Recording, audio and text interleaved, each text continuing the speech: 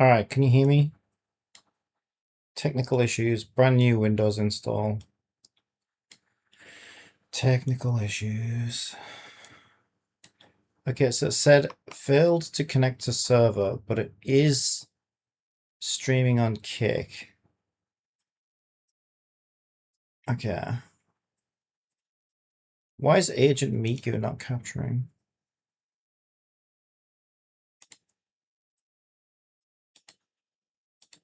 Automatic?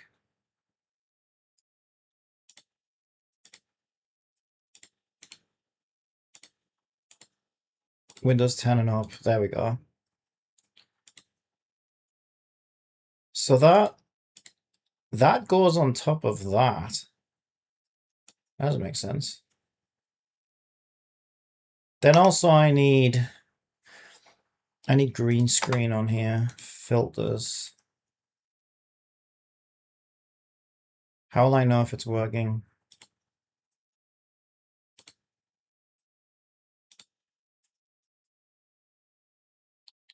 Pick screen color.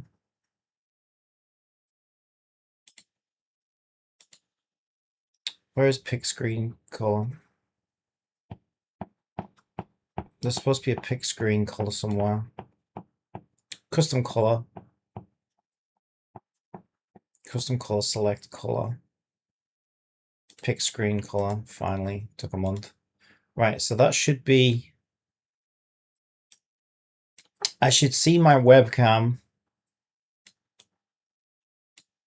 Why is it fuzzy like that? There we go. But the rest should be blank.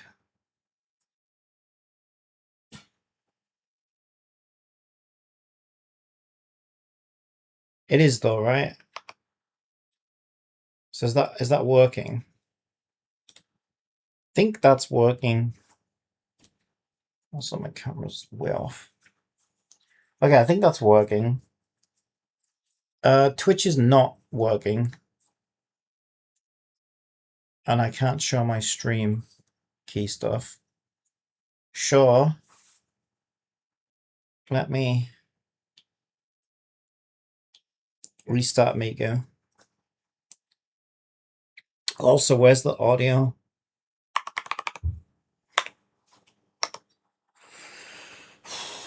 Audio device? Audio output capture?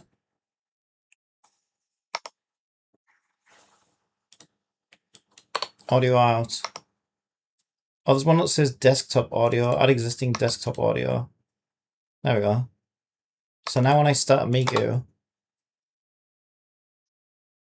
helps if my everything isn't muted. Everything isn't muted. Everything isn't muted. Everything isn't muted. Everything isn't muted. Okay, we have audio. Okay, we have audio. Okay, we have audio. Okay, we have audio. Okay, we've got an echo. Okay, we've got an echo. Okay, we've got an echo. Okay, we've got an echo. Is the echo coming from Kick? The echo is coming from Kick. Okay, we're on Kick. Are we on YouTube? Should be on YouTube. So it's just Twitch that's not working. Merry Christmas. Okay, we've got an echo. Yeah, okay, so that's just Twitch. Bear with me. Also, my mic's way too loud. Let me turn it down.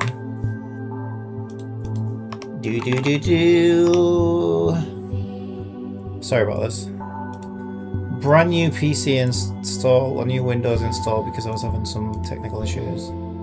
Which is exactly what I wanted to do on Christmas Eve. My desktop microphone.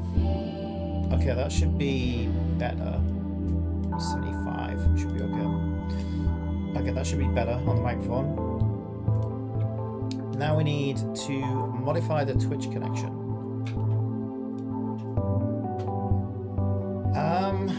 Failed to connect to server, doesn't say why.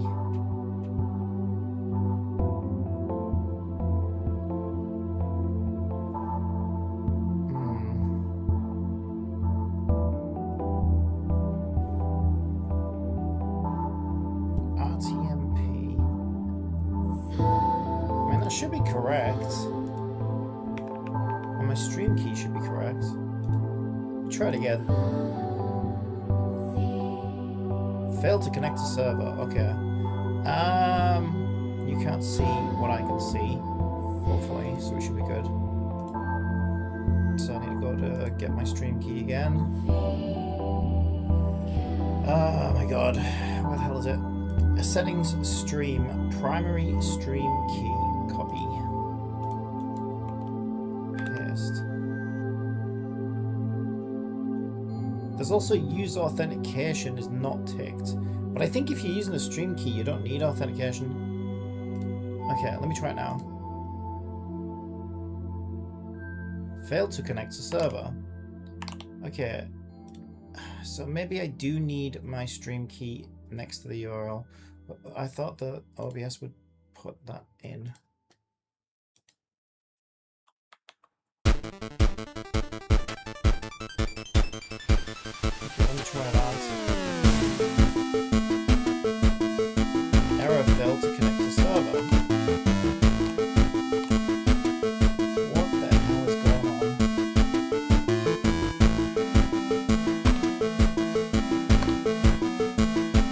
Maybe I need to...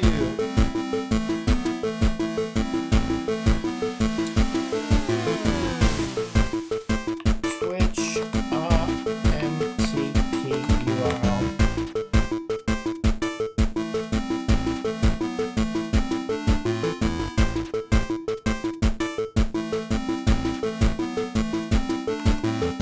I mean, that is what it says, but that's in block capitals.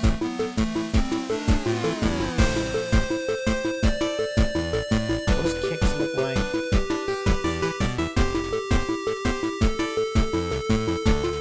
Failed to connect to server. It says ingest. So how do I find that ingest server? Is a location like live or original one?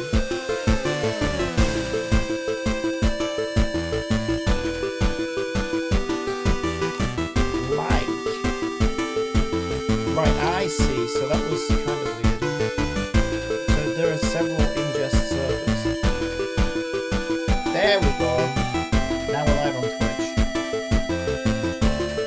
Okay, I fixed Twitch. Sign in to YouTube chat. Sure, why not?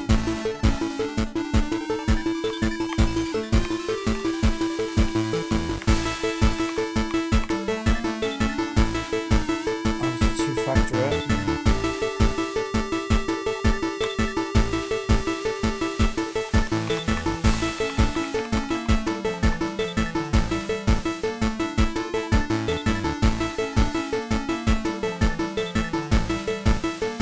Okay, we are two-factored on YouTube chat. I think we're good.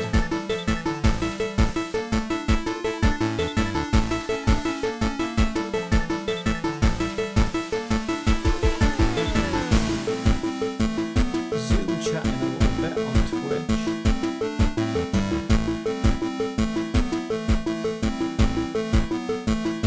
I think we're looking pretty good. Can we zoom in the YouTube one? Yes, we can.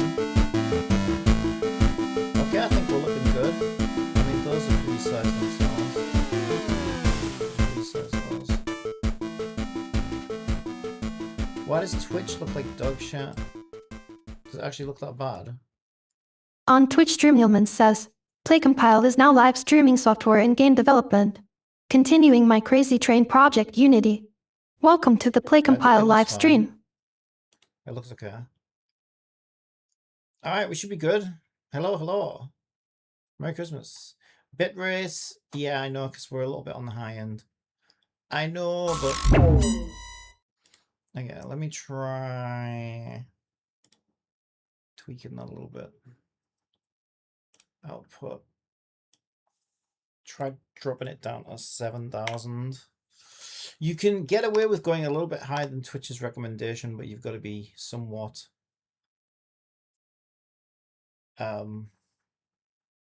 conservative with it.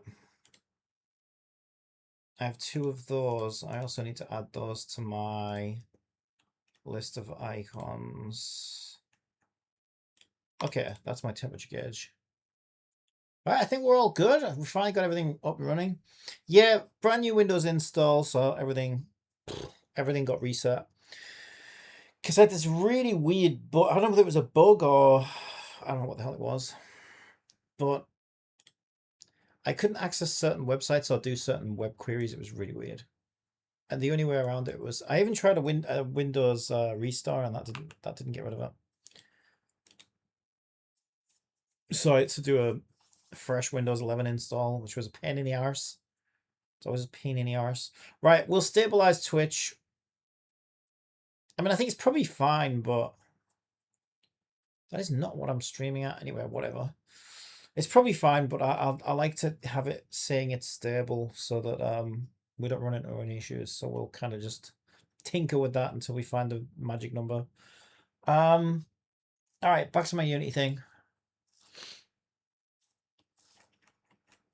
Right, so where am I at? I wish I knew.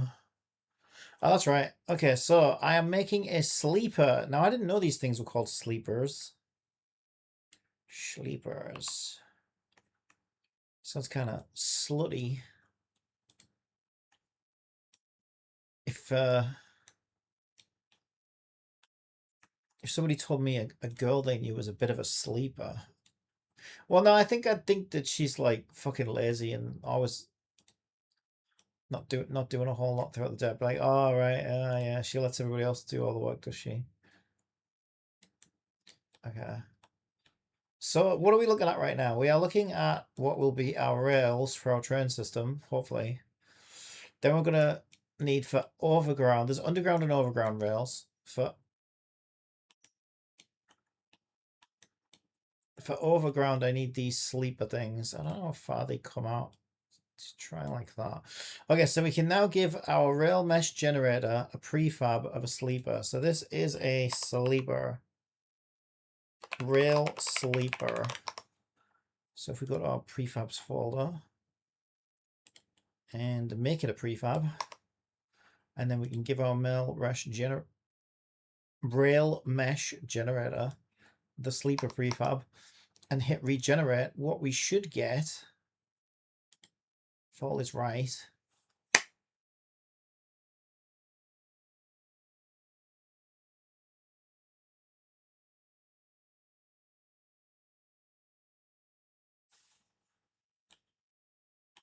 that didn't work.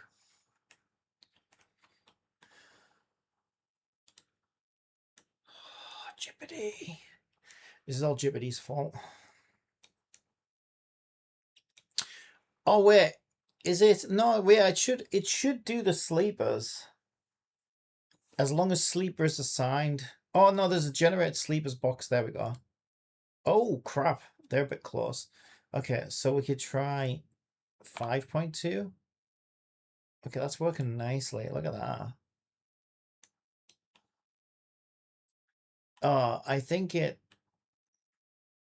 supposed to delete the old ones, but it's not deleting all of the old ones, is it? So now we have this weird, like... Also, wait, they're nowhere near where they're supposed to be. Oh. So if what if I regenerate it without sleepers? Does it delete the sleepers? It's supposed to. Ah, let's have a look at our code. Our code's a mess. Our code is a mess.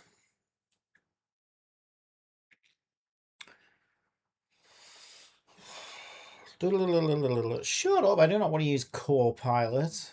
What do I look like? A fool? Don't answer that. So, generate sleepers.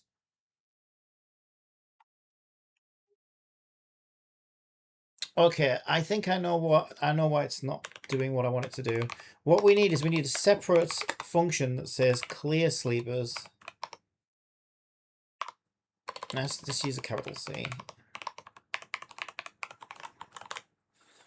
And then we'll put our clear sleepers code in clear sleepers.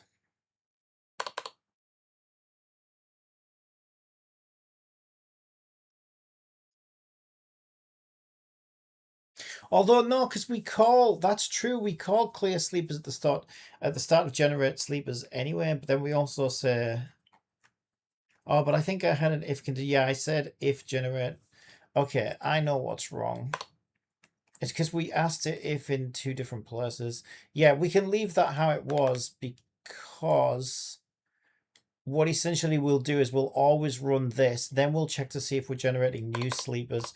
And only if we're generating new sleepers do we go ahead and generate new sleepers. So that should let me now clear sleepers by not generating sleepers and hitting regenerate.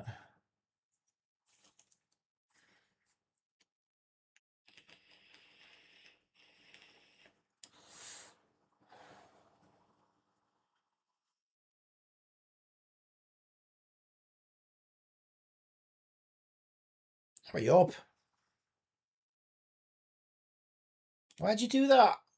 Oh, wait. They're all just here. I could just manually... If I wanted to, I could just manually delete them. Yeah, so that's not working properly.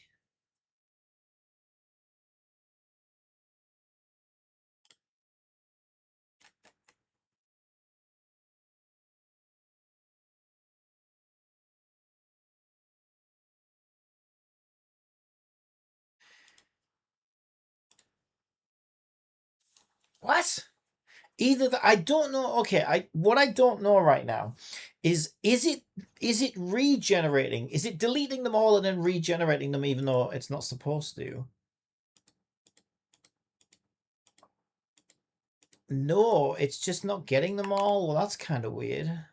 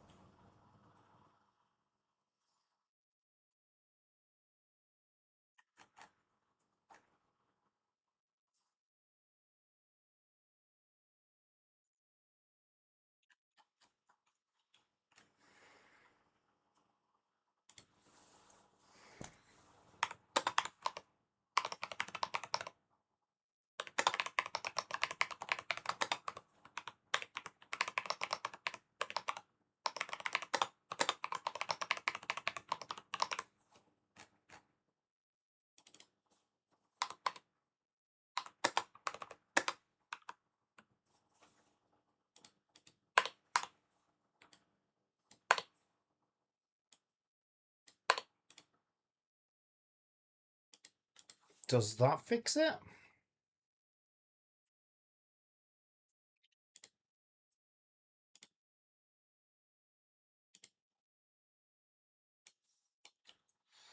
These are not even close to being lined up. How far away is sleepers? Let me see a picture of a railway.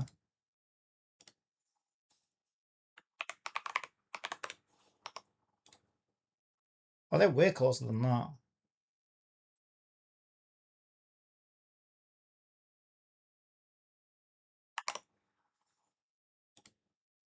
Okay.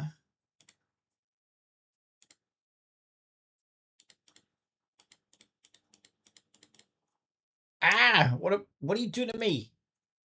Destroy may not be called from edit model. Use destroy immediate instead. Alright, I will. Fuck you.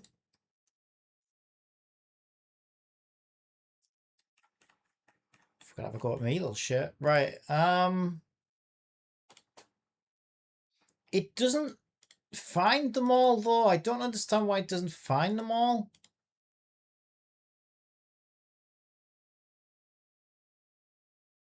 Why doesn't it make any sense?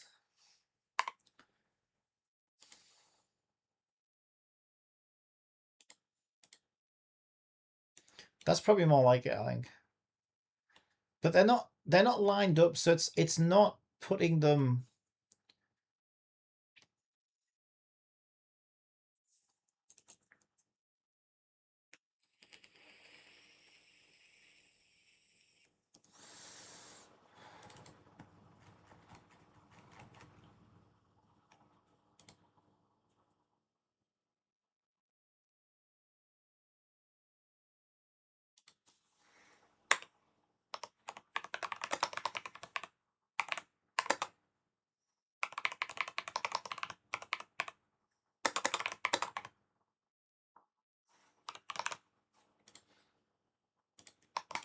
Okay, so we're going to add an offset.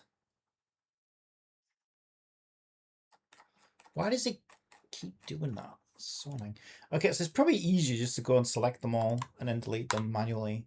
But that's kind of a pain in the butt.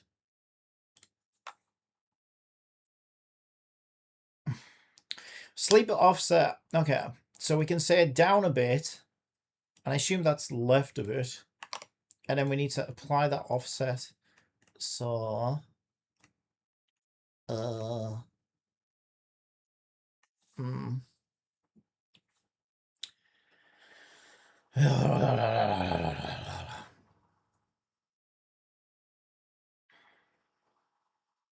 we say just position plus sleeper offset? I think we can. Yeah, we can. Let's make sure that's parenthesized. Should be fine, but let's just make it implicit. All right.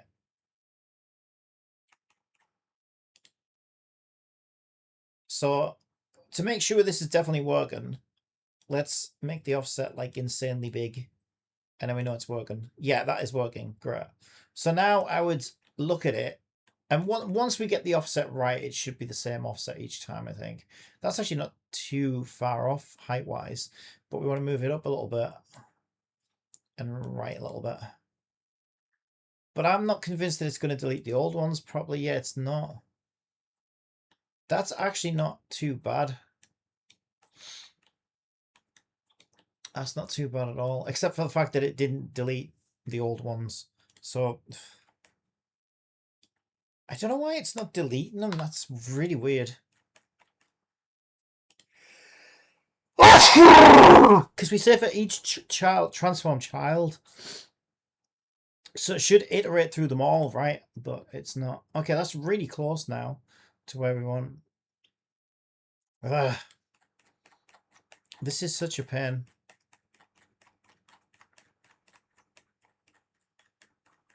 Obviously, everything's going to get textured and made to look better. We're just trying to get the geometry right for now. A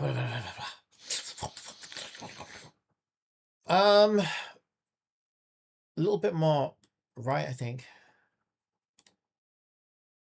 You know what? I think that looks alright. It looks alright. It looks alright. It looks like a fucking railway to me. I mean, imagine the rails aren't pink, right? The rails are going to be a different color. The rails are going to be a different color. And all this map stuff's going to be gone. That looks alright, that looks alright. Now, the next problem. On to the next problem. What is our next problem? Well, if we look at our train move, we'll see that the last I checked anyway, it's the rails. Okay, so the train looks like it's not on the tracks, right? But it's actually the other way around. So the way this works, also I've got, let me get rid of that second camera's audio listener. Get rid of that.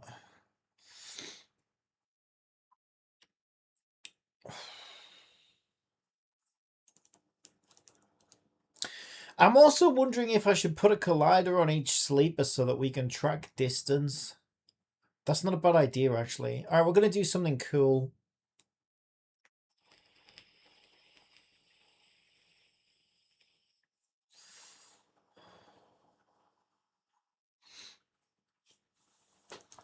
All right, here's what we're going to do. Where is my train? Where is my train? Where is my train? There should only be one camera enabled at a time. So at the moment, we're following the front of the train. I actually kind of wanted to look at that. That's fine. We'll just leave it like that. We'll just leave it like that. It's aye. It's aye. It's aye. Okay, so what we're going to do on the prefabs. So we've got our sleeper. That's our prefab. Ugh. I should probably delete all the other sleepers first so that I don't get confused.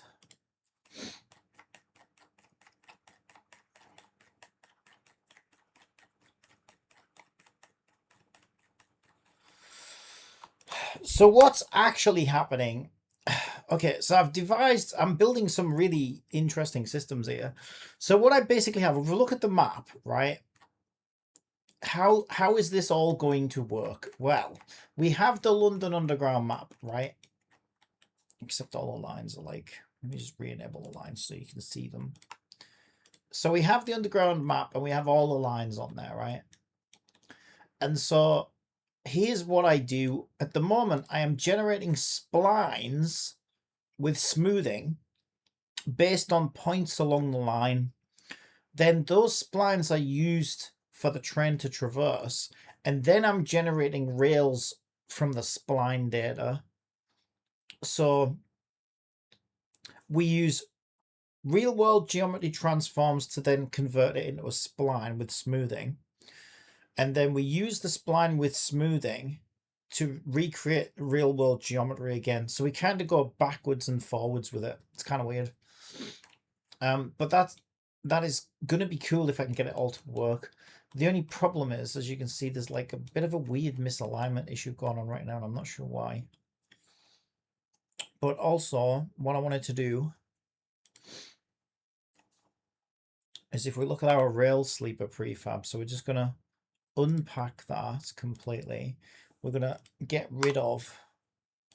Also, that's straight. Yeah, we couldn't do that. And actually, everything in railways can be deleted now as well.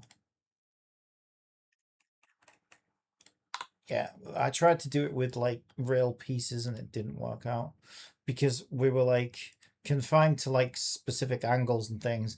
The London Underground is not like a network that works like that, so it won't work. All right, so what we do is we grab our sleeper, and our sleeper has a Bosch collider, and we can add a trigger to that, and then we can create a script in train. So train motion, we're going to do train tracking or train trigger. Let's do train tracking. I like that.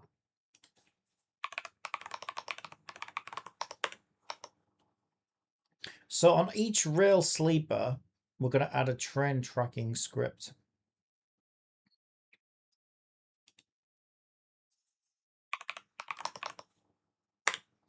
All right. Okay, and what we're going to do is we're going to add an on trigger enter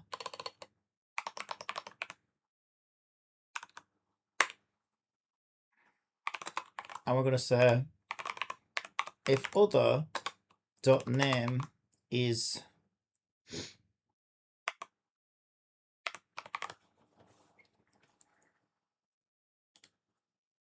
train front,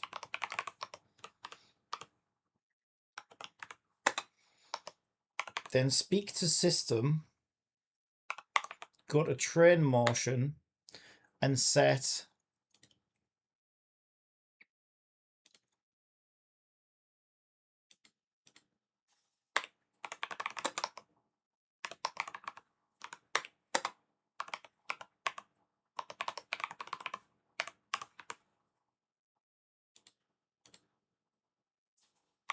last trigger to get components collider. Right. So what is that going to do? So basically, if we look at our train, I've added a box. This is a collider that like sits at the front of the train. All right. So we can see it like that. When this cube, so it comes down under the train, right? So each one of those sleepers will get hit by it. And each time, and I'm be careful because it's going to hit several sleepers at once, probably. Yeah, I might want to make it a little bit thinner like that.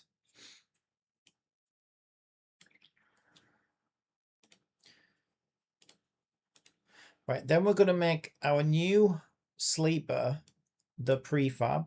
We're going to go to our rail mesh gen. We're going to give it the new prefab and we're going to regenerate the sleepers.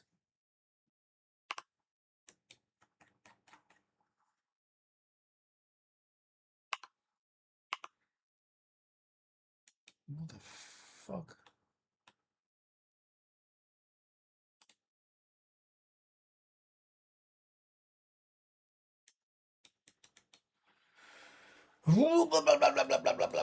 It's because this doesn't really correspond to its physical position. That's why. Its physical position is determined by the spline, so we have to find it. So where's our train? Our train is here. There we go. There it is. There we go. So now if we run the simulation and we bring up train motion on core,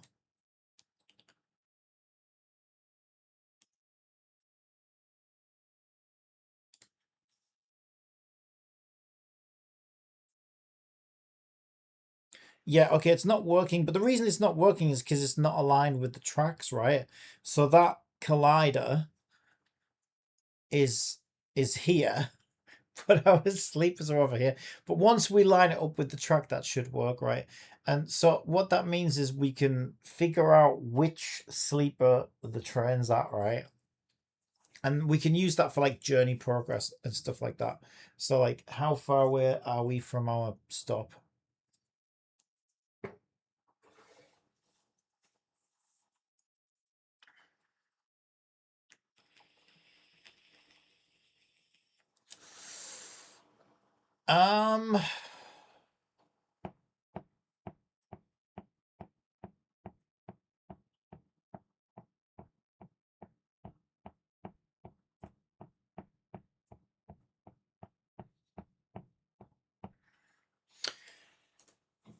But also we're going to use an indexing system when we generate the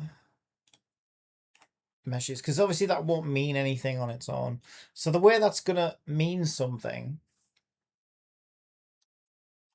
is when we generate the sleepers, we'll have to index them.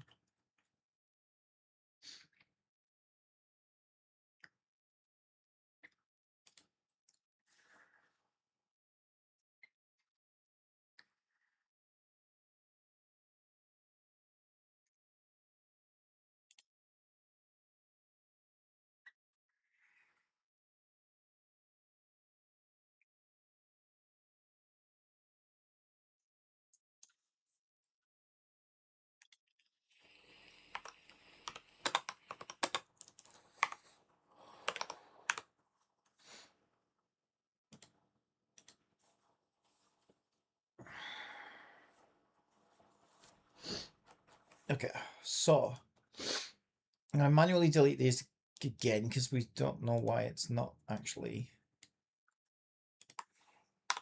doing it. So let's regenerate it again. There we go. Oh, hang on. Oh, that's weird.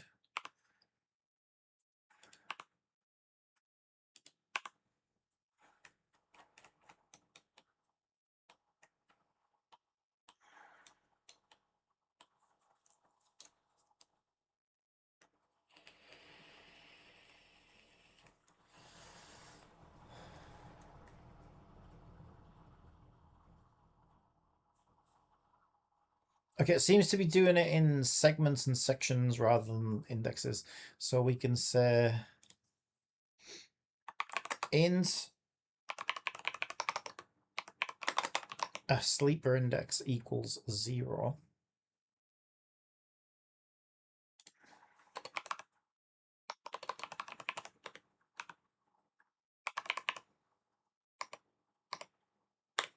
There we go. Oh yeah.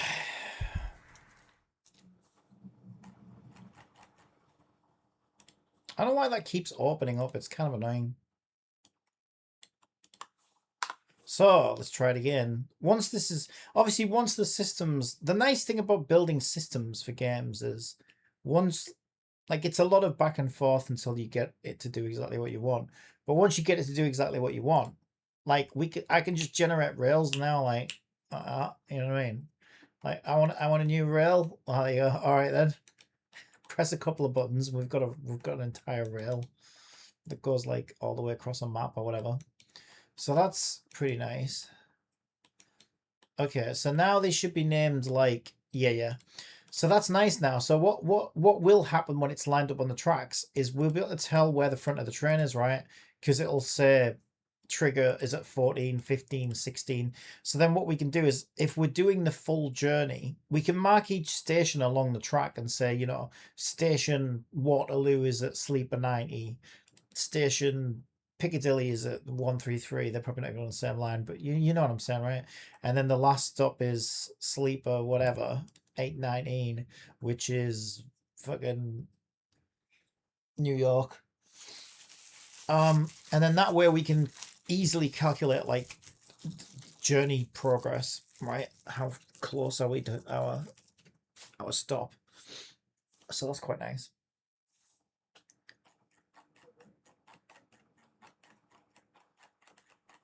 Yeah, it's quite nice. I like that. And it doesn't matter how many we have, right? Because it's just maths. Easy peasy. So we don't care how many there are, and neither will the game. It'll just run some calculations and tell us where we're at. So I like that. That's looking pretty good. So the biggest issue now is that the train does not line up with the track. That is the biggest issue that has been driving me crazy since last night.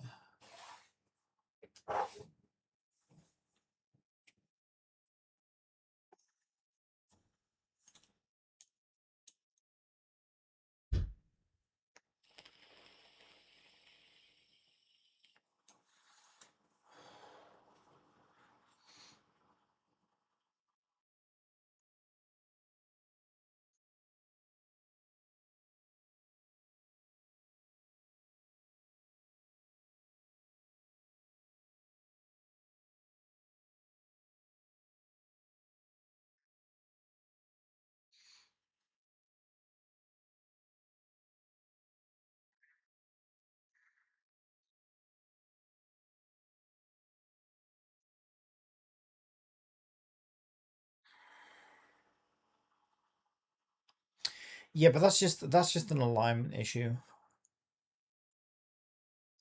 But there's also like a few other things I have to do because right now the train moves like a stick, as in there are 3 carriages, but the whole train moves as one long stick, right? But the carriages need to bend so that this part rotates, then this part rotates, then this part rotates. So that's some more stuff I've got to do. And then we've got like acceleration, deceleration and stuff like that. Right now it just moves at a steady speed because we're just testing paths mainly.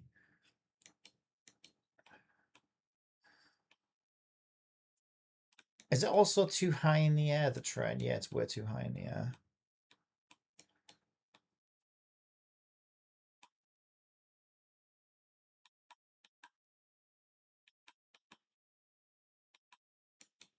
Is that where the alignment's coming from, though? The misalignment? No, I don't think it is. It's like too high and it's too far to the right.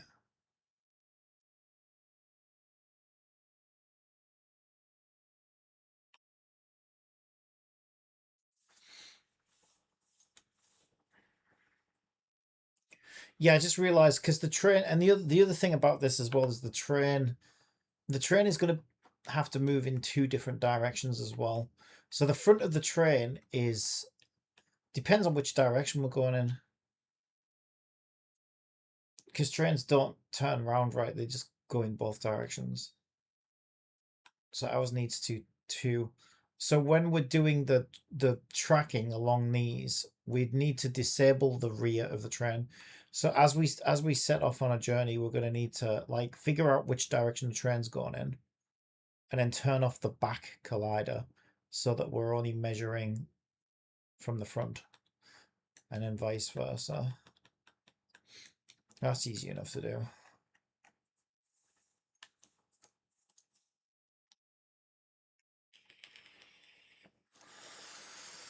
Yeah, it's just weird because I don't know what's causing that misalignment. if we bring the train down closer to the tracks.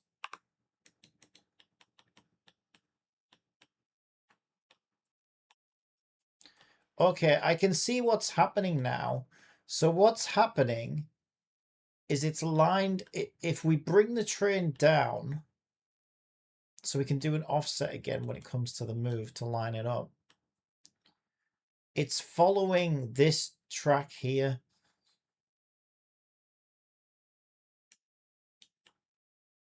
Yeah, I think we might just fix this with an offset. So when the rail is being generated, we're generating. So this rail here is probably the spline. Now, what I thought we were doing is I thought we were generating a rail to the left and a rail to the right from the spline in the middle. But it looks like instead we're generating a rail to the left of the actual travel spline, which means we're misaligned, right?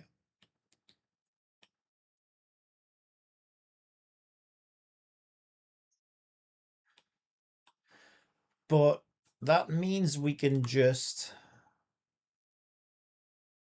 fix it by just moving it over a bit. Now it's hard to see the alignment on corners because at the moment, like I say, our train turns like a big long stick. Also, we separated a carriage there somehow. It's because it's moving and I'm trying to move things. Once it straightens up, we should get a better idea of how well it lines up. There's a lot of map interference right now. Ugh. It's also got another corner coming up. Yeah, we should be able to line. We should be able to line that up though.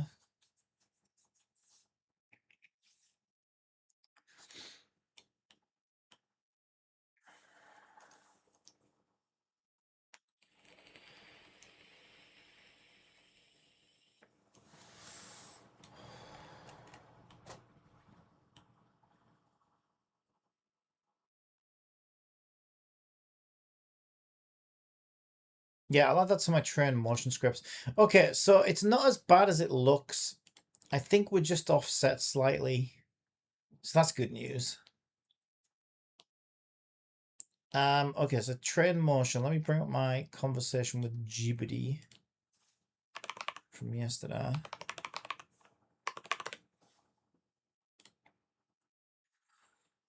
Because I was in the middle of... It got late and I got tired and I stopped. Right, okay. How far did I get?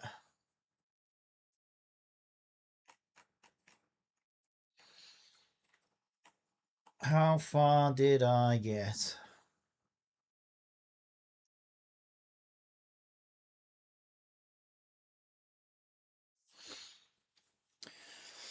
Core concept, distance along spline. Instead of indexing sample points, you track float distance along track. Everything derives from that. Pre-compute cumulative spline distances once. Add this to build spline or a helper.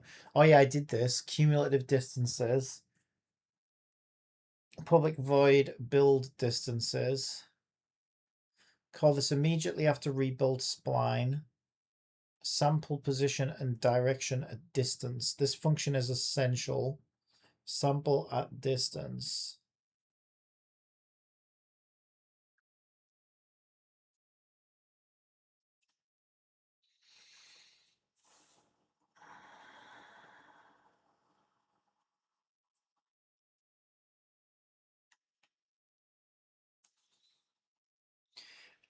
Is sample at distance a function on the spline generator though? On the track generator?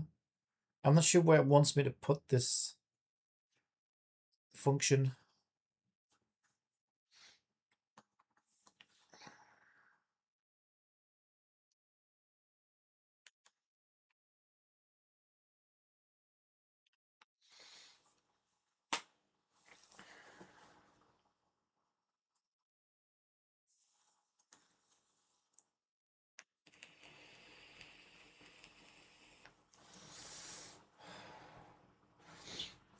So we declare a float of distance. we get out vector 3 position, out vector 3 forward, distance equals math f clamp, distance 0. Oh shit, I need to take my... Ugh. I take my dailies. My dailies. My daily pills. Granddad needs his daily pills. Better do it now before I forget.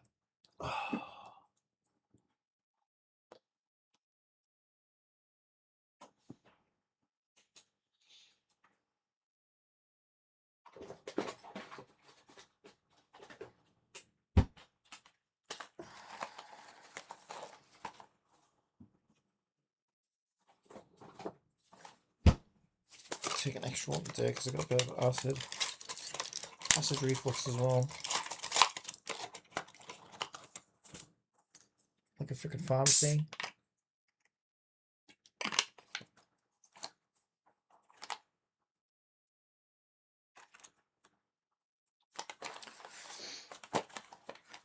Oh, I got the wrong one out.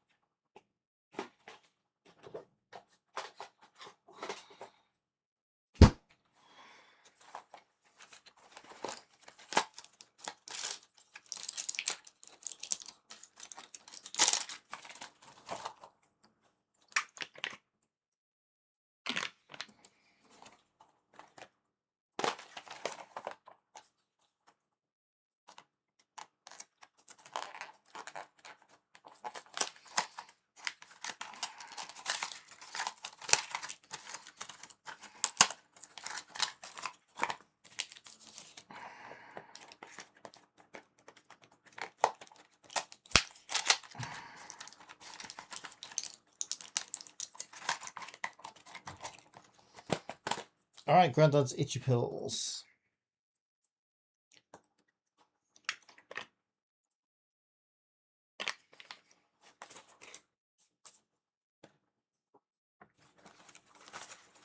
A fucking Pepsi tastes like vinegar.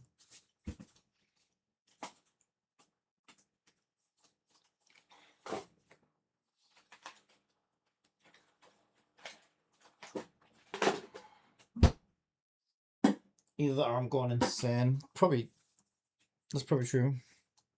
All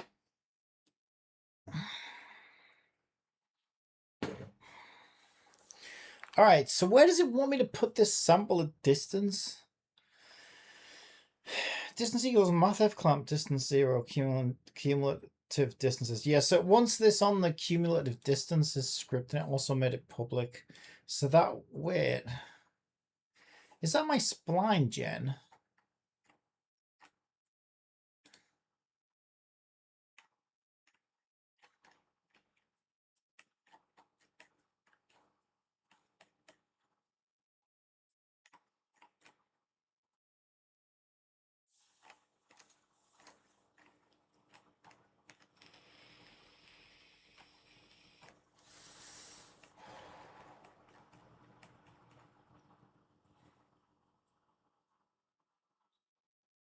Yeah.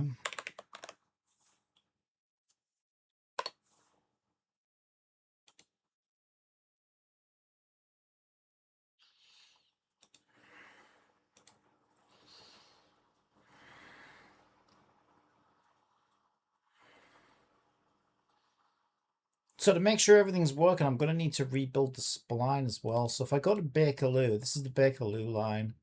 There's my spline. Why is that one disabled? I have no idea.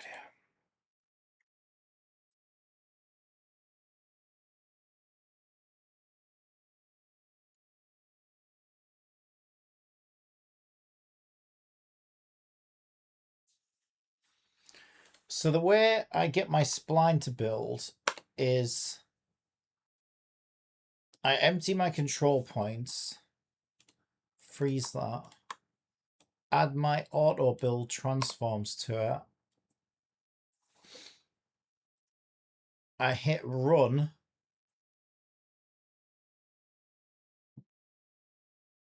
Test move.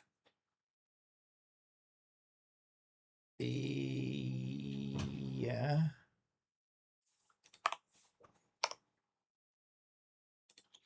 I hit run. Then I get it in runtime.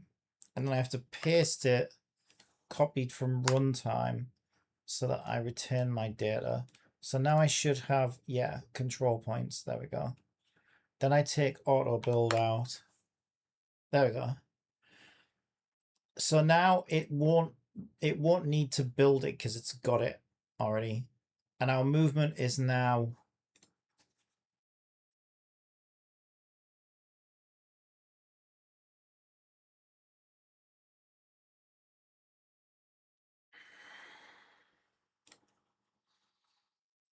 the variable of M targets of game object inspector doesn't exist anymore. You probably need that's fine. Yeah, I know what that is. That's not happening on every runtime though, right? Oh, it is.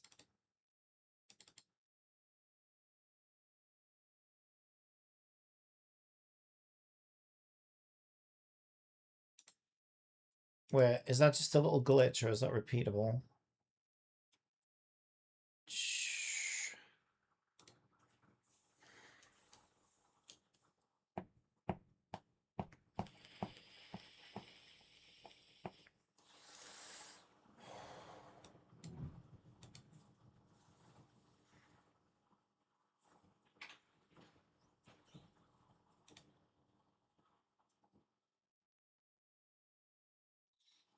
Yeah, no, it's just a little glitch. Just Unity being Unity. Yeah. That cardboard in the shed was cutting up today. This. Because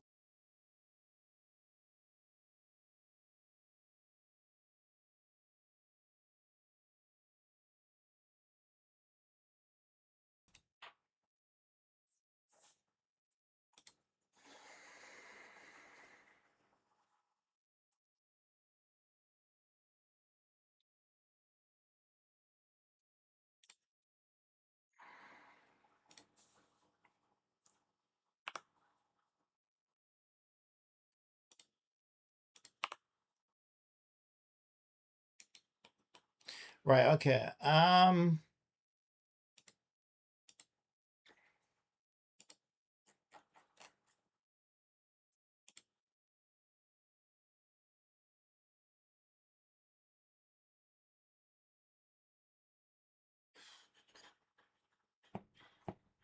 brain stopped. Why is my brain stopped? Well, shit, I'm gonna do later. Right. Since advertisements on Twitter are imminent, I will engage in some comical discourse. Go on then. What's the difference between an African elephant and an Indian elephant about 5,000 miles?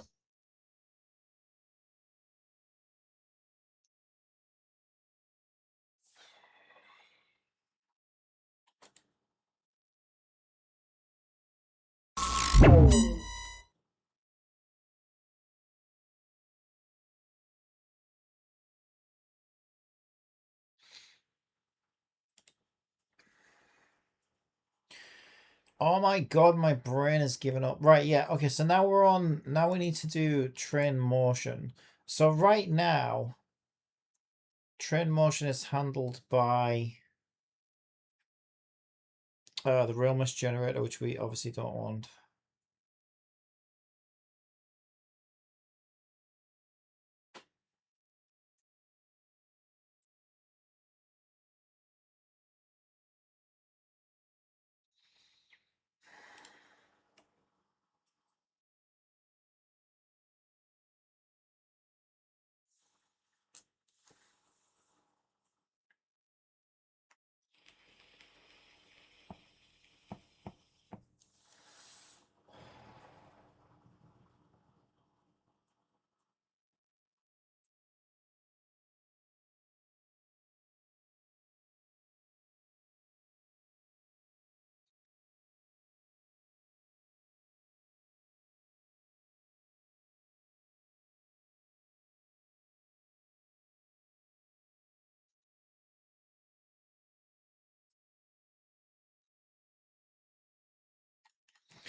By head only, does it mean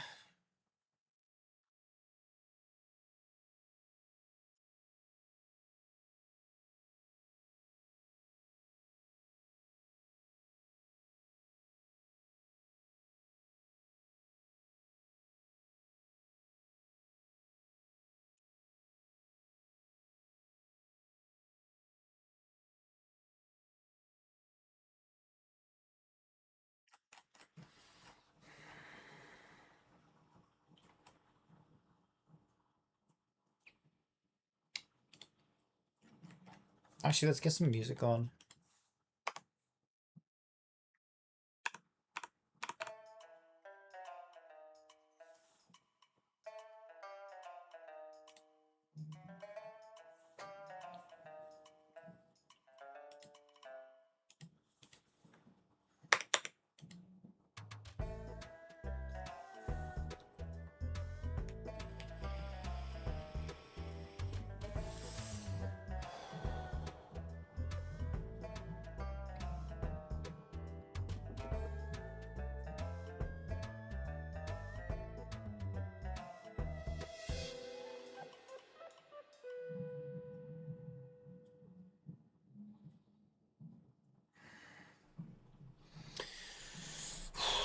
I'm trying to think how this is going to work.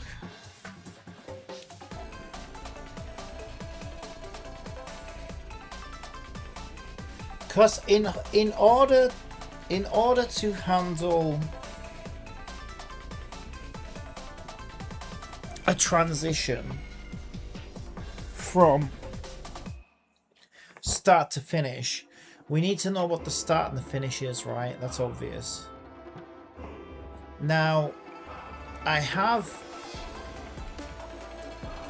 so we have lines, we have stations, we have journeys, and we have a journey route planner that calculates which lines you need to go on and which trains you need to go on and which stations you need to go through in order to get to your destination.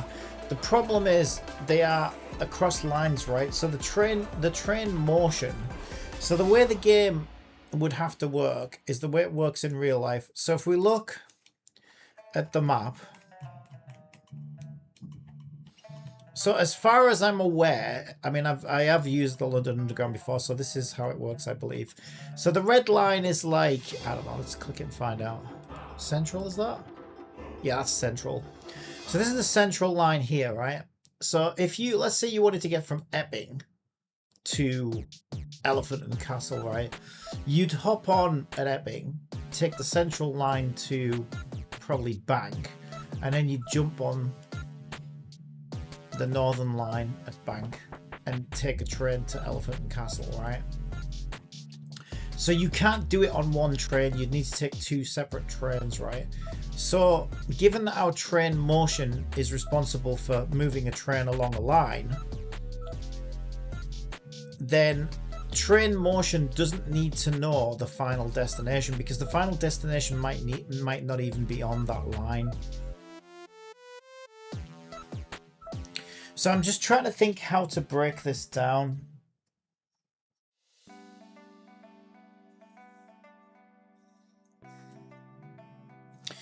I think what we would do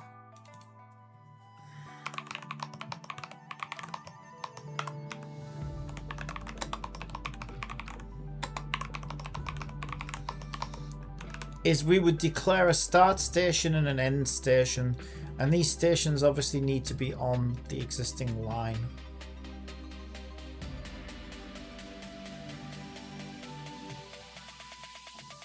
So our train wants to start at a set station, end at a set station, and may pass other stations along the way. Okay.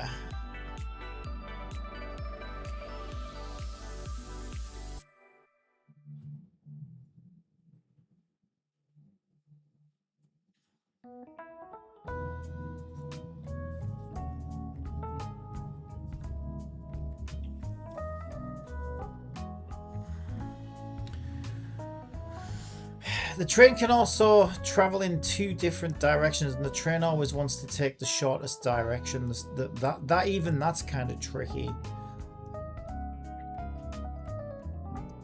Okay, let's see what we've got. Distance along track.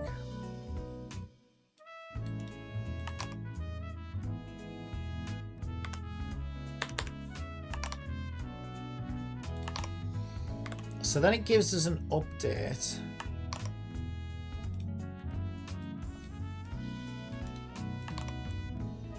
I hope I didn't think I meant meters per hour. I obviously meant miles per hour. So here's the other problem, right? If we have a top speed of a train in miles per hour, I don't know, measuring distance in meters and then current speed in meters per second seems kind of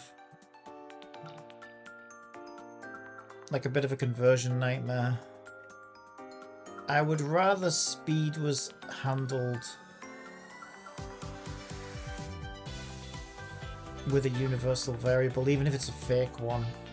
Because nothing in this is really to scale anywhere, right? Like there's no, it's not like this London Underground geometry represents the real scale. I mean, depending how close the map is to the real world scale, right? It's modeled from the map. But also, like, it's not in terms of, like, because Unity does have, like, specific measurements. One unit in Unity is supposed to be 1 meter. But, like, I haven't tried to, like, you know, line up a 1 unit with a 1 meter in any meaningful way. We're at the scale that looks good to me, and that's about as far as I care about, you know, scale accuracy. But, using miles per hour for top speed and meters per second for current speed concerns me a little bit, because obviously there's like a conversion issue there. But again, as long as it looks and feels good, that's the main thing really. But I don't know. I'd rather it made more sense to me. Anyway, it's given us an update train function.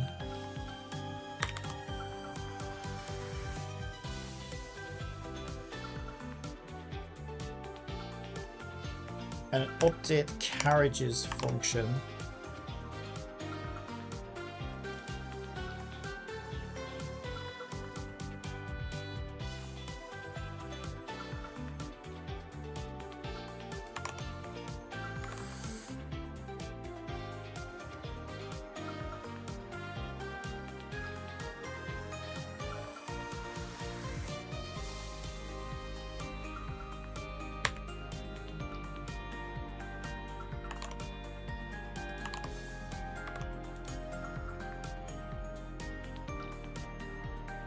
Eight meters between pivots? I don't think so. Even 4 is probably too much.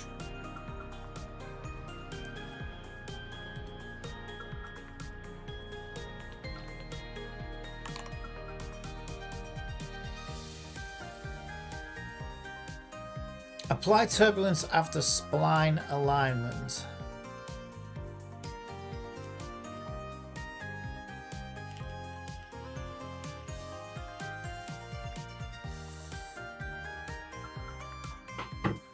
Vector 3 shake equals random inside unit sphere times turbulence.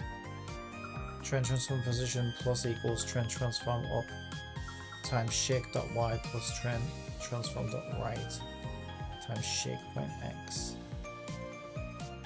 Apply turbulence after spline alignment.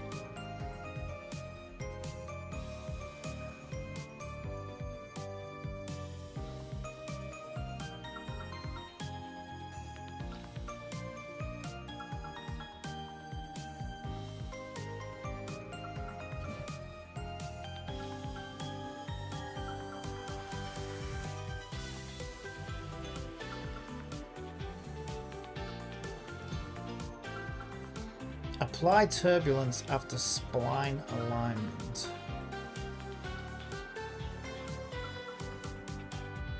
So that would be here.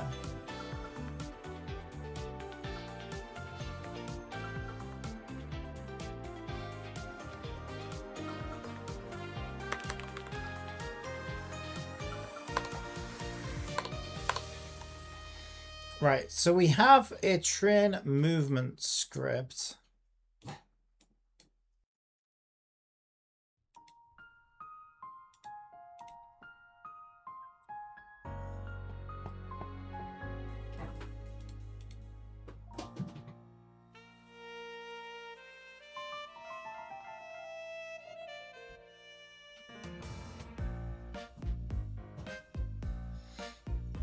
I'm also going to want the offset vector 3.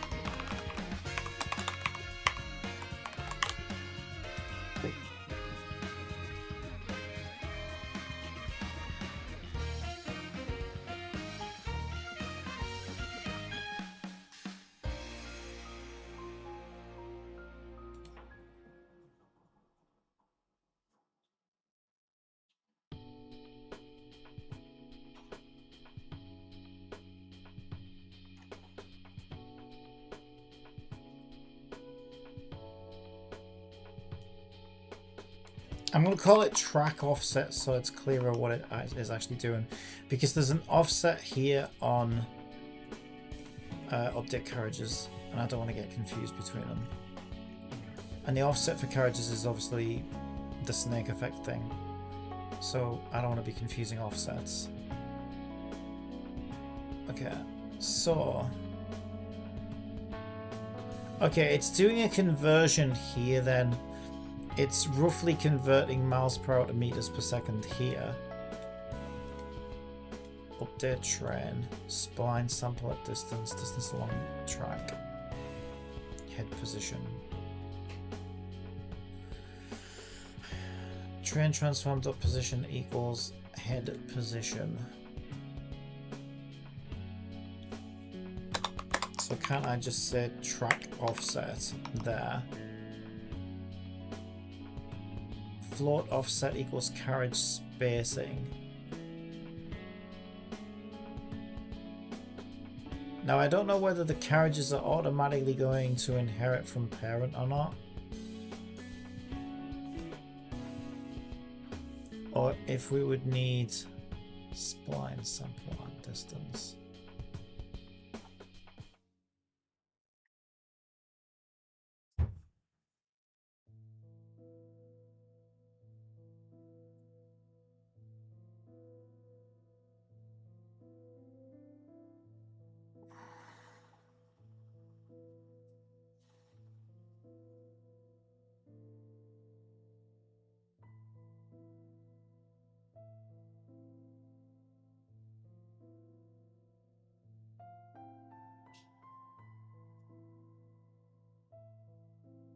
Canthia says, "Good morning, you're not playing Wuthering Waves new mega update. We get a free bite. The Nope. story amazing. I wouldn't skip story. They finally filling in plot holes." Nah, I want to get on with this for a bit.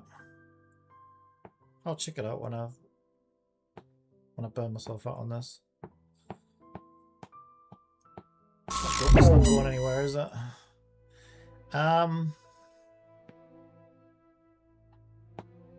Good morning. Hope you had a good Christmas. A terrible one.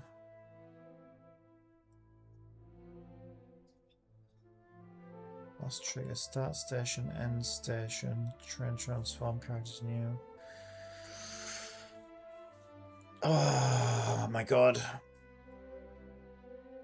What was I going to do?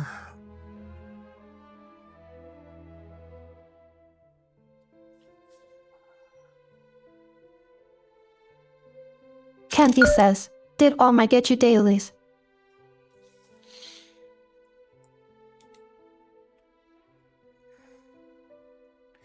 So we set a track offset to line it back up with the track. Train transform is the parent container with all carriages.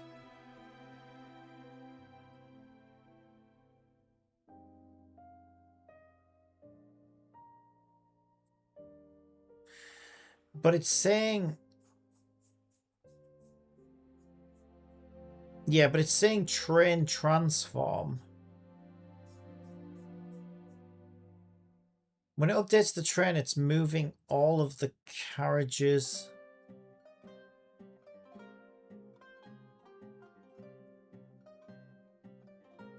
Because train transform is the parent transform. So I think it wants me to put the train transform as a non-parent transform. So really that wouldn't be train transform, that would be train head transform. But then train head transform is relative to which direction we're going in. So it's not even hard set.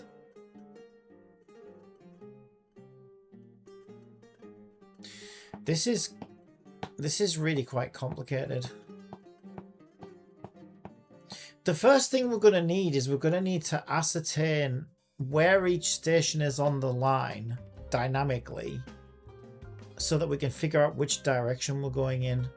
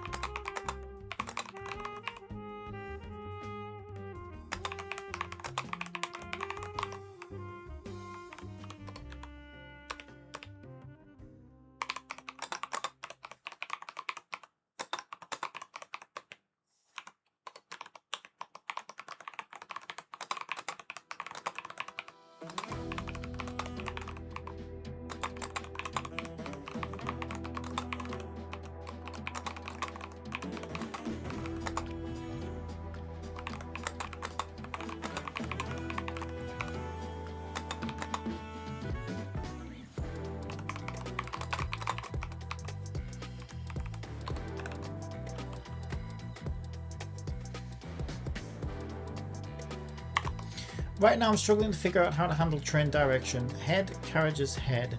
Obviously the train never turns around in a traditional sense, and instead can move in both directions by swapping the head. In our previous script, the train actually turned 180 degrees at the start of the spline traversal transition, I guess. We must avoid this for the new movement system.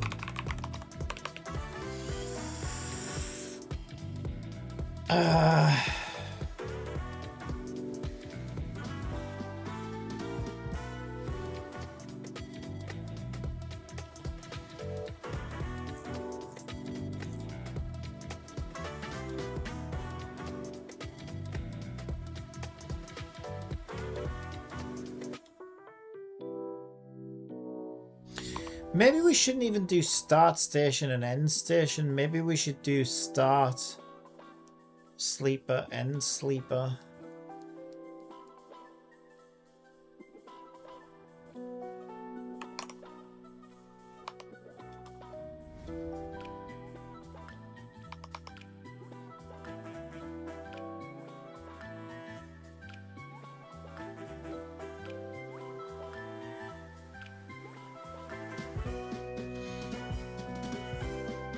Right now I'm struggling to figure out how to handle train direction. Head, carriage's head. Obviously the train never turns around in a traditional sense, and instead can move in both directions by swapping the head.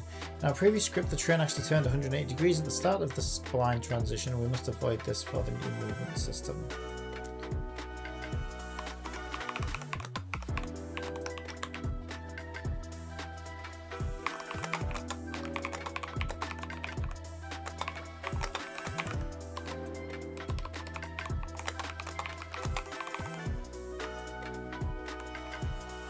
If we know the start, stop and end stop for the train's line, the first thing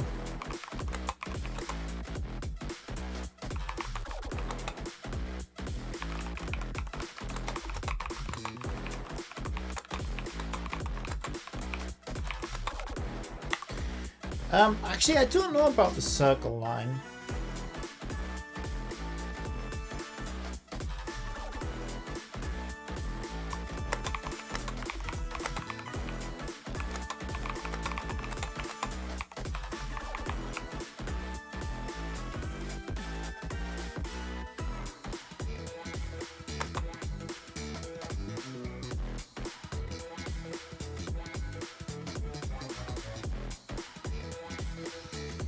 If we know the start, stop and end stop for the train's line, the first thing we should understand is which direction we should travel in.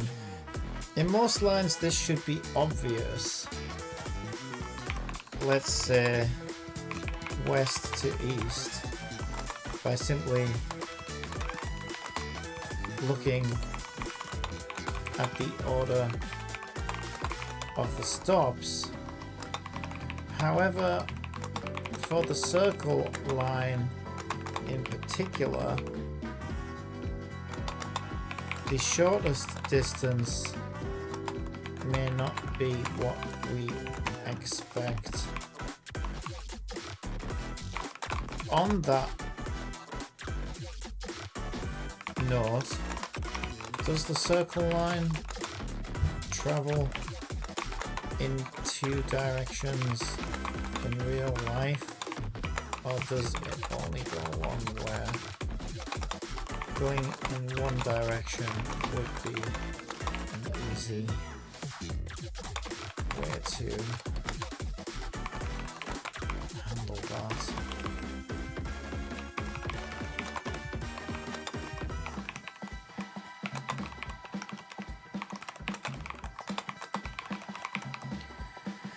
Distance versus sleeper index. Once again, I attached a trigger collider to each sleeper during generation.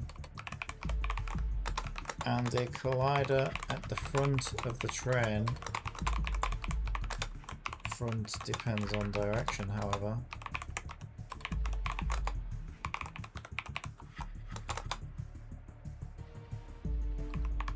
Will register each sleeper index as it enters the collider.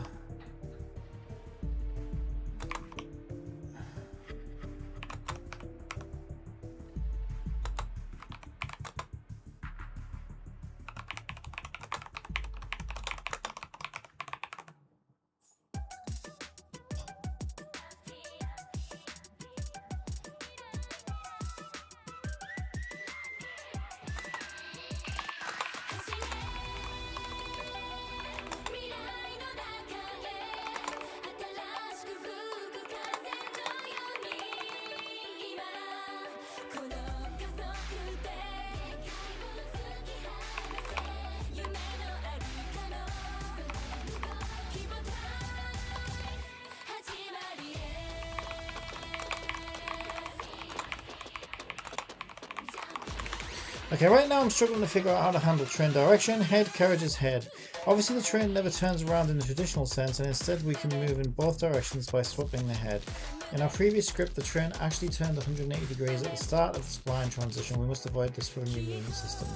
First step, if we know the start, stop and end stop for the train's line, the first thing we should understand is which direction we should travel in. In most lines this should be obvious. Let's say west to east by simply looking at the order of the stops. However, for the circle line in particular, the shortest distance may not be what we expect.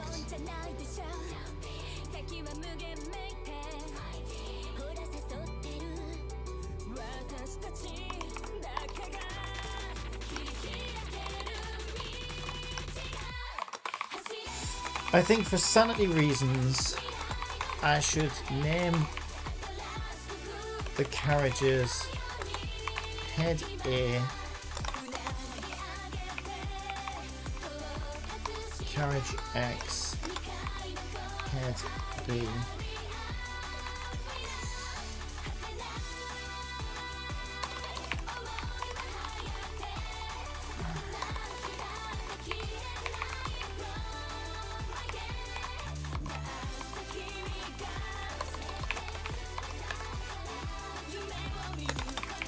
We can assume head A to be the front of the train if traversing a spline in a forwards direction and vice versa. Given this, how can we ensure our train head and direction is handled by the train motion script?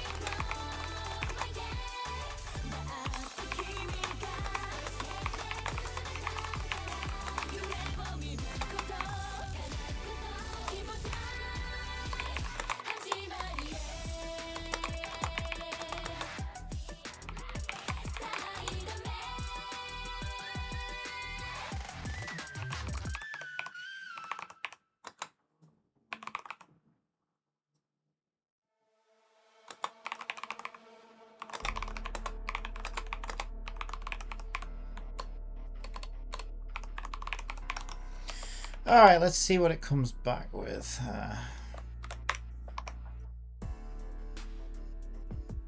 This is an excellent question that exposes the real architectural issue you are now facing. Directionally must be abstracted away from geometry. If you do not settle this cleanly now, even every future system, stations, UI, AI, save load will fight you. I'm going to be very explicit and opinionated here because this is one of those cases where a clear model matters more than code snippets. First, a real-world grounding circle line question. Yes, the London Underground circle line does run in both directions. Ha! Interesting. They are treated as two services on the same physical track loop.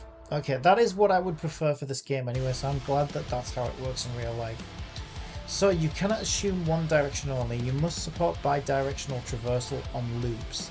This confirms your instinct. Shortest distance is not always the intended route. The core mistake to avoid, very important, you must never let spline index order, array direction, transform forward, head A versus head B, decide direction implicitly. This is exactly how you get 180-degree flips, trains turning around, broken UI logic, and impossible debugging. Instead, you need one canonical coordinate system and everything else must derive from it. The correct standard distance along line, one axis only. You already almost have this. Your single source of truth should be distance along the line measured in meters, increasing in one canonical direction. Everything else maps onto this. Define the canonical direction once per line. For every line or route, you choose a start terminal, an end terminal, a direction where distances increase from start to end. This is arbitrary but fixed. For example, central line West Ruislip to Epping, northern line Morden to High Barnet, circle line pick a station, example Edgware Road, and go clockwise. Even for loops, you still choose a direction, the other direction is just negative motion. This gives you distance equals this to greater than total length with no ambiguity. Everything maps to distance, spline points, cumulative distances, sleepers, distance along line, float, stations, station distance, float, train position, distance along line, float, and direction either plus or -1. No system tracks its own index anymore. Indexes become derived, not authoritative. Right, so let's make sure we understand that. So spline points, which is basically that is our single source of truth for train motion, which is actually probably one of the most important. They're probably the most important positional vectors that we use, really. Sleepers are really an indexing system just to sort of calculate journey distance, because they're spaced evenly. Sleepers are really good for journey distance because spline points aren't. If we have a long straight, we may only have 2 spline points and it could go halfway across London. So you wouldn't want to measure the index between spline points because they're going to vary in length. Stations are like completely like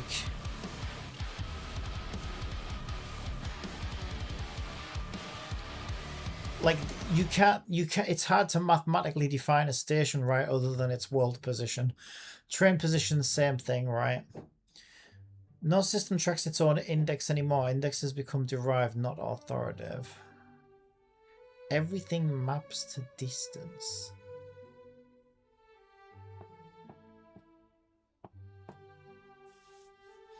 Sleepers, keep them but demote them. Your sleeper trigger idea is still useful, but only as a sensor, not as truth. Yeah, I agree, because they're spaced evenly, they make perfect journey calculators for like journey progression. Because we know that for every one that we pass, it's a set amount of distance, right? And it doesn't really matter what that amount of distance is.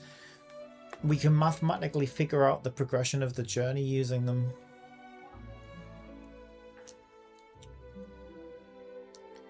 Your sleeper trigger idea is still useful, but only as a sensor, not as truth. Each sleeper should store public float distance along line.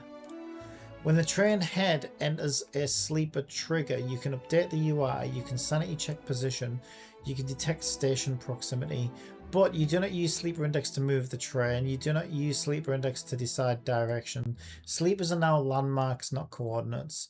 This resolves your concern about conflicting systems. Stations, distance markers, not nodes. Each station should store distance along a line.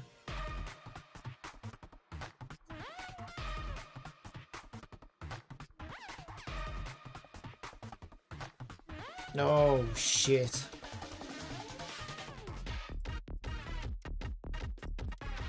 So it's also suggesting that we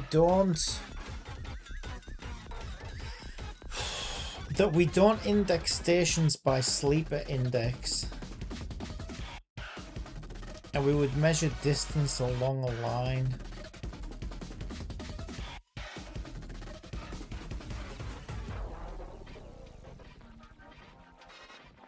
I don't even think it's distance along a line though, it's distance along a route. This is extremely complicated.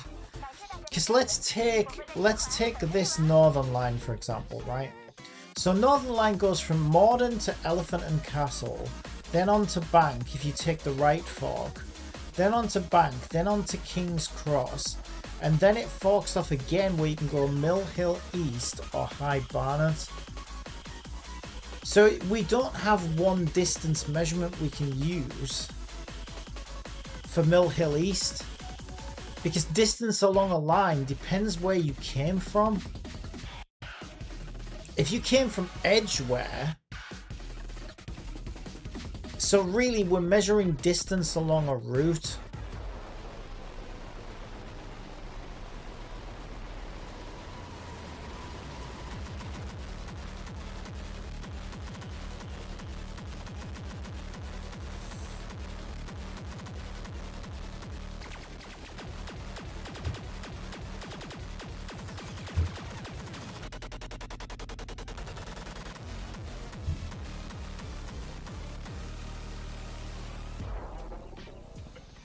Yeah, we can't measure distance along a line because it depends where you are on the line and if it branches off.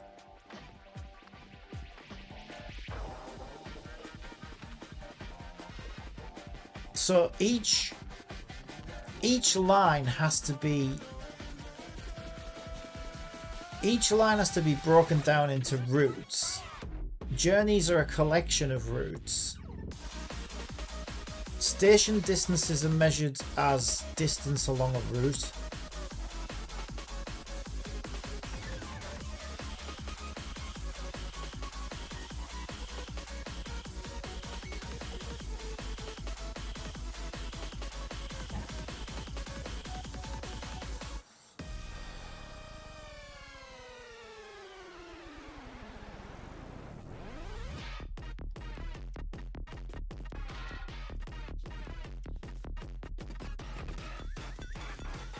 Oh boy, this is a fun project. Yeah, so I've got to disagree with GPT there a little bit, because it's saying that we should be measuring the distance along a line, but a line branches off. So because lines branch off, the branches have to become routes. So we have to measure distance along a route, not distance along a line, because there is no single source of truth for distance along a line. It depends on the journey, right? So it has to be broken down into journeys. Not journeys, sorry, routes. Journeys are a collection of routes. This can be computed once from spline sampling or assigned via nearest sleeper or manually overridden for accuracy. Now, distance between stations is trivial. Shortest path on loops is computable. UI progress is stable. Direction handling. This fixes head carriage's head.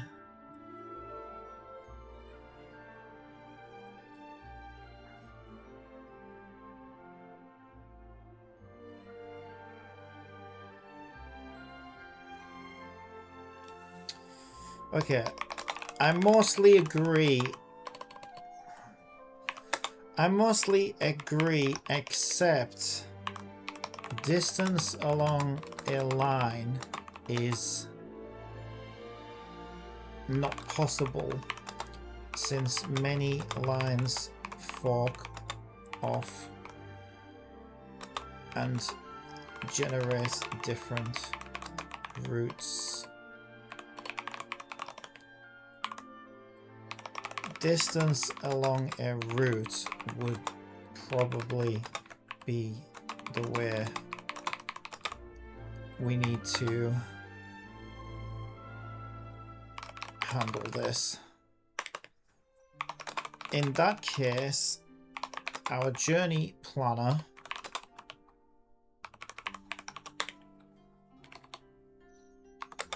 will need to become a collection of routes.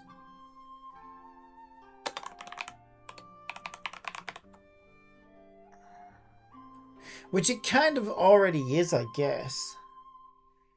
Yeah, I think it kind of already is. Let me look at my journey code.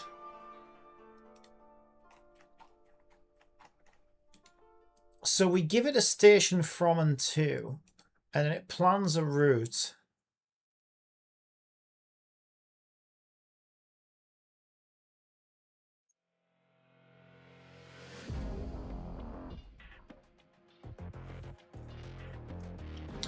Yes, I think I already have that. So if we look at my routes, Bakerloo has route A. The issue, right? Yes. So we currently have a route A.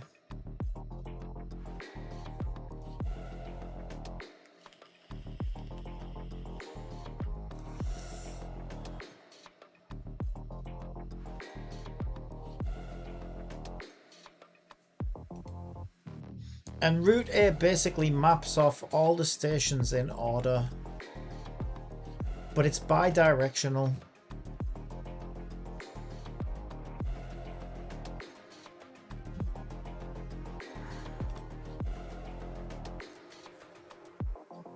Yeah.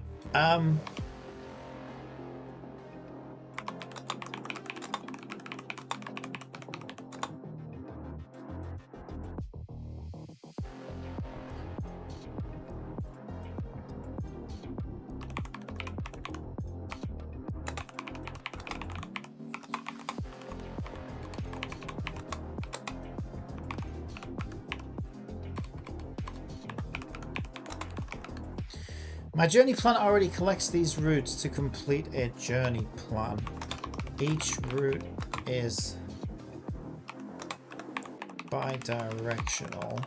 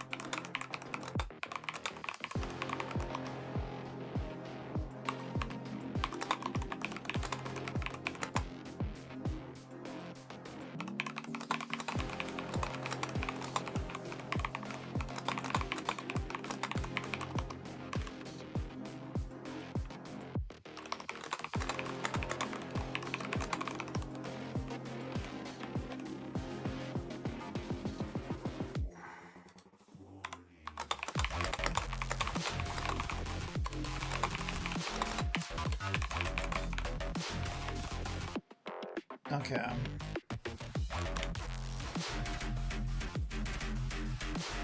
You're right to push back here, and your correction is important. You are no longer operating on a single linear line. You are operating on a graph of routes, where a line is a logical service. A route is a concrete ordered sequence of stations, bidirectional. Lines can fork because they contain multiple routes. So yes, distance along a line is insufficient. Distance along a route is the correct abstraction. What matters is that we still preserve the principle from earlier, one canonical scalar coordinate per moving train per route. We just scope it differently.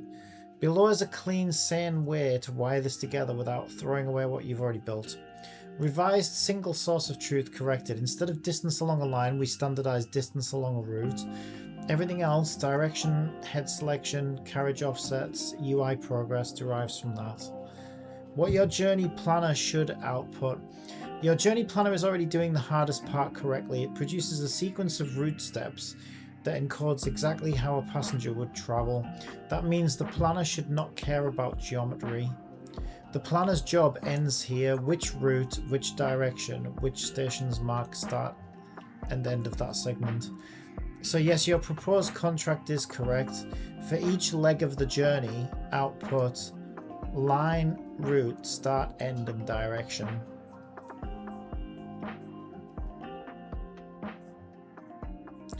Yeah, I think that makes sense. So line, we go to that line. Route, we have a route to follow, which has its own spline. Each route has its own spline.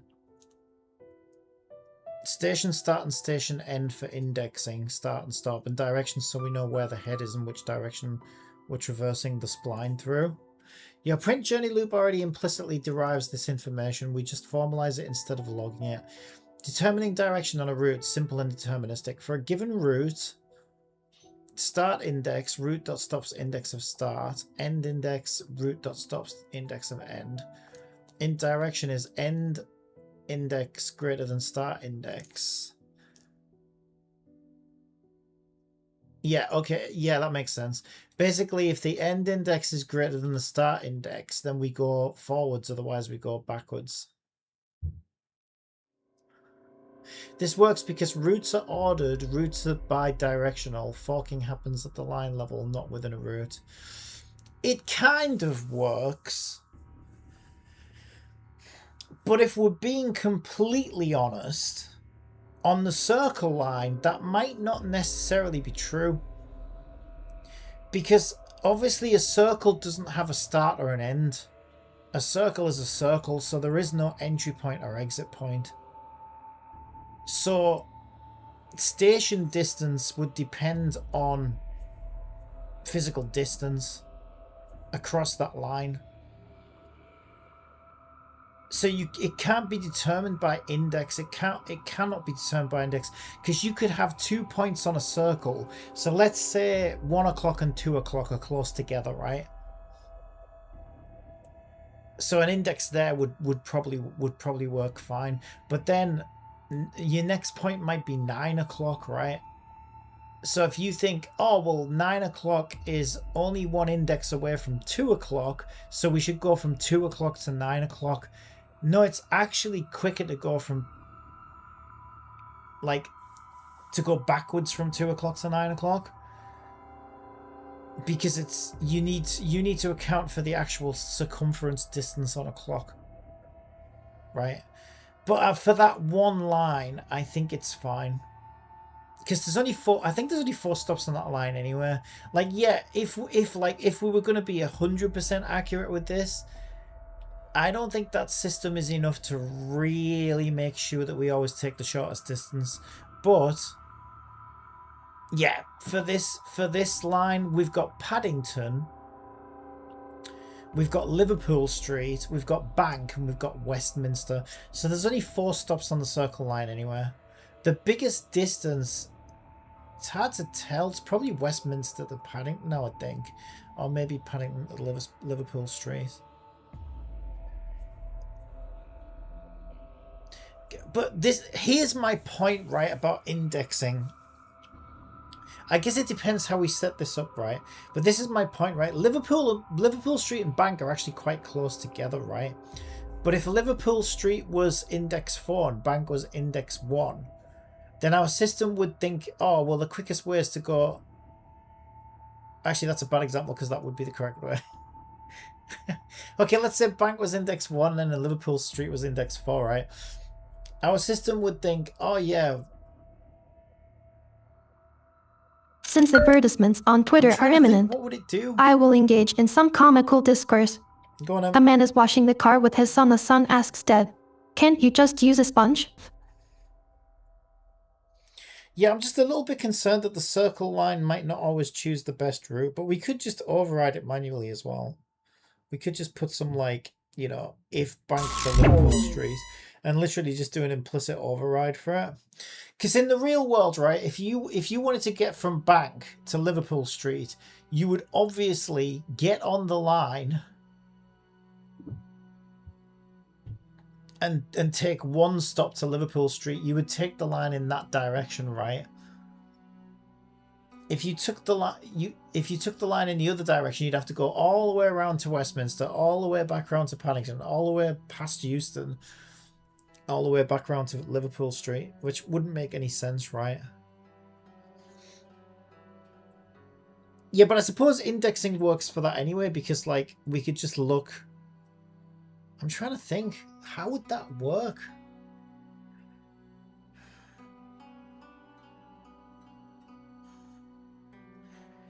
Does that still work for the circle line? Direction, if let me think about this. If end index is greater than start index, then we go forwards, otherwise we go backwards. Right, so we look at, let's have a look at this. Let's have a look at this.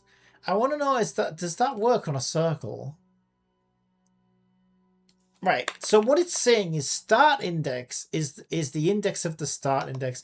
So let's use our circle line as an example, because I just want to see if this passes the sanity check.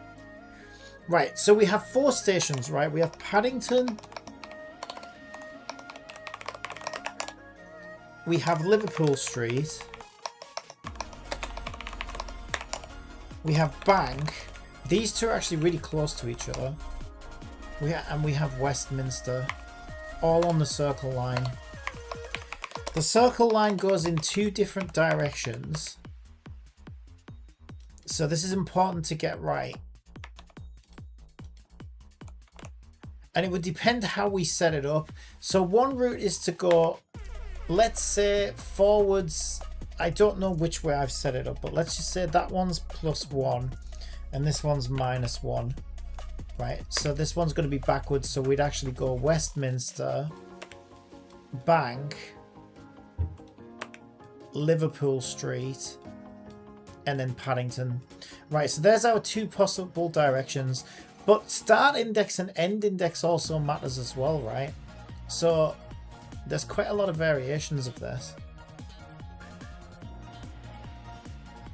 Because let's say we said Liverpool Street was index 1. Well, I'll probably do it like this. Let's see if this makes logical sense. Right. So our proposed algorithm says take the start index and the end index of the route, right? So in this scenario, let's say we want to get from, which ones are close together again?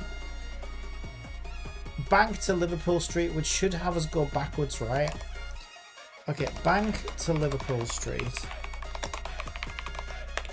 Okay, so we take the index of Bank, which is 2.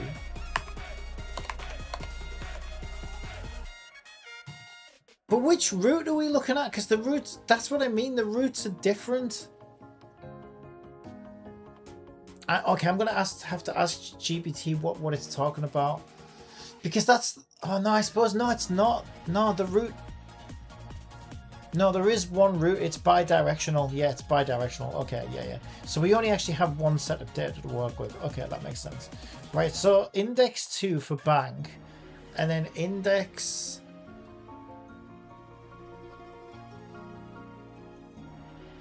Index 1 for Liverpool Street.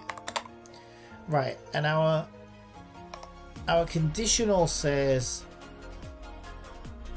if the end index is greater than the start index, which it's not, yeah, then it does say to go backwards. Does that work in every scenario? That's crazy.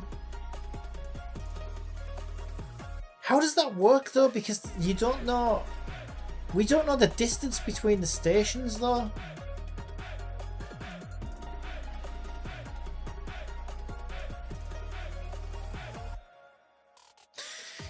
Okay, here's the kicker, right? I guess it's like for this particular situation, it is gonna work fine. But yeah, I'm right that might not always be smart enough to always be true, right? Because it depends on how far away the points are on the circle, right? In this situation, the biggest gap is between Westminster and Paddington, I think, and maybe Paddington and Liverpool Street.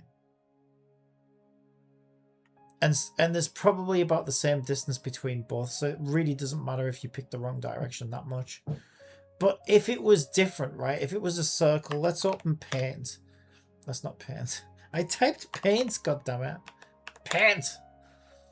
You see what I'm saying though, right? Let's draw a circle. Yeah, for our situation, this should be fine. But there are situations where that wouldn't necessarily be true. Because let's say you have a circle here. We have a station here. We have a station here. And then we've got like another station that's like really, really far away out here. Looking at this way would be quicker. Slightly. Than this way. There's not much in it, but yeah, this way would be slightly quicker. Slightly shorter distance anyway.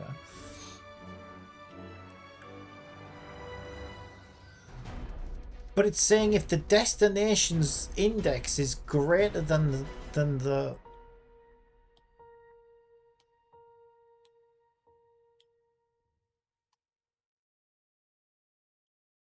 the start index to go back. Yeah, I don't know. I'm pretty sure I'm right about that it would depend. But for this situation, it seems fine. Okay, right, we're looking good. Yeah, that works then. Right.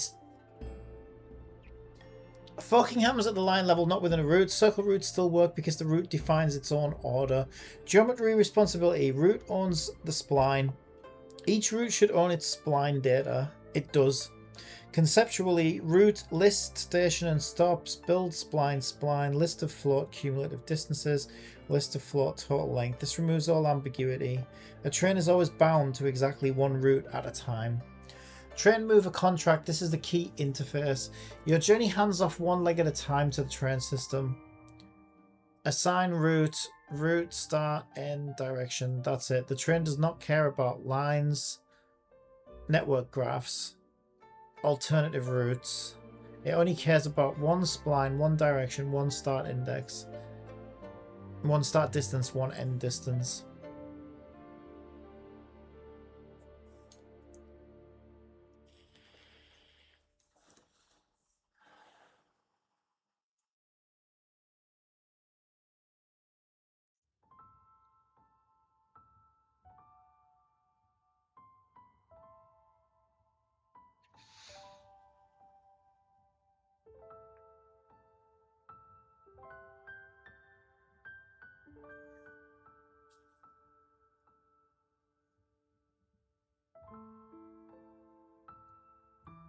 God damn it, this is a complicated project. Right,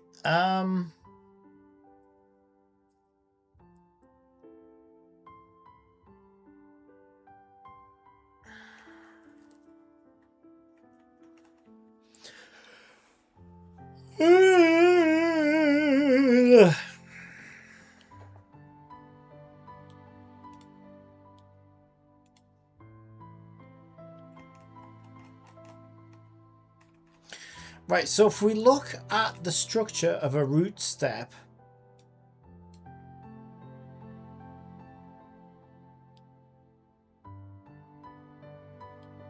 at the moment we have a station, a line, a root and a root step. We also want to add a direction.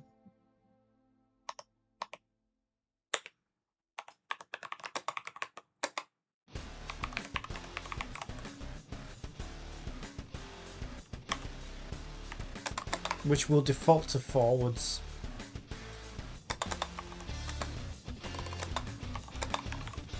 So this is 1 forwards, -1 backwards. So we can use this as an index iteration variable, right? We can say index equals index plus direction. And then we go forwards, 1 is forwards and -1 goes backwards. Public root step previous.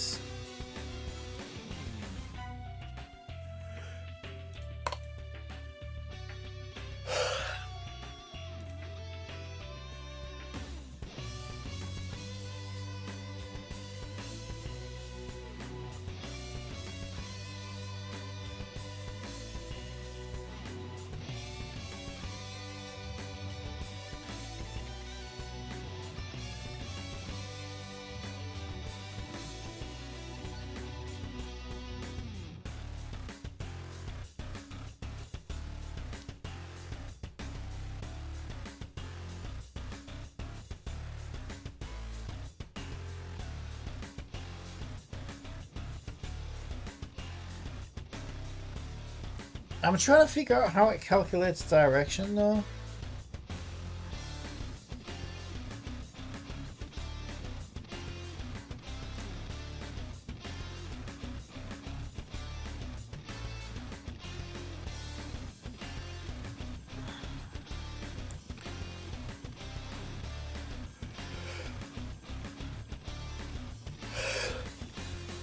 Oh my god.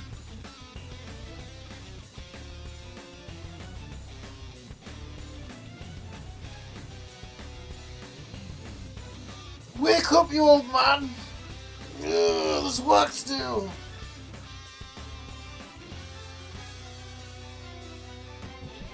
Ugh, Jesus.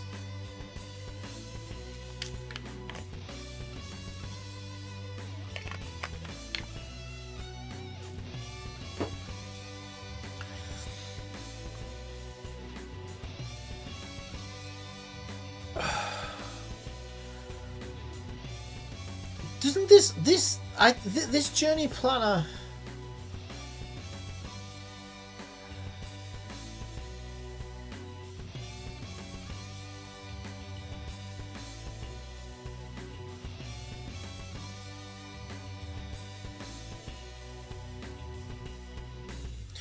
Yeah, this journey planner already knows forwards and backwards though.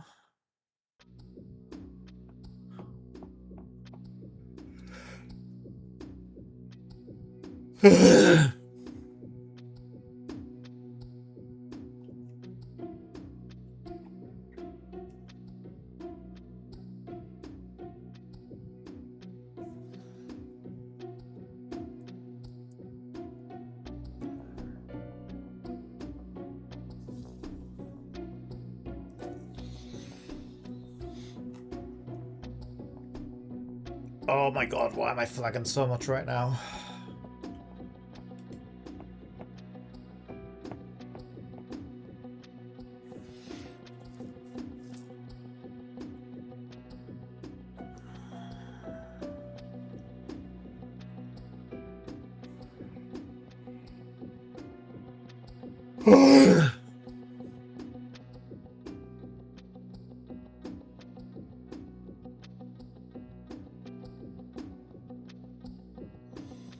I've got to be completely honest. The problem with this project is there's a way too much ChatGPT code written for it.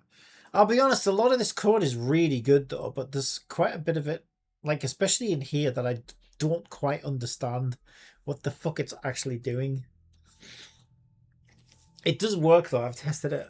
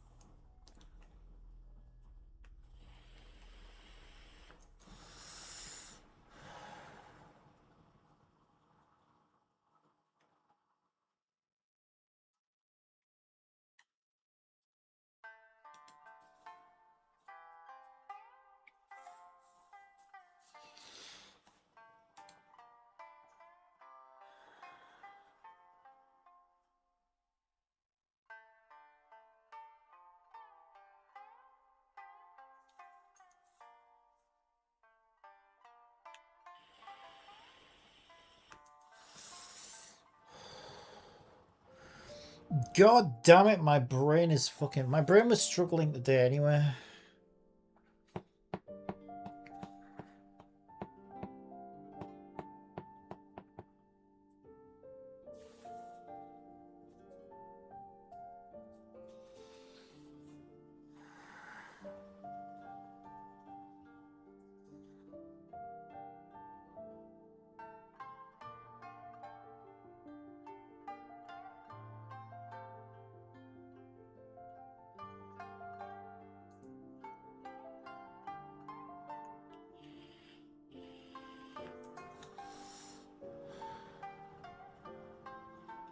Yeah, no, we're not doing that, you fucking idiot.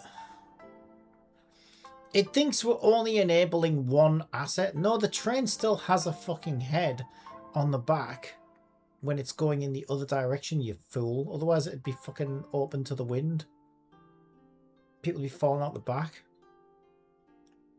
It's just, we have to understand which part is the head for our movement script so we can do our snaking of carriages. I think GBT's starting to hallucinate, and I think I'm getting close to it now. Right, okay, so...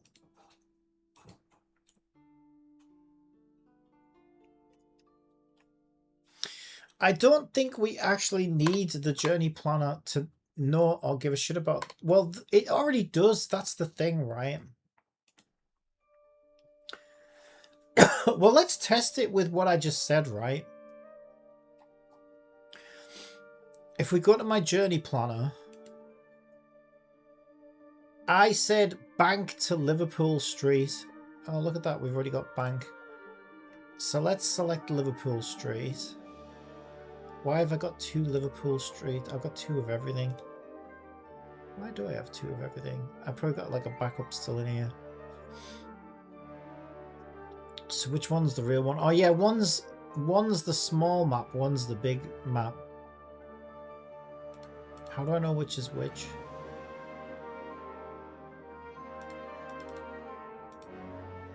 Okay, that's the correct one.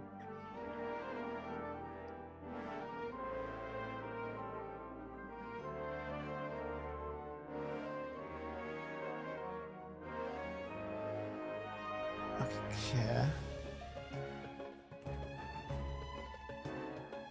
I wasn't expecting there to be 2 station scripts for each station, but I guess there's one on the map and there's one in the, like,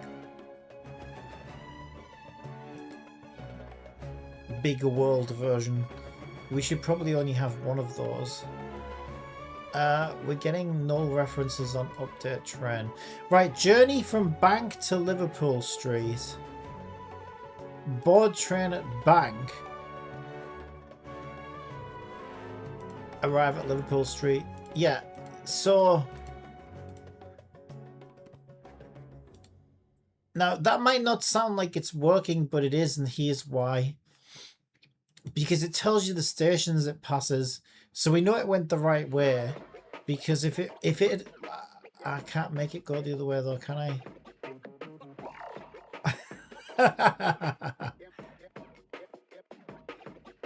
Well, I could make it go the other way by reversing the journey, I guess, but that still doesn't prove that it... Well, yeah, no, I can prove... Let's go to Westminster. Just to make sure, because it will tell me when I pass. That's the wrong Westminster.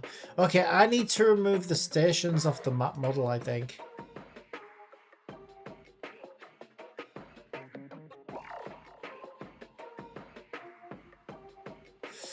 Let me back the project up first. I think that's fine though. We don't need like 2 of each. But it's just a scary thing to do.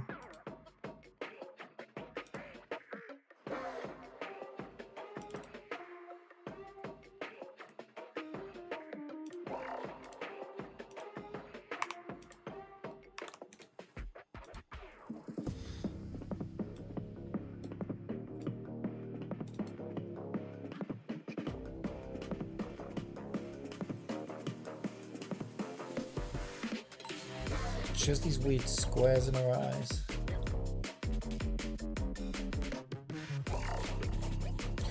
I think they're supposed to be, I know what they're supposed to be. They're supposed to be the white reflective thing, but I guess they've got the wrong texture on them.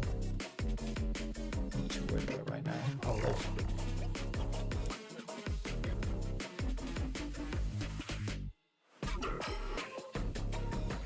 Why have I still got Tunnel Bear in my system? You know Tunnel Bear's gone fucking pay to win. It's supposed to have taken that off. What the fuck?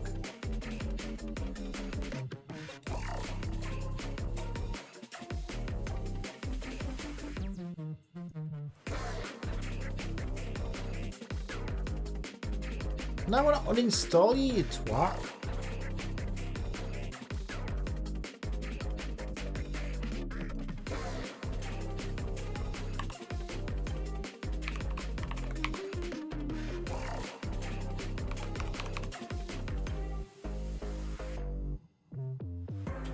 Where the fuck is add or remove programs?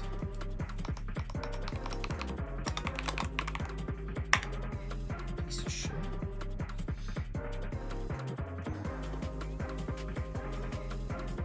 This is my second time trying to uninstall this.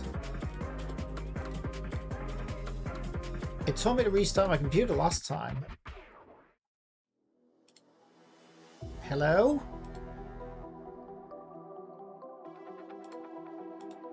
Hello? What the fuck?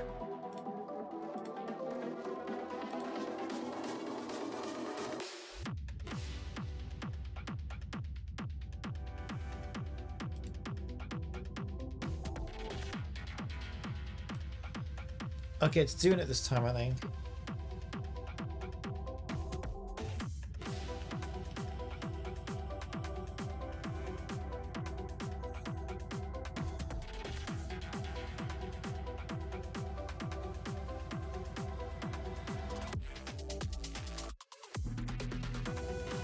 Yeah, Tunnel Bear's gone pay to win.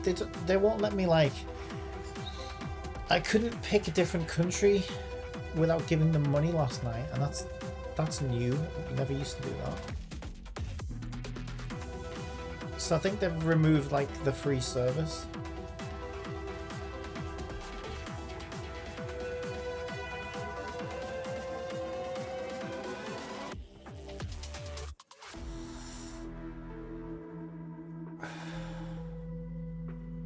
Did it do it? I assume it did it. Alright. Looks like it did it. It normally gives you some kind of fucking confirmation, though, doesn't it? It never gave me a confirmation.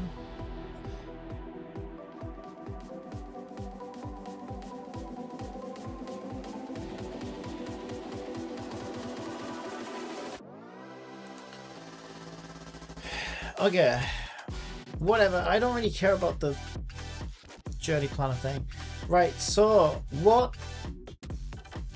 I'm still trying to figure out this train motion script.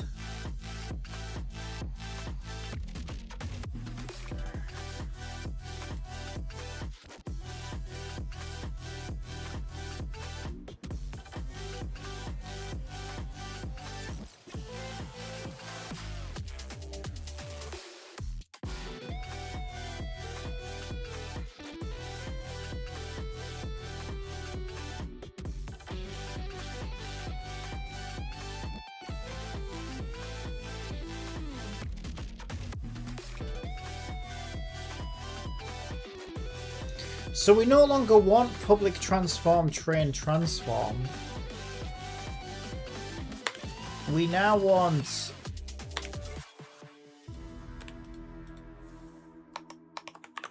public transform head A,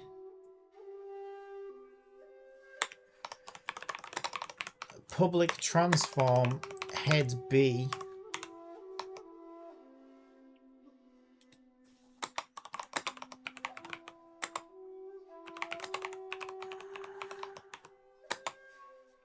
we should probably say head for forwards.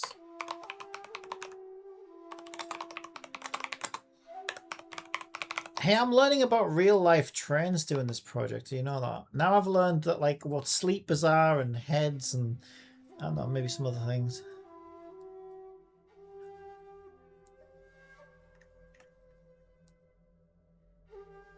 But then, okay, what we also need is a private transform of active head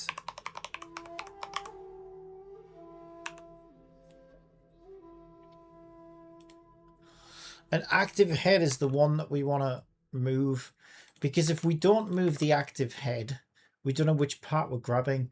So what this basically allows me to do is it allows me to link either head A or head B to active head. So these are for like assigning in the inspector, but this is like internal logic, right?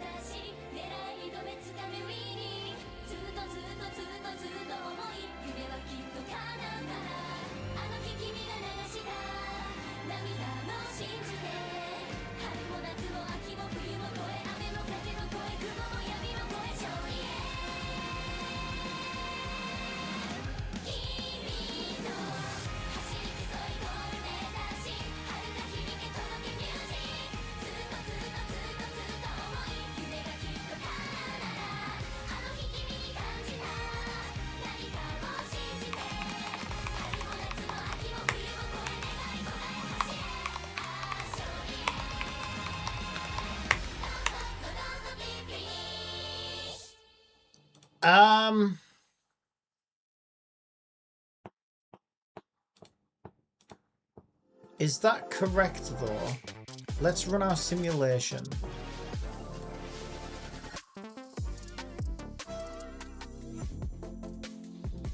Hang on.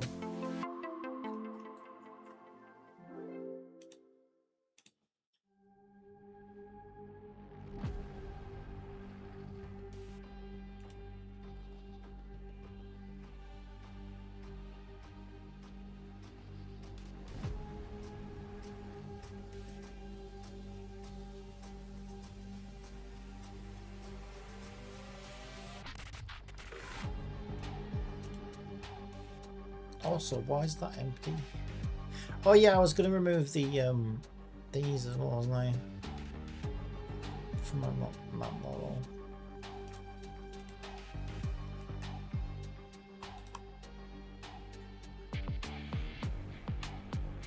I don't even know whether I want a separate map model. There's many ways to go about doing this, because what I might do is keep the overall. I might just literally show this, right? Keep this in here. So what essentially I can do when everything's said and done is separate the map model. You see how like this is real world geometry starting to form. So we can separate the map model from real world geometry. And then when we want to show the map, we just re-enable it and cut to a camera like this. So we literally are looking at the real game world. And the map is actually part of the real game world. We probably don't need map model anymore.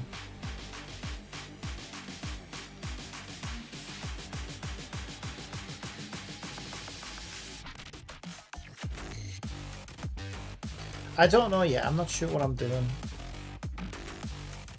Because that would save me from like translating a scaled version of the map to the real world and vice versa. I can just use one scaled model for each.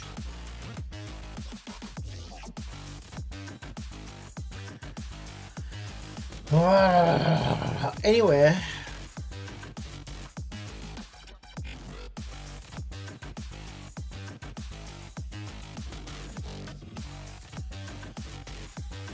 Let's run our simulation.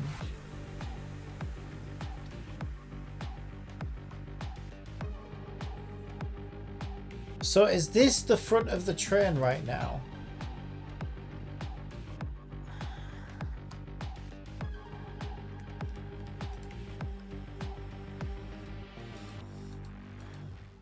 It's actually not. This is the front of the train. Of course it fucking is.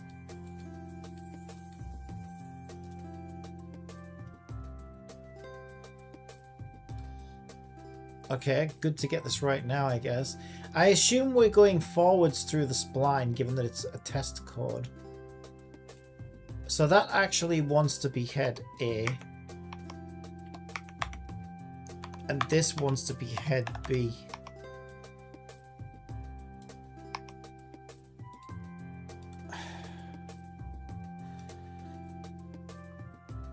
So really, instead of being at 180, we need to be at 0.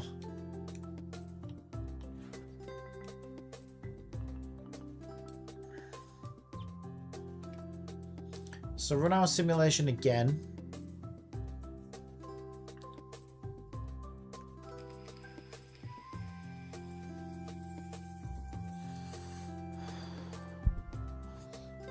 Our journey plan is still active. Right, so now this should be the front of the train. Yes, it is. Brilliant. Okay, we're getting somewhere. Our journey planner is still active. Also, I don't know why that keeps opening up at the end, because the script's not even running on it.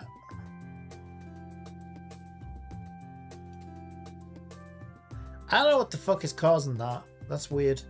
Anyway, spline test can go, I think.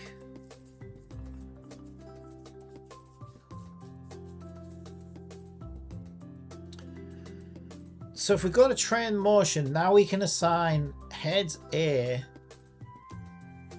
and head B. So then we can take control of the active head. So the spline shouldn't come from spline, I don't think. Shouldn't a journey know a spline? Does a journey have a spline? Does a journey have a spline? It's not a journey, a route. Sorry, I'm getting my terminologies mixed up. A route. Does a route have a spline? No, a route just has a list of stops. I need to really understand. I need to understand what the fuck I'm doing here. Okay, I think lines have splines, but lines shouldn't really have splines because each route needs a spline. So really, journeys should have splines. So let's go to our Bakerloo spline, right? So here's our Bakerloo spline. You can't see it, it's invisible, but it exists in data. It exists in my imagination. Now it does exist because the visual representation of it is now the fucking railway, right? but like the actual data itself is just data. Okay, so, but that data is important, which is why we need to know where to find it and what it belongs to. Okay, so this data belongs to a specific route for a specific line. So let's take a look at that route and that line, shall we? That line, this route, which is the only one we have right now because we're still testing things, it basically goes from Harrow Wealdstone all the way through Oxford Circus, all the way through Waterloo, all the way onto Elephant and Castle. So essentially there should be a route connected to that this spline relates to. So this spline is from Harrow and Wealdstone. Yeah. Harrow and Wealdstone to Elephant and Castle. So and that's this route here. By Joves, isn't that wonderful?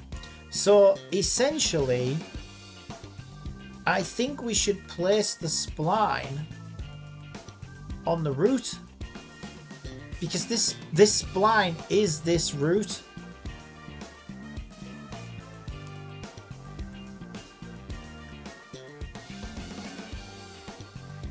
Sounds good to me.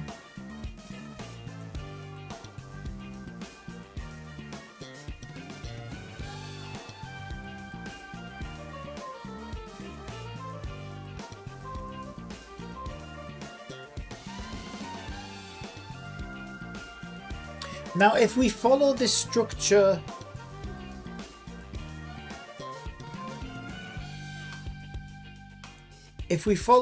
without fail, which I don't see why we wouldn't, then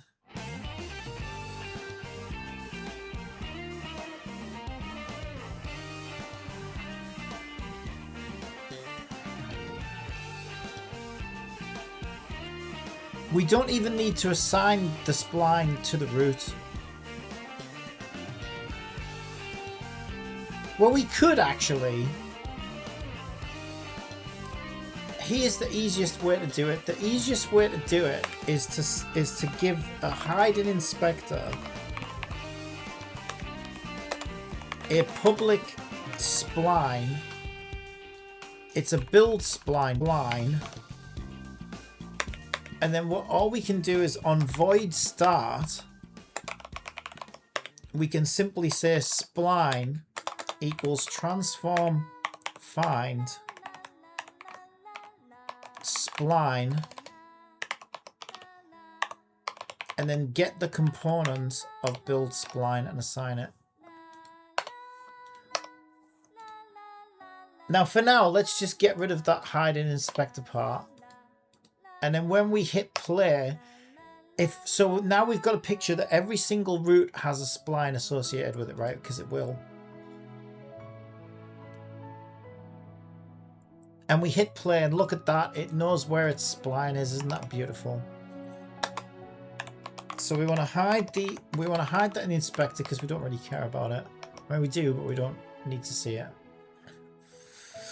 So now our journey planner can grab that spline and pass the spline data to the train motion script, because the train motion script needs this data.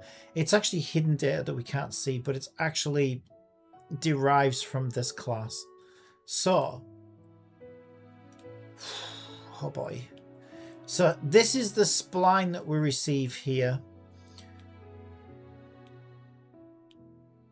But do we want to work directly with a spline, or should we just receive a route?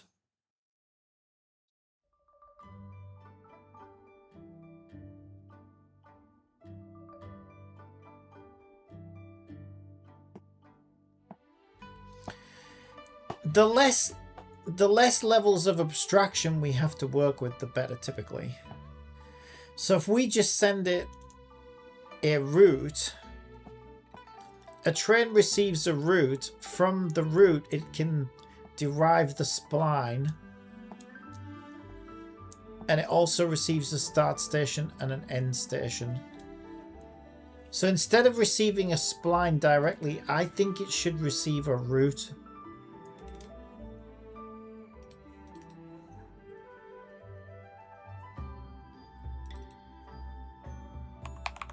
We still need a spline.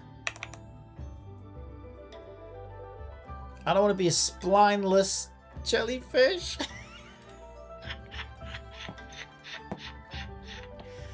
Forwards and backwards is not implicitly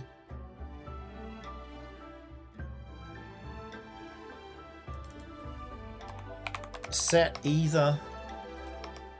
So these are internals, right?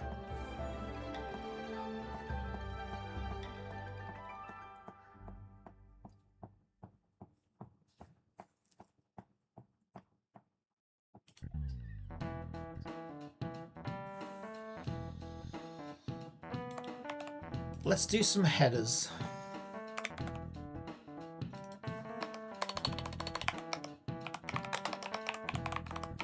So these are train settings.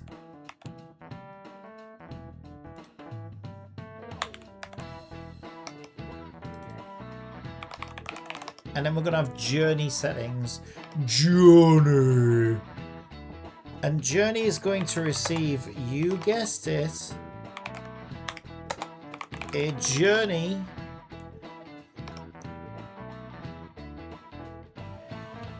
a start station and an end station. Last trigger is journey detection.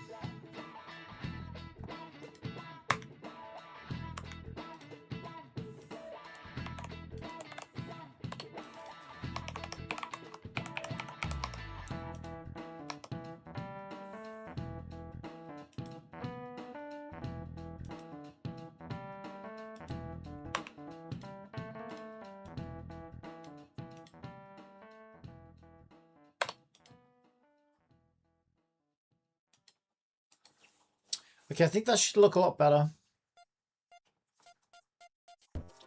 So now we've got train settings, top speed, acceleration power, brake power, turbulence, track offset, head A and head B references. Head is determined by direction. Direction is determined by journey. Journey is set externally. Start station is set. And end station is set.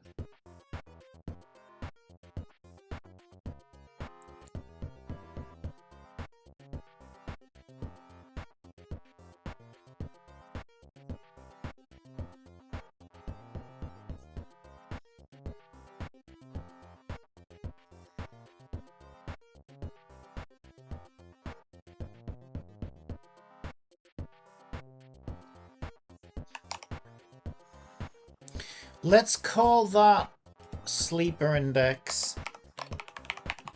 so it makes more sense as to what it actually is. And we should get an error now. There we go.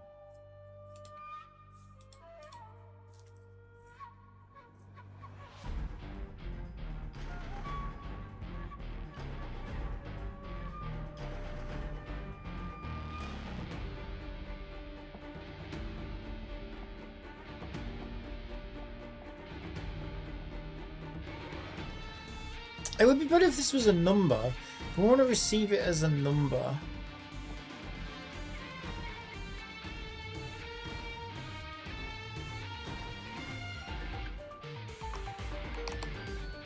We could receive it as a number.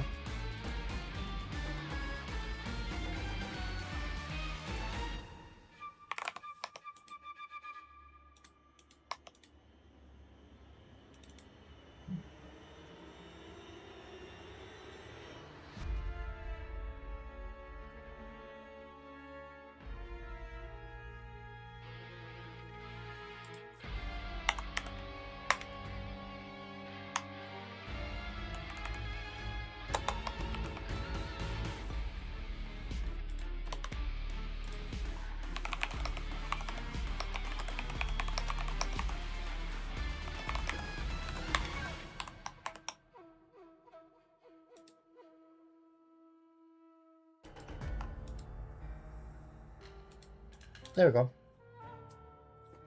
So now we have current speed and sleeper index, which will update throughout journey progress by hitting the sleeper colliders. We have head A and B on trains, so we can drive the train from one end or the other. Direction can be ascertained through journey. Okay, let's take a look.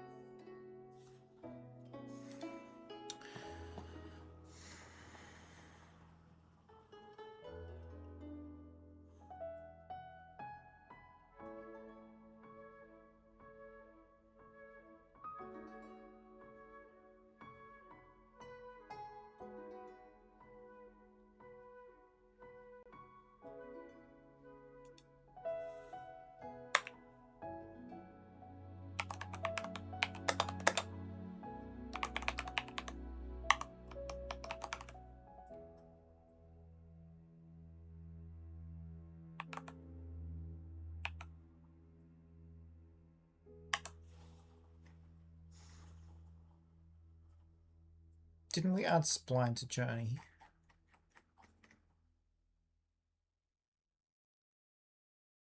Oh, journey? Yeah, no, it's not journey. It's route.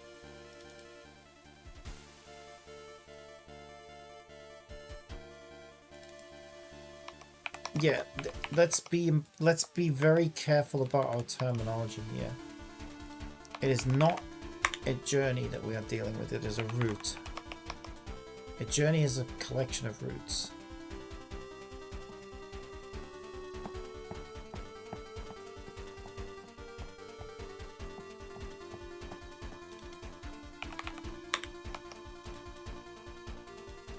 Right. So we derive spline from journey.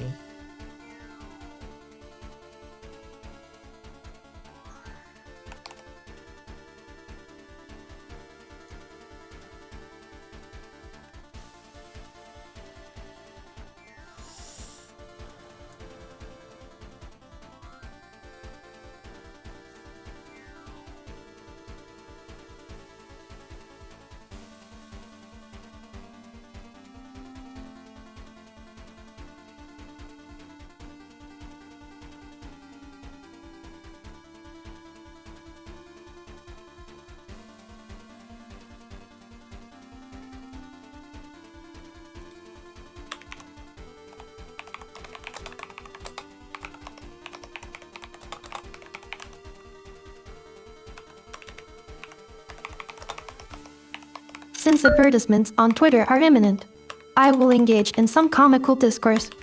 Why do trees seem suspicious on sunny days? Don't know. They're just a bit shady.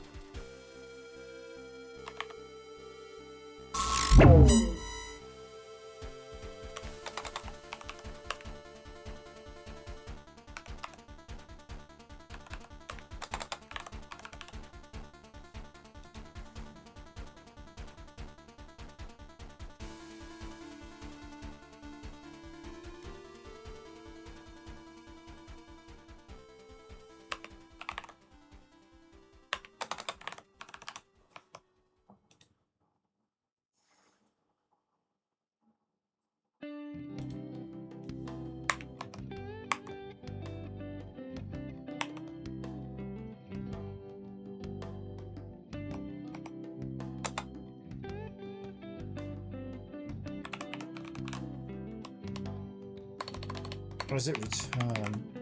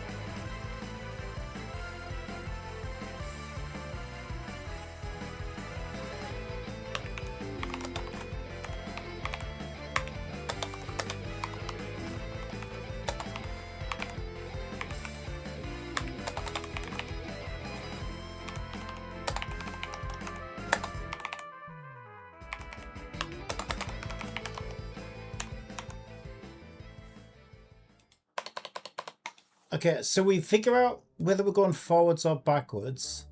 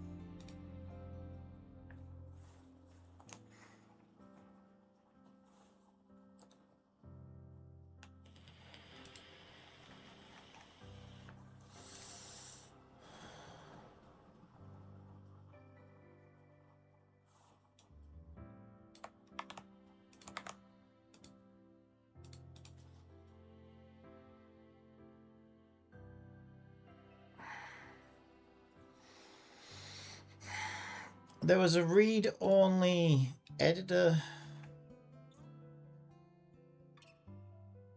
Which project was that in?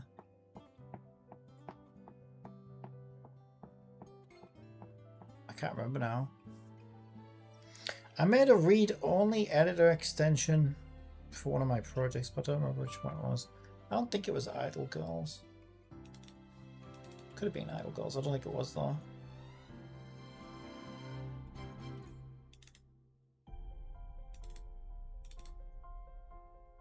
It was.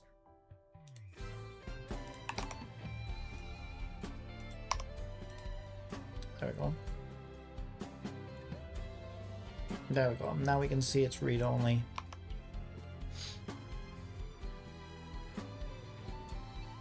Where the fuck is that? There it is. Alright, so we only have one route currently.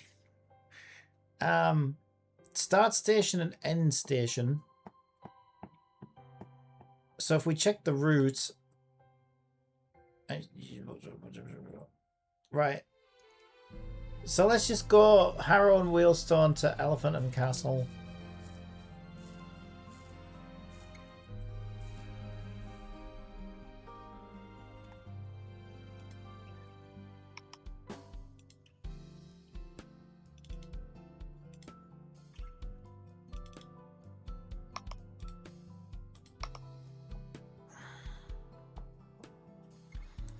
But I still don't have any idea of where these stations are in relation to the spline or the sleepers or anything else for that matter.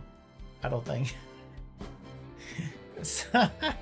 So we still need to solve that problem.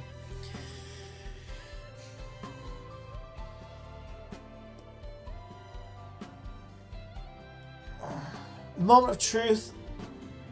I need a wee. But before I go for a splendid wee, let's see if this works. I'm expecting it to not work. Yeah, that's what I thought. It is. Oh, it is moving.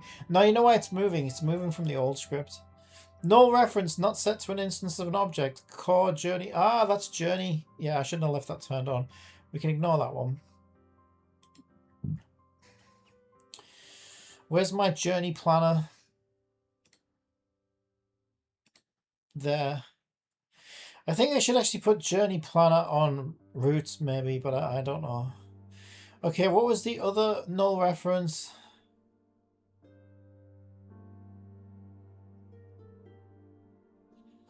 Spline was trying to find spline. What? Route was trying... Oh, because not every route has a spline yet. That's why.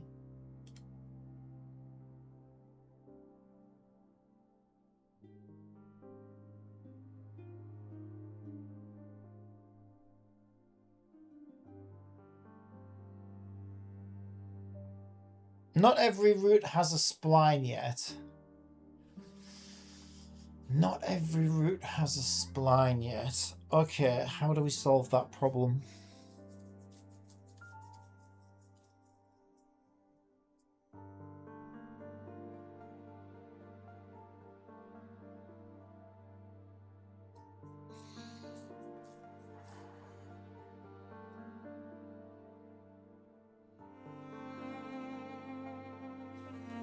I know.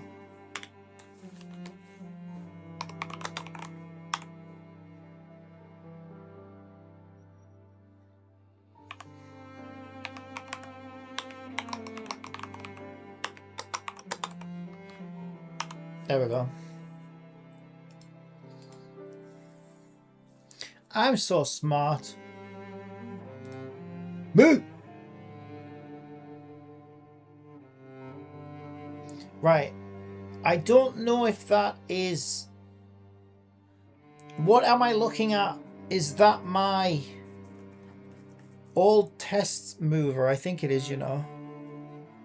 We didn't get any errors though, which is good. But I think that's my old test mover. So we need to stop the old test mover from moving the train. Otherwise we won't know if our new new mover works. So on the mail, blah, blah, blah.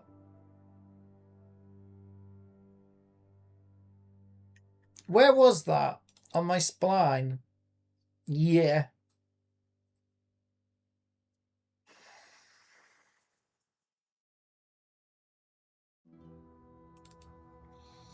So I need to get rid of my test moving.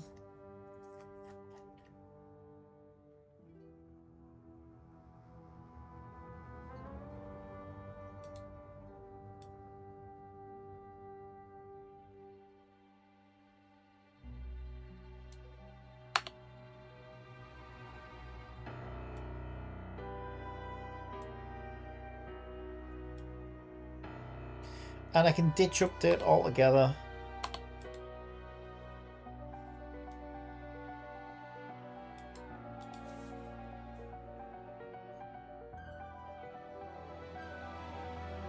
It's not gonna work. It's not gonna work. It's not gonna work. Yeah, I knew it wouldn't work. Okay, well now we can shout at GPT and ask it why it doesn't work. Gemini! Gemini! Gemini! Gemini! Where's my car? Where the fuck did my car go?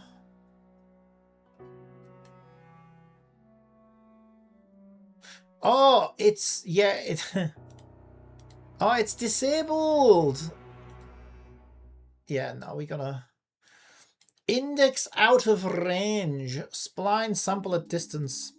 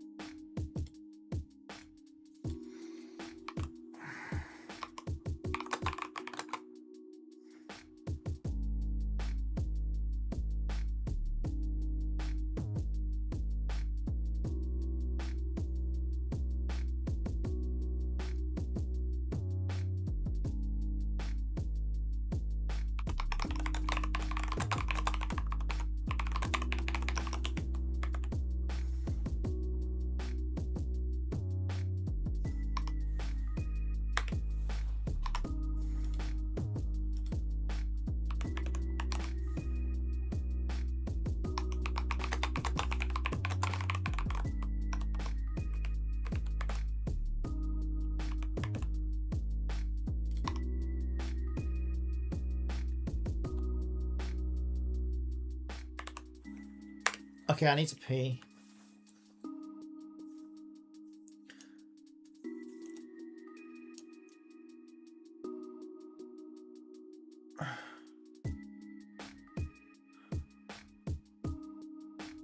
Alright, let me go pee.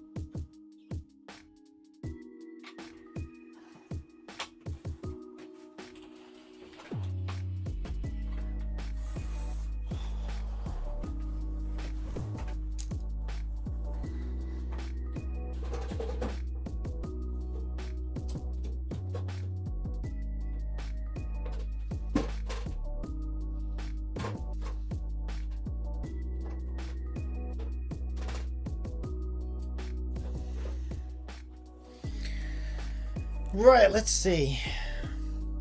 What the error actually means, argument out of range and build spline sample at distances tells us sample at distance is internally converting distance. Pikaquit times 787 says, Hi Cappy. Hello Pika. That index is less than 0 or greater than or equal to number of spline segments. Therefore you are sampling outside the spline's valid distance range. This is happening here. Distance along track plus equals forwards 1 or minus 1 times current speed times time dot delta time. Nothing clamps or initializes distance along track. The missing step, this is the key oversight. You never set where on the spline the train starts. So on frame 1, distance along track equals 0. If forwards is false, you immediately go negative. Or if the route does not start at spline distance 0, you are sampling the wrong segment. Either way, out of range. Yeah, I think it's wrong though because... I hope you had a Merry Christmas yesterday as we head towards the new year in less than a week. Yeah, thanks. It's fucking terrible, but you know, thanks.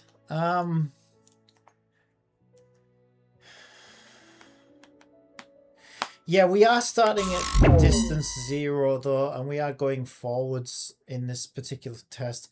Or at least I think we are. I think we are. Let me check the journey. The route. Yeah, we go Harrow and Wealdstone to Elephant and Castle. Which is exactly what we told Train Motion to do. Harold and Wealdstone to Elephant and Castle.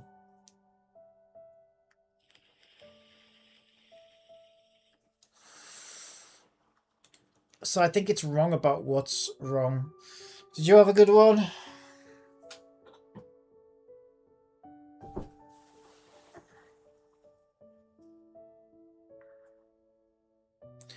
But build spline only understands absolute spline distance. Right now your train assumes start of route is distance 0 on spline. That assumption is false for forked routes. The last few days Overfield released a cafe matching event. No, forked routes isn't a thing either. Like, a forked route will have a separate route for each fork.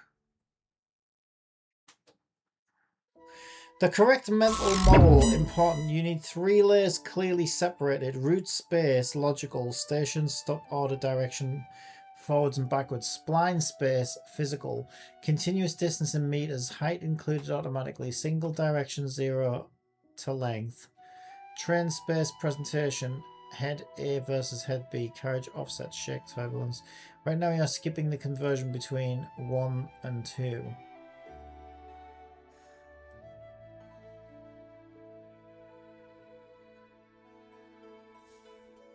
Yeah, because I don't fully fucking understand, that's why. Initialize distance along track properly.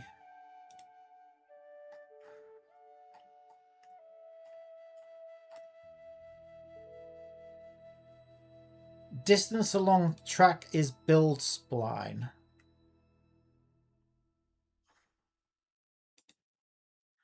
Apparently get forward direction isn't even being called.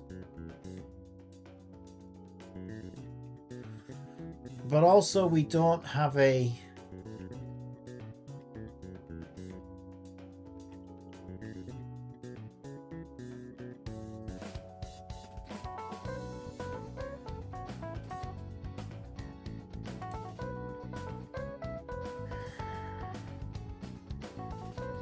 We don't have a distance along track.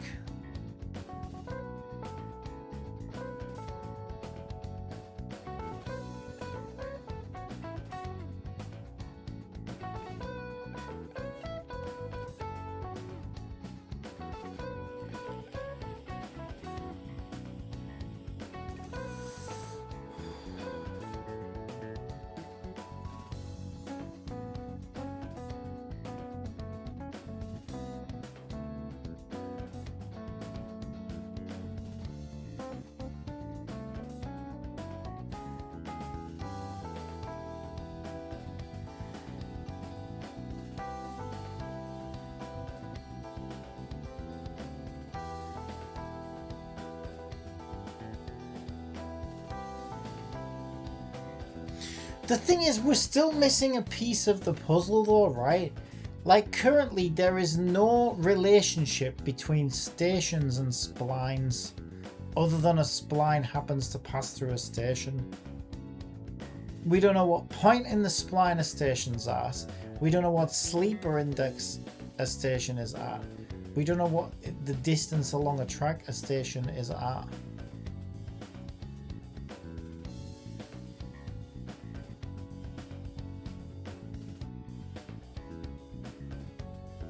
I didn't think about Infinity Nikki's parents' game called Love and Deep Space is your type of game, since from what I saw of it online so far, it was more of a novel than game.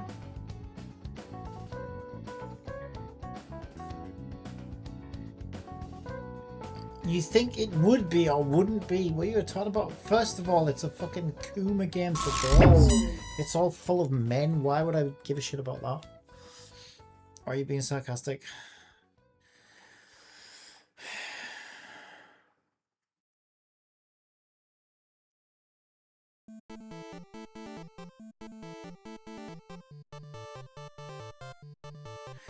Add this to on enable after you compute direction.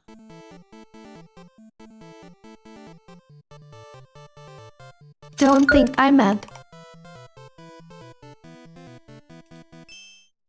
Yeah, of course not.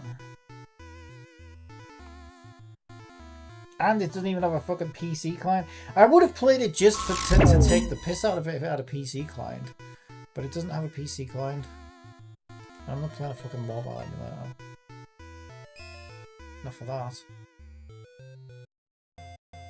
Train motion.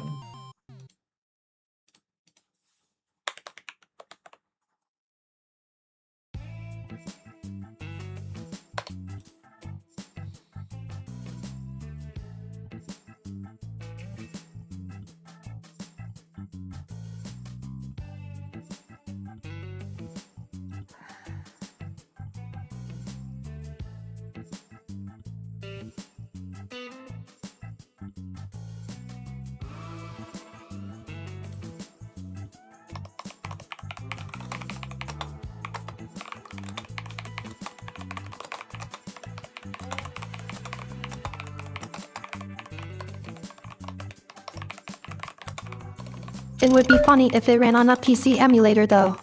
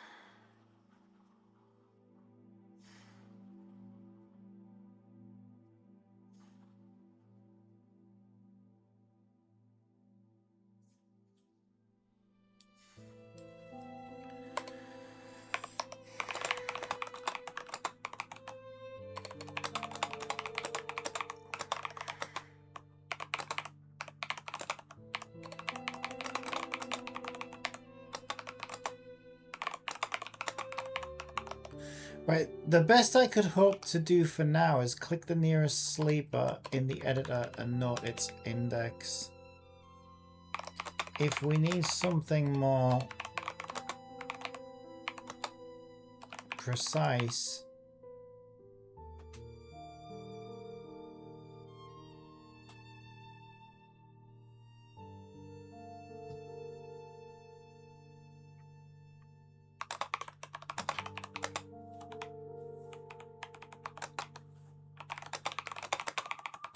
How's your post-Christmas project coming along, Cappy? yeah, it's gone. It's very complicated. If we need something more precise, I'll need some kind of tool to measure these.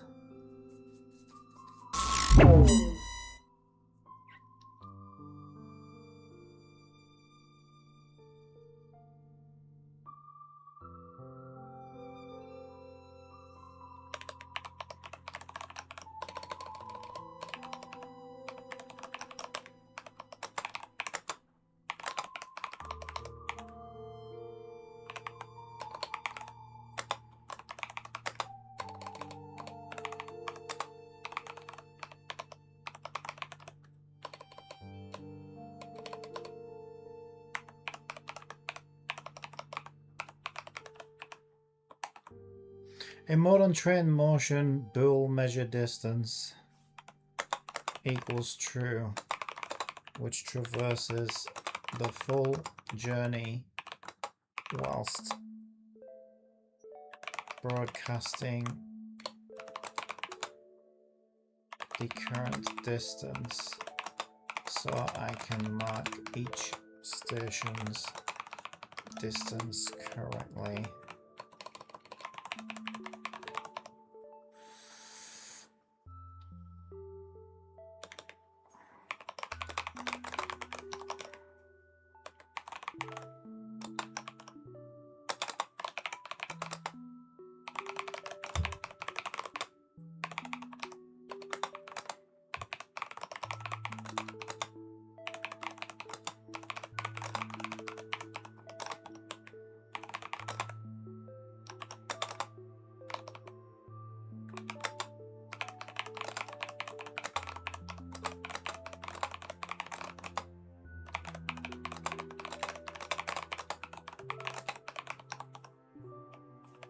Okay. Right. Here's where I think we're putting the cart before the horse a little. Currently there's no relationship between stations and distance because I have no way to measure them. The best I could hope to do for now is click the nearest sleeper in the editor and note its index. If we need something more precise, I'll need some kind of tool to measure these. Example, a mode untrained motion, bool measure distance equals true, which traverses the full journey, route, while broadcasting the current distance so I can mark each station's distance correctly. What do you think? Option A, create a distance measuring tool in train motion and record station distances.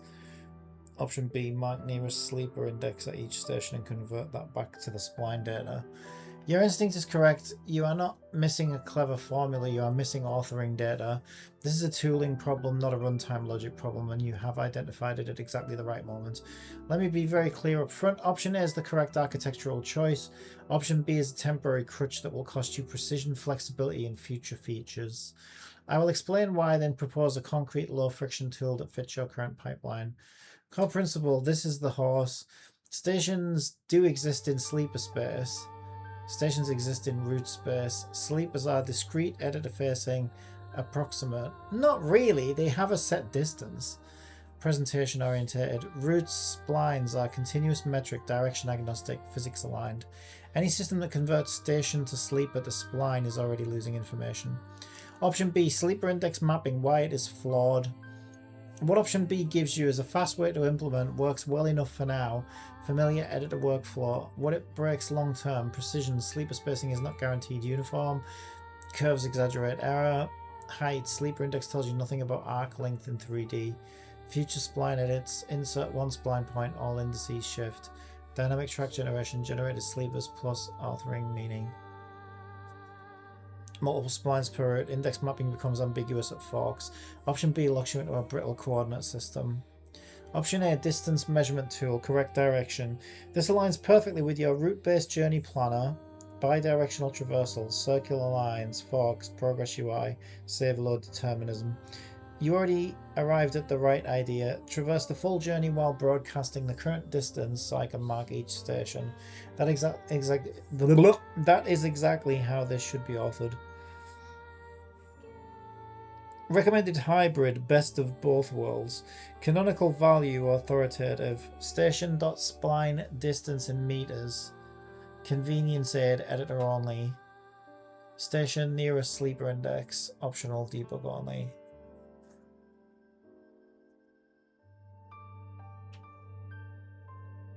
How to implement the measuring tool cleanly.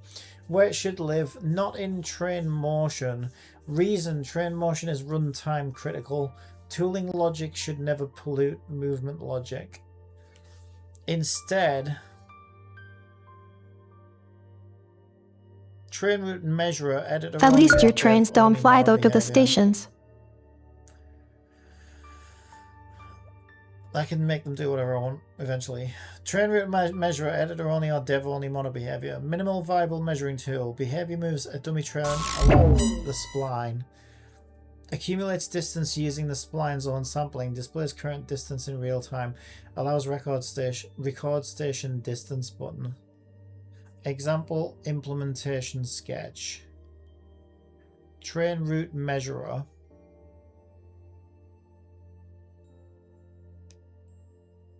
Okay. Sure, I guess. It's still a tool. Is it a tool? I mean, it's a train. It's a tool, but it's also a train script. So do I put it in tools or do I put it in train?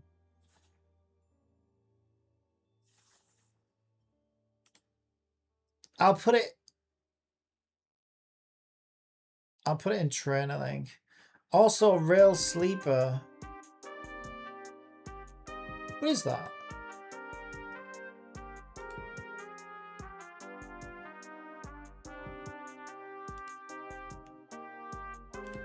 Oh, that's supposed to be in prefabs?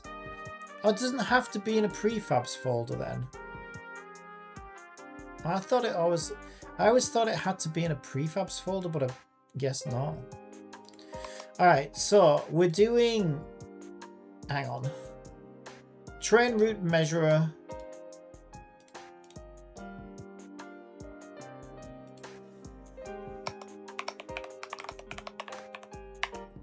Shit.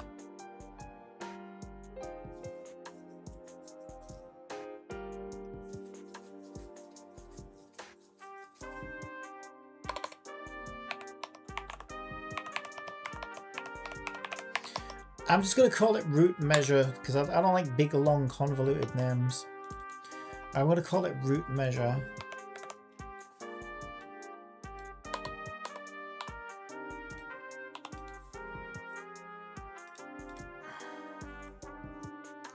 It also thinks there's a total length of spline, which there isn't.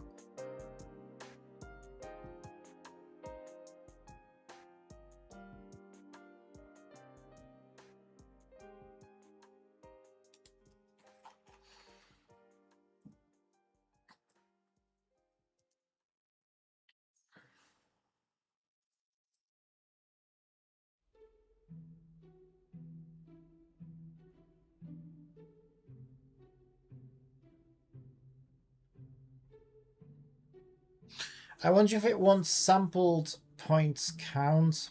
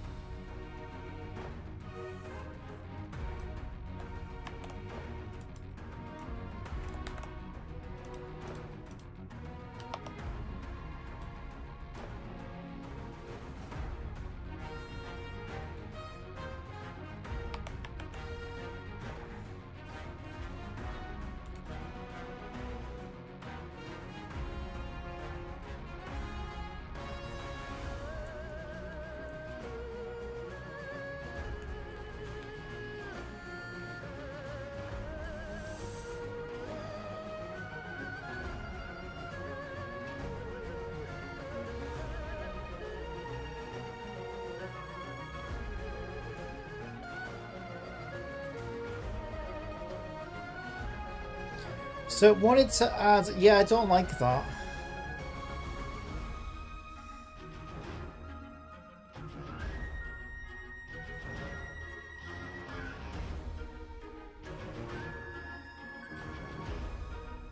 I'd rather just do it manually, to be honest.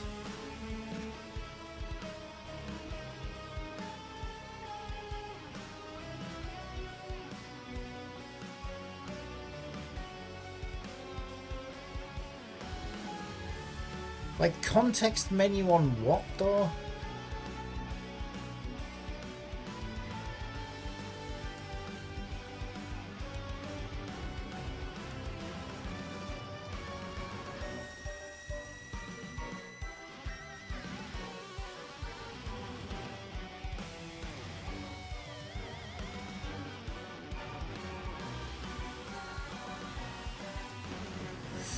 We also have another architectural problem, right?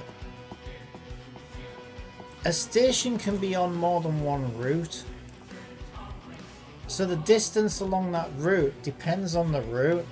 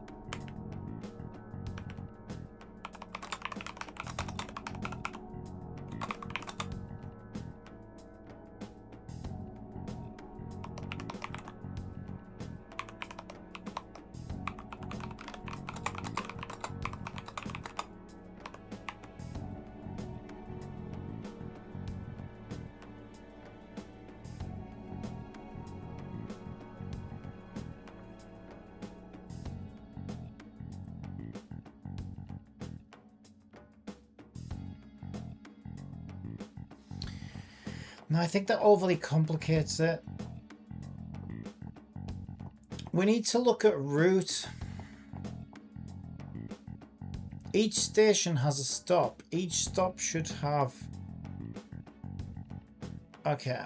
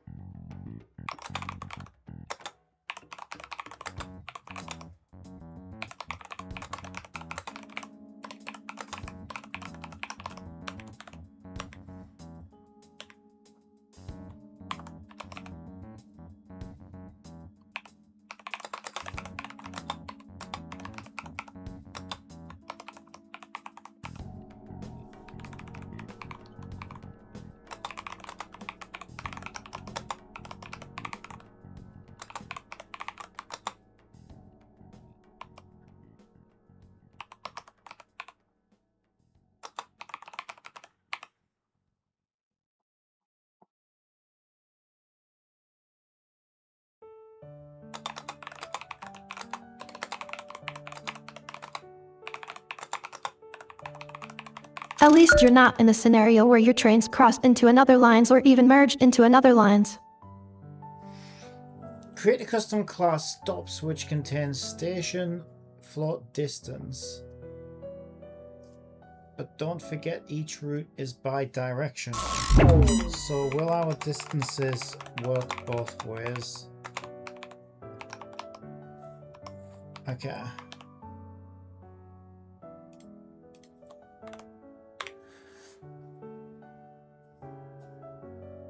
You're exactly right on both points, and this is an important correction. Let's lock this down cleanly before you go any further.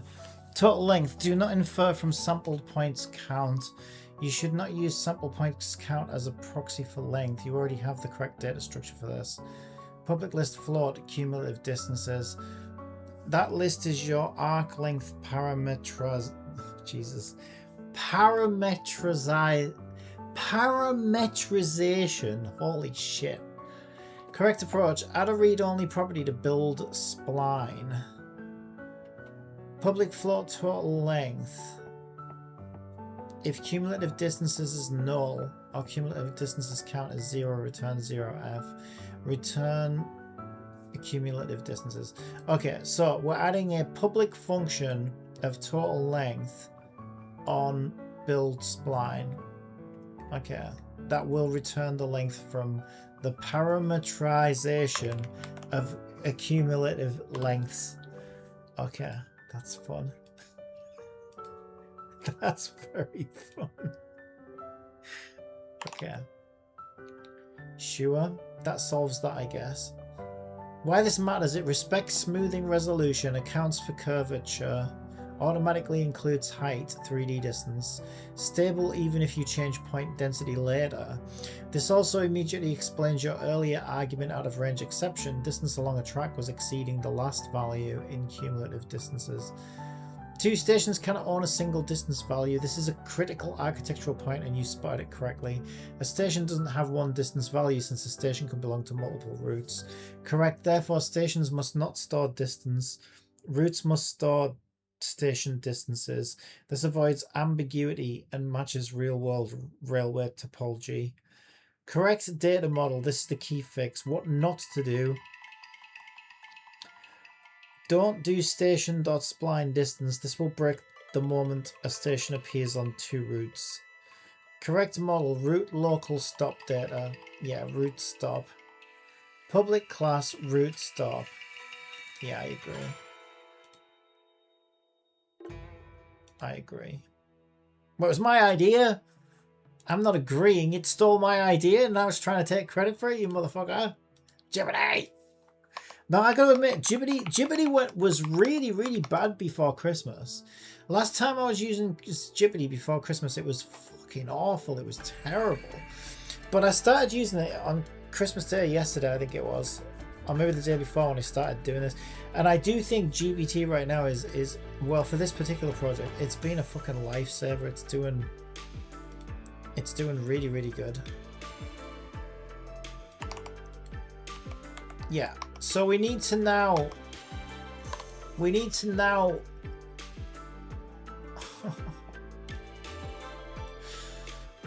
convert it. Oh! Why am I crying? I'll show you why we're crying. It's because now every single one of my routes and every single one of these lines has all of its routes. And all of the stations marked in the correct order. I have to do them all over again. So we're going to need to write a script that records this data in a text file for me so I can then go and put them all back into place so that we can keep our data intact, but it conforms to the new class structure. Otherwise we're in trouble. So let's do that now, because this is a very important part. Okay, let's do that now. So we've got some errors right now, and that's because we don't have spline distance, end distance. So everything breaks. So your lines basically got all mixed up. No. Because we changed the structure of it, the data will disappear. Well, I haven't changed it yet because I don't want to lose the data. No. Okay. No, here's the reason why, right? Imagine you have a database, okay? It's kind of a bit what this is like. Imagine you have a database and you have, I don't know, product ID.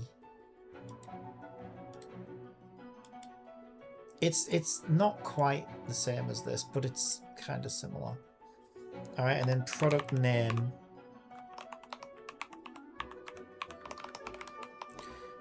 And product price or whatever, right? And then you have all your data filled in for like hundreds times 100 products, right? For all of these.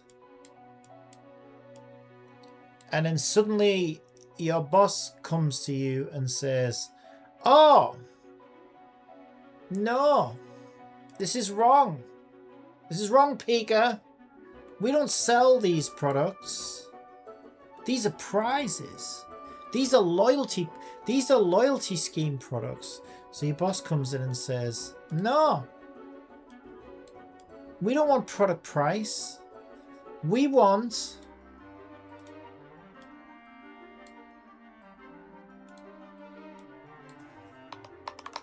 loyalty points, right? So you had a field here which probably had pounds or dollars or whatever, Australian dollars or whatever, right? You use Since advertisements on Twitter and are now you imminent, need a different type I will of engage field. in some comical discourse. What So do you all call a this pig that data- practices karate? All this A pork data is chop. now gone. All this data is now gone. Pika QuickTime 787 So we have says, to- please enter your project name and your project ID, which is just a bunch of random numbers merged together with letters. I never said project, I said product. Right, okay, so we need a script on Roots that is going to dump all of our data out. So again, we're in Tools. So we're going to dump Roots. I think this is the right name for it. Dump Roots. So on Roots, we're going to add dump Roots.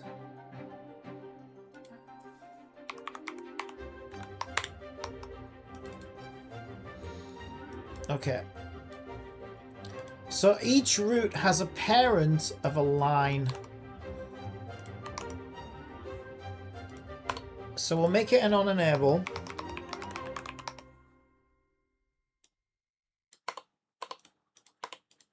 And the first thing we want to do is for each transform child in Oops, product transform. name and product ID.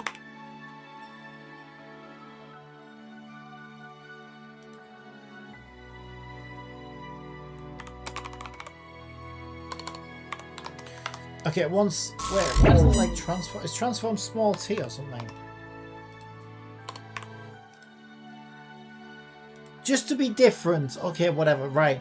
So we go through each child, which is the line. Then on the line, we need to then look at each child. Each grandchild of right, each child of child, each grandchild. So for each, it's, you know what's a good idea is we'll say what they are. This is the line. So for each transform line in this transform, for each transform root in line,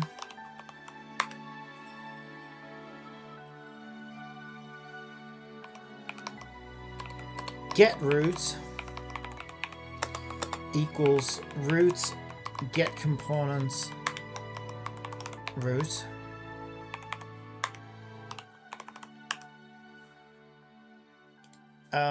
That is a root. And then each root has a list of stops that we need to record. So we're going to need system.io.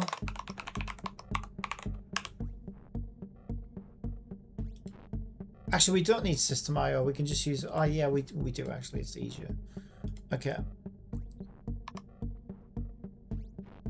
So for each line, we need to let it know which line we're on. And for each route, we need to let it know which route we're on. So we do file append all text routes dump dot text.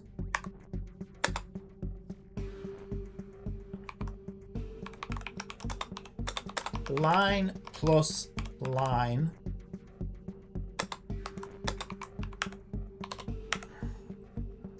Actually, we could debug log because we're logging the file and that'll automatically do the spaces for us, actually.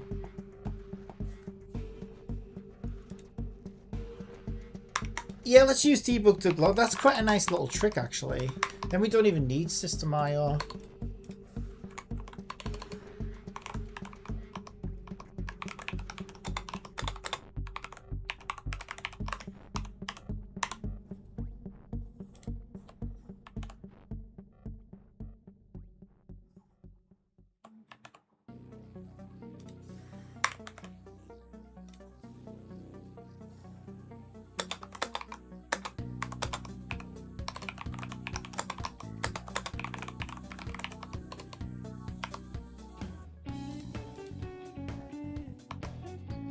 Right, then we need to say for each string, these aren't strings, these are stations. For each station, get station in route, get route.stops.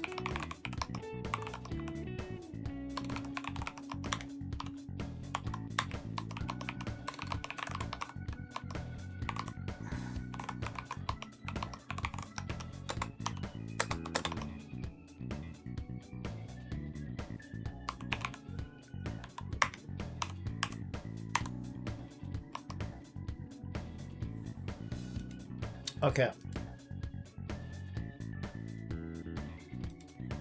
So to tools, we're going to add dump routes.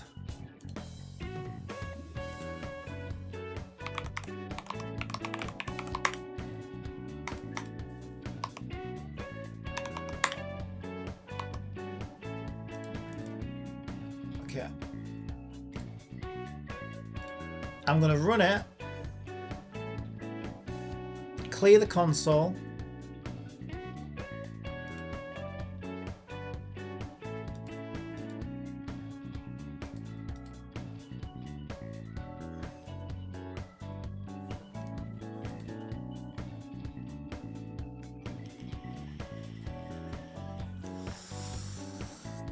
Wait, I'm an idiot.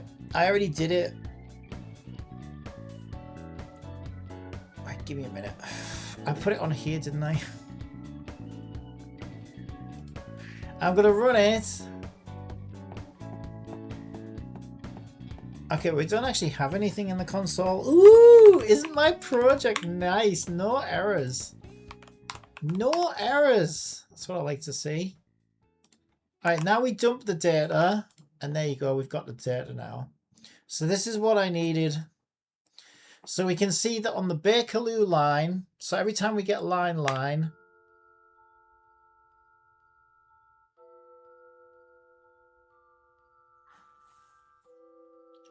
that's a new line, obviously. So like you can see here, right? I've got 153 entries of data to maintain. So yeah, I didn't want to lose all that.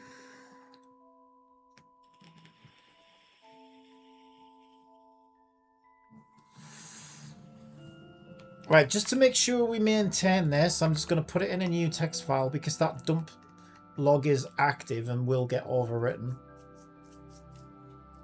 Well, it'll get appended too. So we don't really care Kathy about doesn't data play time. curly games because they didn't come out on PC. We care about this.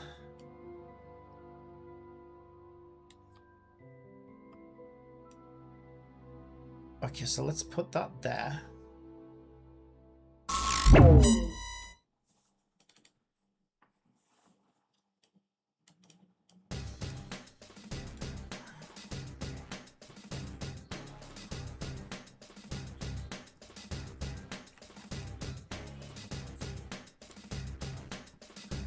Okay. So now what we do is we change the infrastructure of root, because root now wants to contain a list of journey stops. This is where we lose all our data.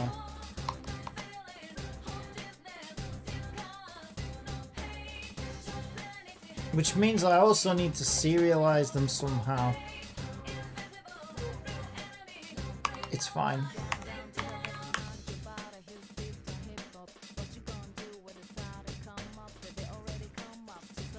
I thought we added... Oh, it's root stops.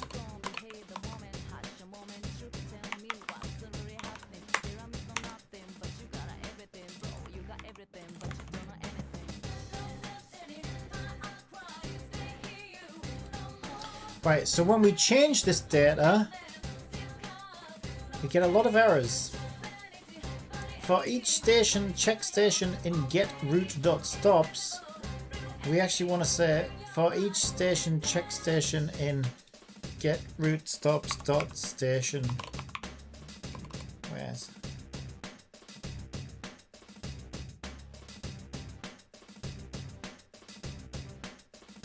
So now it's time to create a backup of your project, right? No, we don't.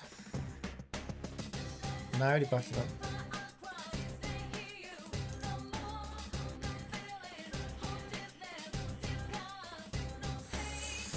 In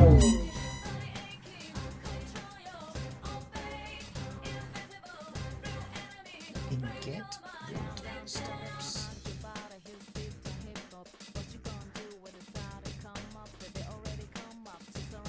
Okay, what we need to do The net here, Christmas is over in most countries for another year. we need to do, Time to look forward to New Year's celebrations. Party pop. we need to declare check station as station here, and we need to iterate through root stops. So this becomes check stops in get root stops, and then station get station equals check stops dot station. There. That fixes that. Then we have another error where it's similarly trying to do the same thing. So same again. Station get station equals get stop dot station. This becomes root stop get stop in stops. Station isn't lowercase.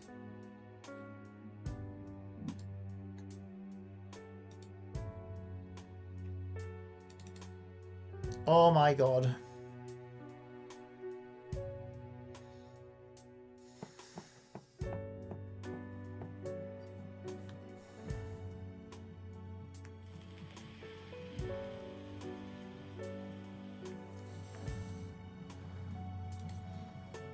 Okay, so we need to get on enable, we need to get the root stop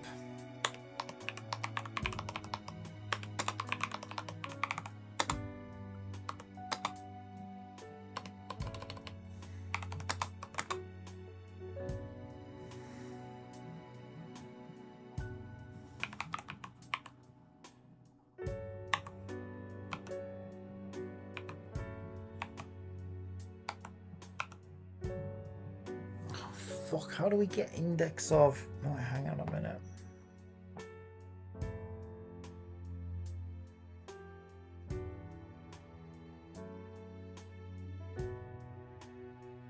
Shit. This one becomes tricky because we can't just find the station in the get stop because it's a list of get stops. So we'd have to iterate through each get stop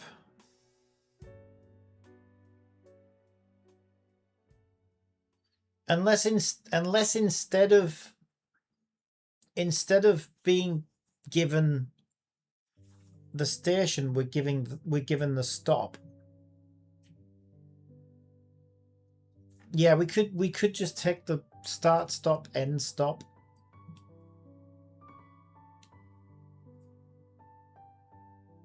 Is that a good idea?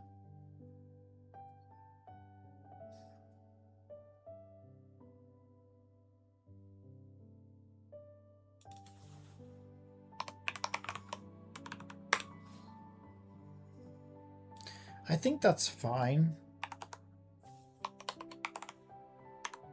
Am I going to regret that later? Maybe. Possibly. I don't know. Maybe. I mean, I'll manage it, but I'm just thinking, is that the best way to do it?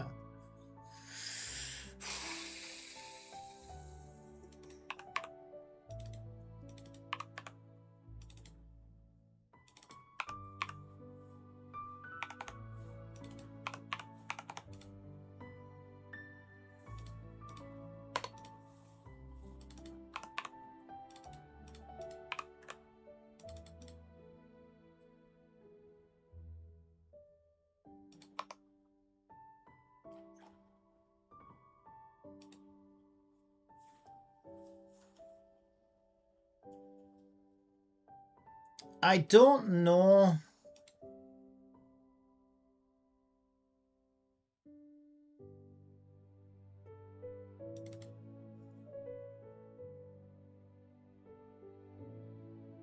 Oh my god, this is breaking so many things. This is why I get mad when Ross says, "Oh, just convert your game to an online playable forever and give it to us completely for free." Yeah, sure. Sure thing, Ross. Sure thing.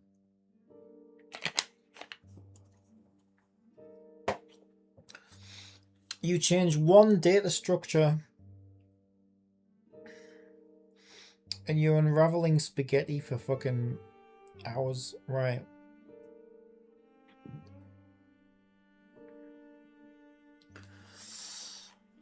Fuck.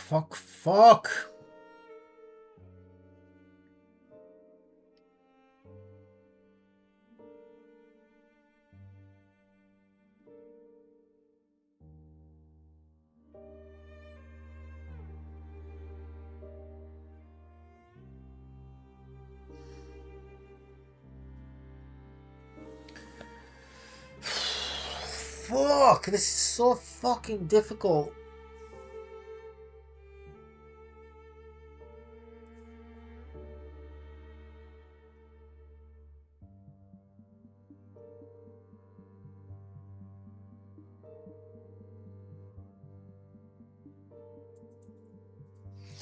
The reason this is difficult is because index of is an internal helper function which just will find the index of something in a list. But because we're converting from one class type to another, we can't use that function because we're not looking for a journey stop, we're looking for a station. And a station is now a property of journey stop because it has to be. So we can't just index of, we'd have to iterate through the list. Okay, this makes me think, I think I know what I need. I need a helper function then. I need a helper function. Here's what we're gonna do. Yeah, this is a very good idea. PikaQuickTime 787 says, everything is difficult at the beginning, but you eventually learn how it works, and then it becomes easy to do. No. It's not that I don't know how to do it. This is difficult because it's an extra layer of abstraction. That's not what this is. This isn't oh, I don't know how to do this yet. It's hard to explain. We just went one layer of abstraction further down, right, which breaks everything. And then you've got to reroute everything. It's if you imagine wiring up a giant switchboard, right? And somebody rips out half the board and you've got to and you no longer have those nodes to connect to, or somebody just changed all the nodes they need to connect to and they're all over in different places on the board. That's what this is like. It's not about, I don't know how to do it. It's like, oh shit, now I need to reroute it all, right? It's like, that's a better analogy. It's not like, oh, I don't know that this node needs connecting to that node, but you've got to actually do it, right? It's got to be rooted. It's got to be referenced. Right, what we need is a helper function. If we go back to journey, not journey, train motion. Oh, shit, I just closed that. I didn't mean to close that. Fuck. That was fun. Reopen train journey. I want to put this back to where it was. Can I still control and Z? Yes. I'm putting it back to what it was. I also spelled station wrong now. I want these to be stations.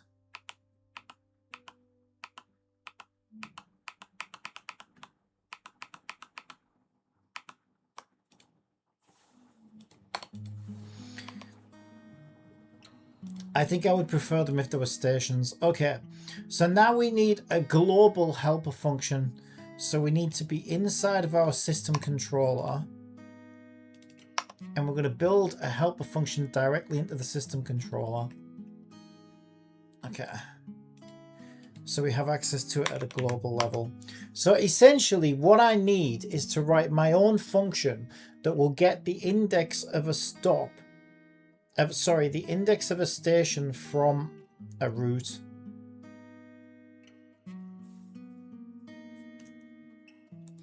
So the function should be called getStopIndex, and it should take a station as an input.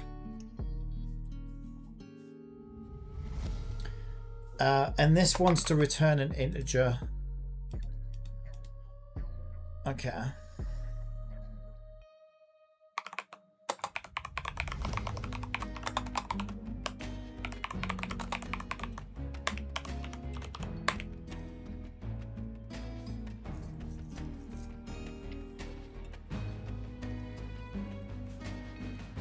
And it also needs to take a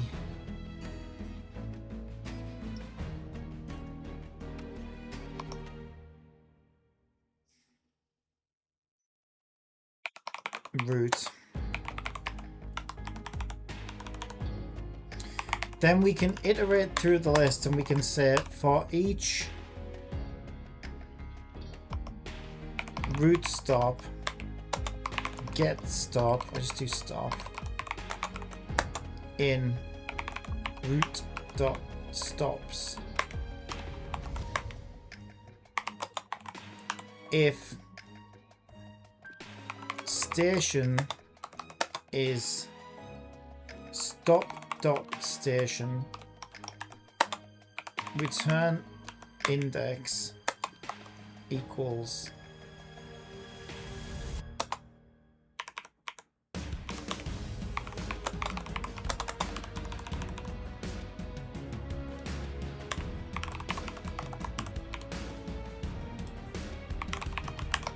index break.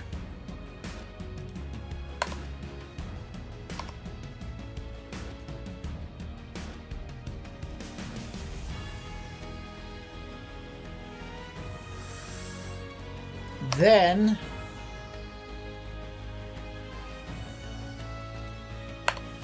instead of saying route stops index of start station, route stops. So route is our route. So here's what we're gonna do. This makes it easier. Is we're gonna preface that with old. We're gonna preface that with old. We're gonna redefine them here. So start index wants to equal system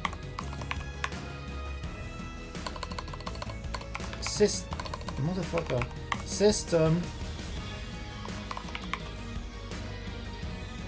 Where's my function?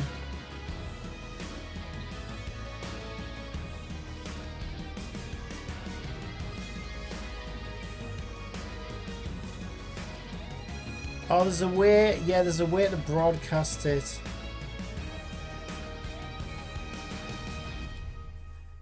Is it public static?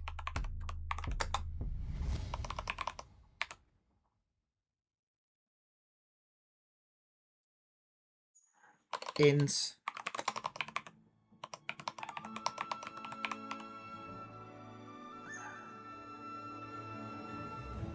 Shit, I can't remember how to do that. Is it lambda? At the end of a line, your trains could say this train terminates here.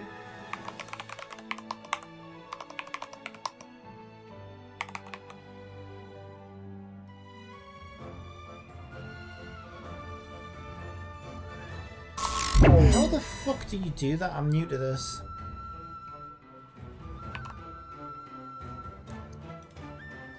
We did it in... I think we did it in Idle Girls.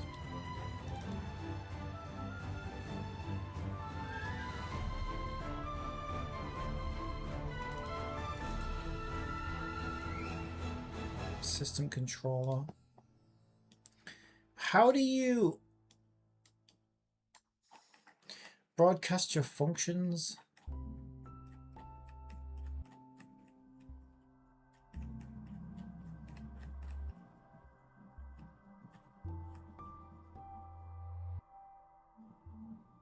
Oh, public static voids.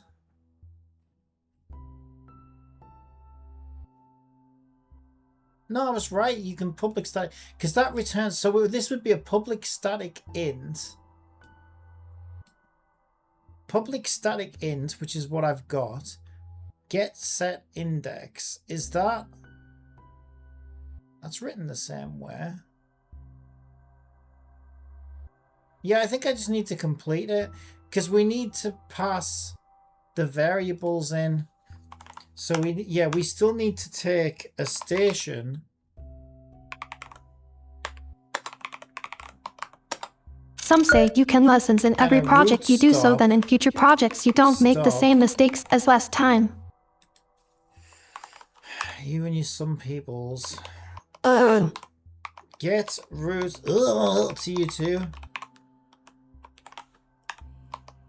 Station, root stop, stop. Why isn't it like that?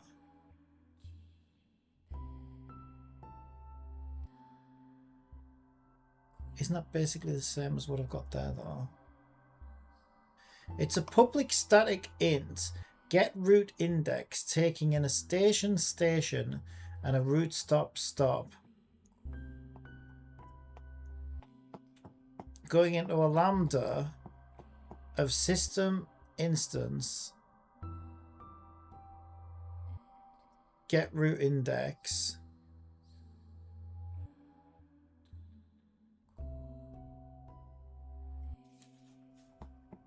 Why doesn't it like that? Oh, because it's get stop index. Oh, you no, it don't like won't single fucking words work. Nefitzler not burr. It's get stop index. Also, I spelt root wrong. Yeah, also, we don't redefine them. We just say station and stop.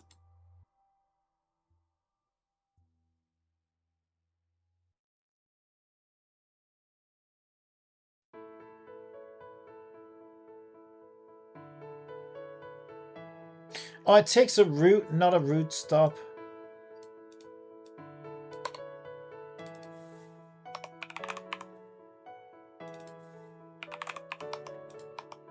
Jesus Christ. Okay, there we go. Yeah, these are a pain in the ass, but once they're set up, oh my god, once they're set up, whoa, that's what a lot of this is like. So now we can say system get stop index, right?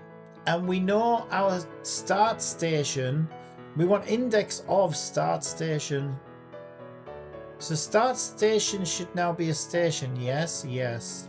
So we send it the start station and we send it the route, and that now does exactly what that would have done. Fucking genius. That is actually quite good. It took a while, but it's worth it. Now we can just say same again. Get stop index, end station, route. And we just solved that problem. And now in all the other places where it breaks, we can just do that. So there we go, that fixes that.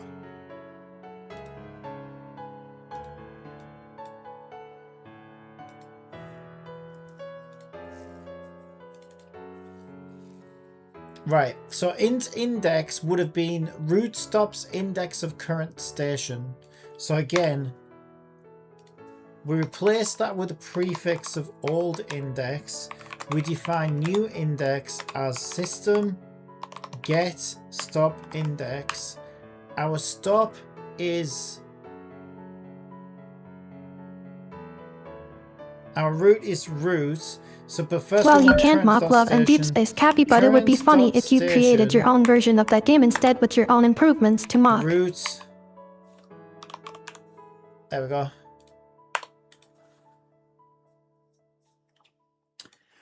Ah, look how many places I've got to change it. Okay, station next is route stops at index +1. Where this is a different kind of thing that we need. So we were accessing it through route stops index +1.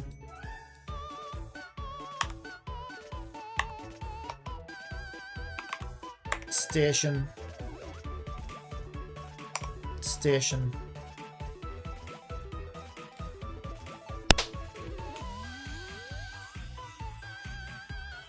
No errors.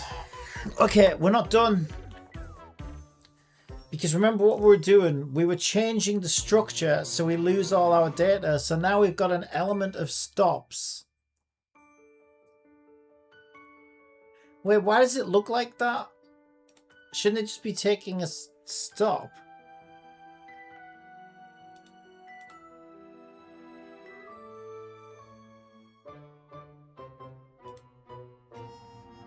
Oh, that kind of works actually, because then I can just type it directly into there.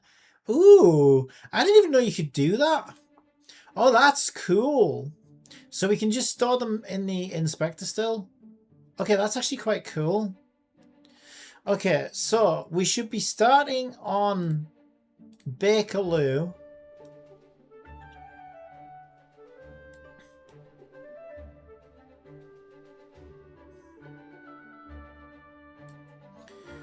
So route A, yeah, we still have the game object so we can see what is what. And it was Harrow and Wheelstone, Paddington,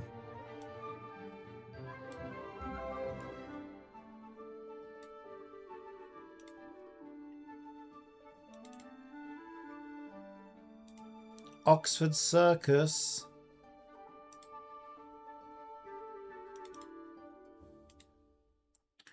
Waterloo,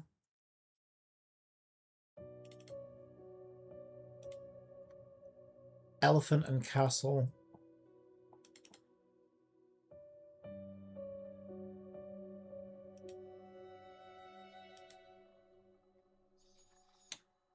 then Central is West Ruislip,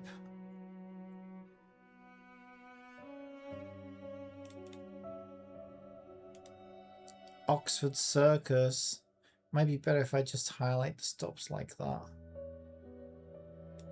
Oxford Circus, Bank,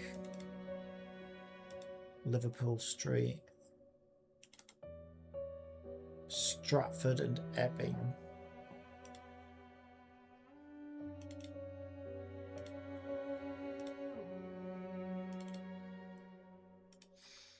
Route B is Ealing Broadway, Oxford Circus, Bank,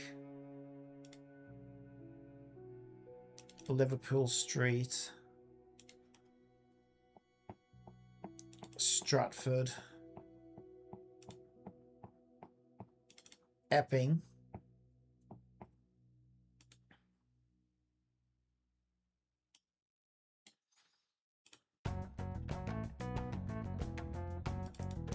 Paddington,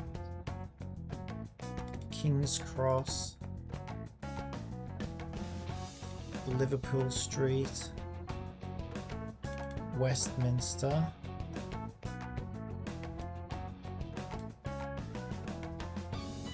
yeah, this is district route there, good. Ealing Broadway, Westminster, Barking, Upminster, Wimbledon to Paddington,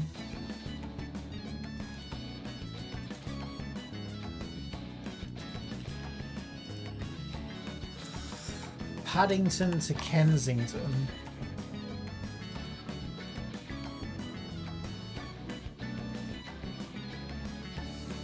Richmond to Westminster. Wait, something doesn't line. Oh no, it's four stops. It's Richmond, Westminster, Barking, Upminster. I mean, if we really wanted to, we could read this data back and get it to dynamically do it, but it's probably quicker just to figure manually assign it. Depending on how big this was, though, there were lots of ways you could go about migrating the data over. You don't necessarily have to do it by hand, but I think for something of this size, it's probably fine. Route B, but mistakes can occur, right? Bank to Beckton, Bank to Lewisham,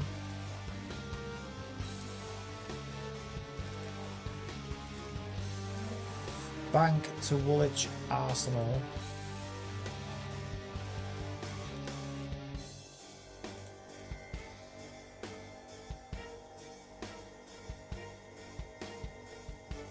Hammersmith and City, Paddington,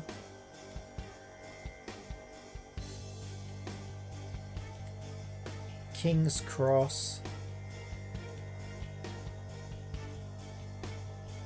Liverpool Street, Barking,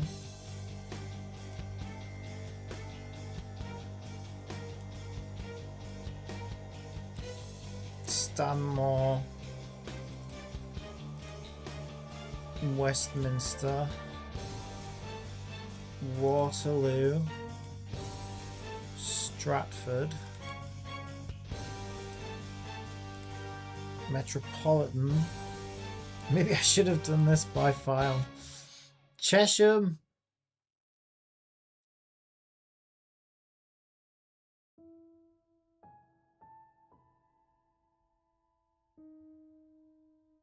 I'm fucking more than halfway through now. There's no point. I could do it. It probably would have been quick. It probably would have been quicker to actually read this data back, find the station dynamically, and then reassign it in the inspector, like dynamically. But I'm halfway there now. I might as well just finish it. King's Cross, Liverpool Street.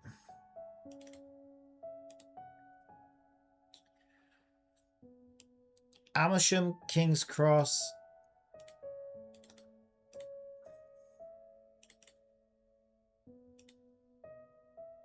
Liverpool Street, Watford, King's Cross, Liverpool Street.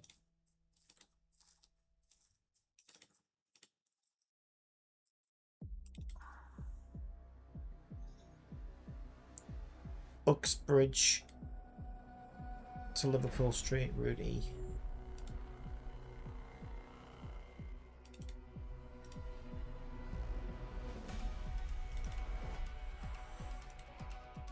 Alright, National Rail. Stops. Richmond, Stratford.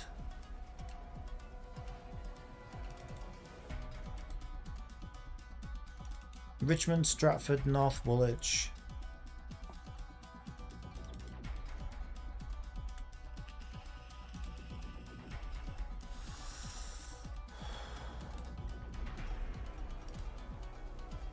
High Barnet.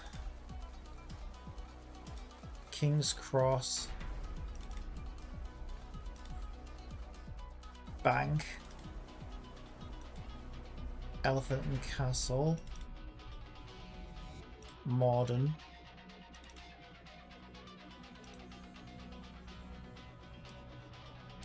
Mill Hill East. God damn it. These fucking data-driven games. I like them actually. King's Cross. Bank. But they can be a pain in the ass to set up.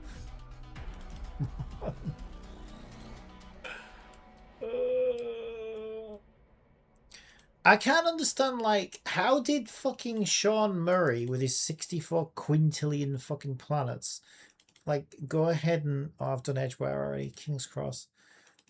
He's like named like God knows how many hundreds of thousands of fucking universes or galaxies or whatever. There must be some like procedural naming scheme at work there. Modern. Edgeware. King's Cross. God damn it. Euston. Waterloo. Morden.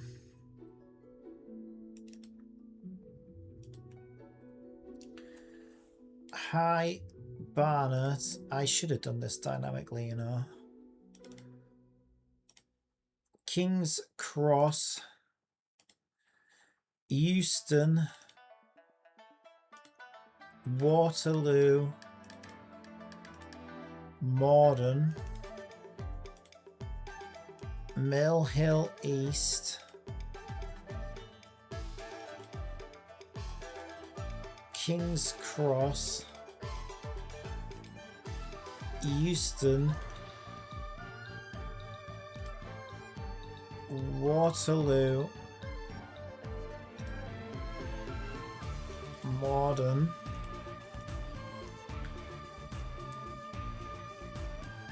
Oh, fuck me. Uxbridge to Heathrow Terminals 1, 2 and 3. This game's too real. I suppose it's got an S on the end of terminals, that's why 1, 2 and 3 appears after 4. Uxbridge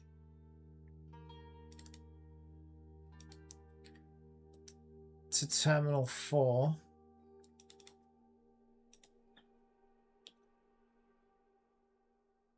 Uxbridge to Cockfosters.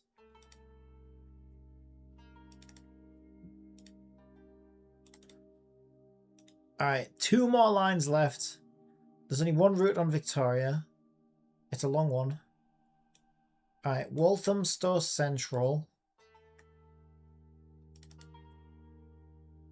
King's Cross. Euston. Oxford Circus. Brixton. And last but not least, Waterloo and City is just Waterloo to Bank. Yay, we did it. Okay, they're all put back in now. Now is the time to back it up, Pika, because I do not want to lose any of that. That took quite a while. Okay, right, so let's go back to anywhere we want, really. We can delete yesterday's backup. Today's backup can be backup number 2. And we'll make a new one.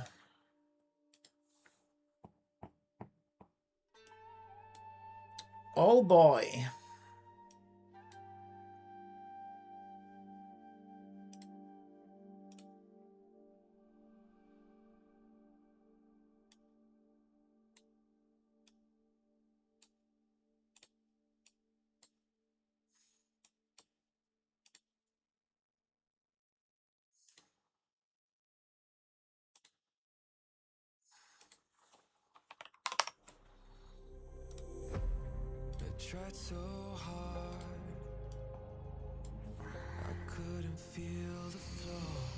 Oh, look at our waifu while we were.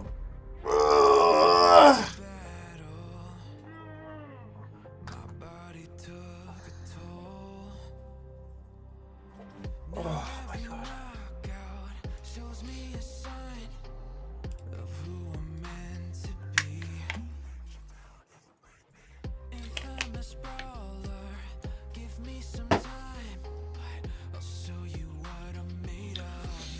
Okay, so what did we achieve?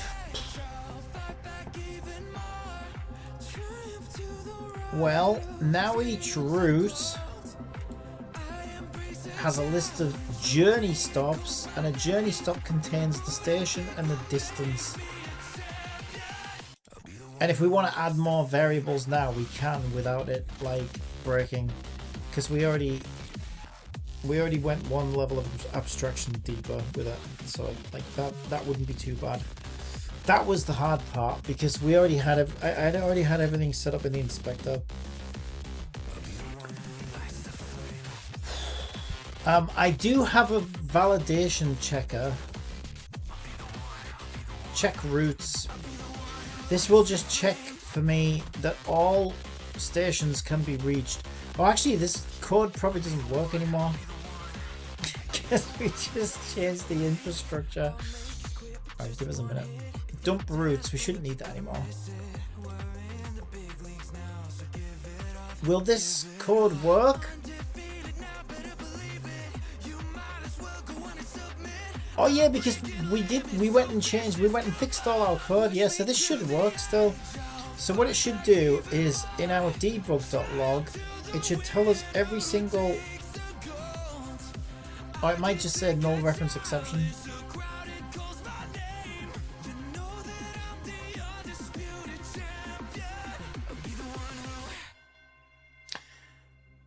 Oh, that was our old map. Holy shit, is that how long ago that was? It was only fucking yesterday. Hey, that was a while ago, that though. So that must have been before we went big world on the old small map. That's fun. So we need to give it the new big world. So stations is actually there. Alright, let's check it. There we go. So it checks every single line against every single journey against every single station, and it makes sure that every single station can be reached by every other station. And if it finds any problems, it lets me know. And obviously I validated this on the previous structure, but I just want to make sure I didn't make any mistakes this time around. It looks good. I don't see any issues. Yep, looks good. So even all our tools still work. How nice is that? Okay, so where the hell were we like an hour ago? All of that was so that we could measure distances. Okay, and we're making a distance measuring tool now. So update in routes. No issues, then your work is done. No, my work is far from done. Far from done. I wish. Well, no, not really. So this is the thing I enjoy. Like, I enjoy the work. I wouldn't recommend anyone. I think a lot of people want to make games because they just want to make a game, but they don't want to actually. They don't really want to make a game. What do I mean by that? Because most people don't know what it takes to make a game. So you have to enjoy. I mean, I do because I'm insane. Like, I enjoy all of this. I enjoy doing it all and building it all and stuff. You've got to enjoy the act of actually doing it and building it, I think, to make it worth it. Because it is a lot. But I do enjoy this. So like I joke when I say I wish it was done, but I actually don't, because you know what I would do is, you know what I would do if it was done? Move on to my next project and make something else. Because it's the act of making it that's fun for me. It's the act of actually doing it and making it that's fun for me. So I would be sad if I woke up tomorrow and this was done by some magical fucking code fairy. I'd be kind of pissed off. I'd be like, bitch, why'd she do that? I wanted to make that little bitch. I'd be pissed off. I'd hate her. I'd be cursing that fairy to heck and back. Because it's the act of making it that's fun for me. It's not always fun. Sometimes it can be grueling and challenging. But I do challenge myself. It's rewarding once you get over those like hurdles, and then you keep getting better. Game development requires tons of hours to complete just one game that could take 50 years to complete. 50 years. Yeah, not many. I don't think any game's taken 50 years, Pika. That's a bit extreme. They do take years, but not 50 years. No game's taken that long. Right. Although Star Citizen might be the first. Right.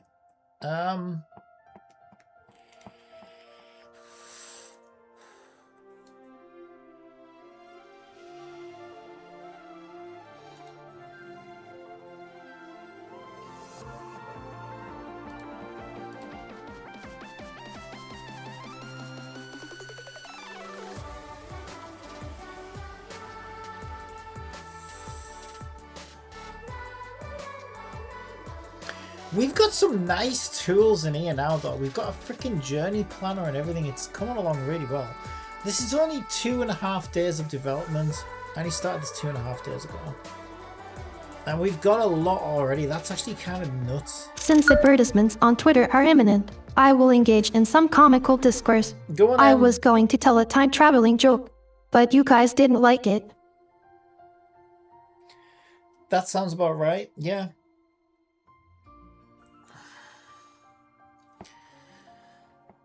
Okay, I'm kind of lost now. I'm disoriented and lost.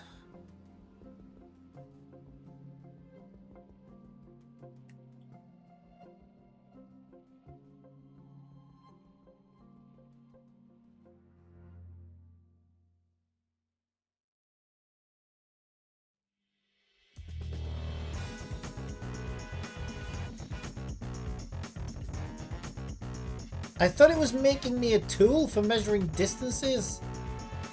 Star Citizen PC only that never has came to mobile, plus it's still in alpha the last time I heard online about that game.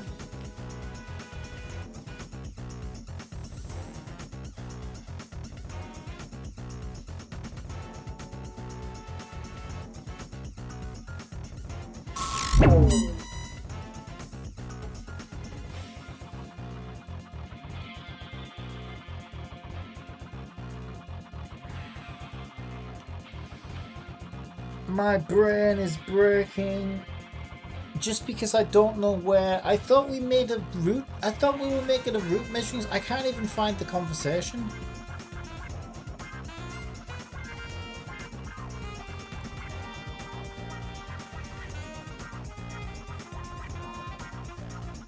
Oh, look at all these little weird little media players from all the...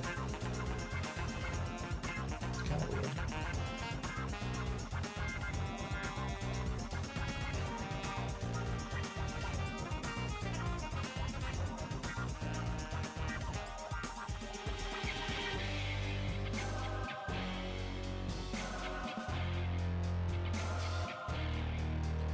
I swear I've lost part of... I swear GBT's deleted my conversation. Let me try refreshing the page. I swear I'm missing part of the conversation here. Am I going crazy? It...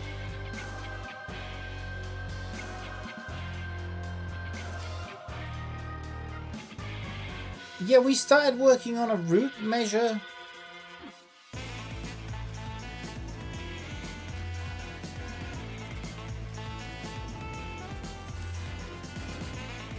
Where the hell is that?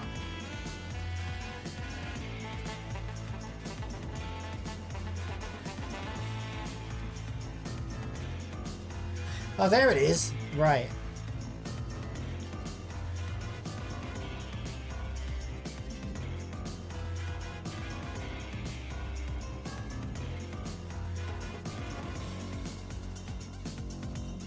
Right, then this is where we realized we needed to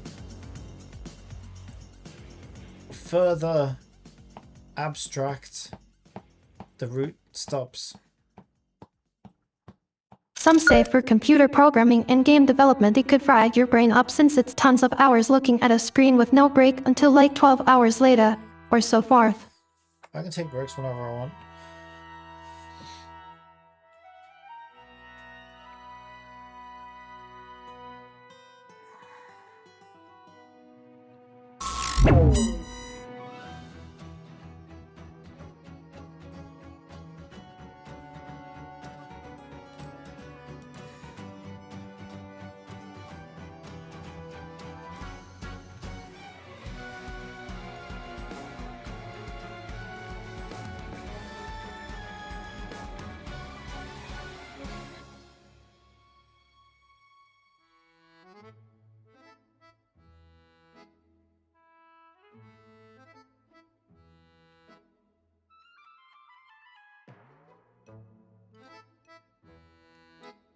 What is it transforming though? It's transforming this. So I could just stick it on a cube, I guess.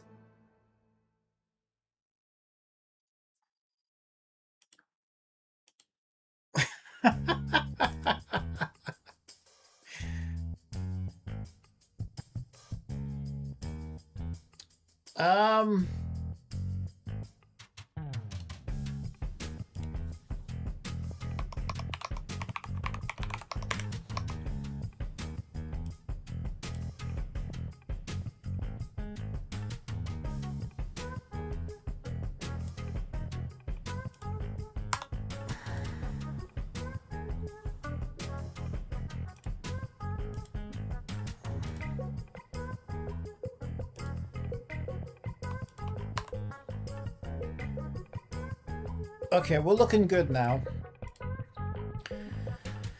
So we'll make a 3D cube.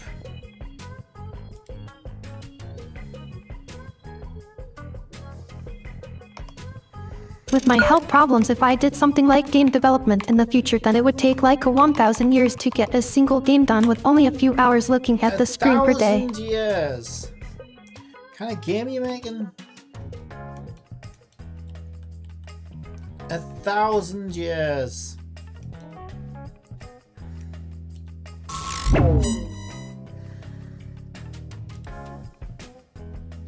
You do talk some nonsense, you. Right, roots measure. So we give it a root of which, yeah, is that Basingstoke? Not Basingstoke, Bakerloo, that's what I meant. Oh no, we've got them on map models as well.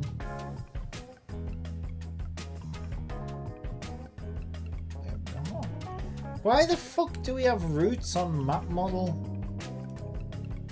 I really don't know. Probably because I started doing this when it was still a map. When it was just a wee whipper mapper. All my roots are on map, but now they've got no data. I don't think we need roots on here at all. I'm just going to delete it. I might not even need this map model, to be honest. I think we can use the big model as the map. I'm scared to delete anything, so that's why I end up with like multiple things, but then it ends up causing me more trouble than it's worth. Right, so measure roots. Root A is now... Well, no one has done work like this with conditions like epilepsy is what I heard so far. Root A is Bakerloo active. Spline should be inherited from root.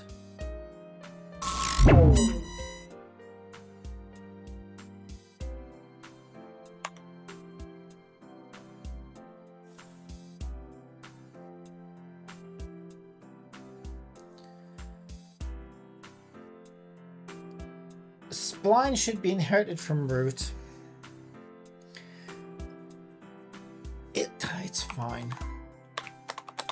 This isn't really best practice, but it's a measuring tool, so that's fine. This isn't going to end up in the main game. This wouldn't be a good way to do it though. So we want to transform find spline and then get components, spline build spline, same thing. So spline doesn't need setting because it should be inferred from root. If a root doesn't have a spline, then we're in trouble.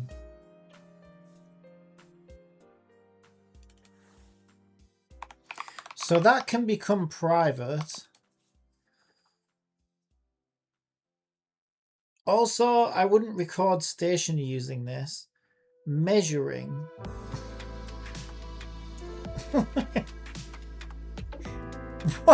What else is it supposed to do?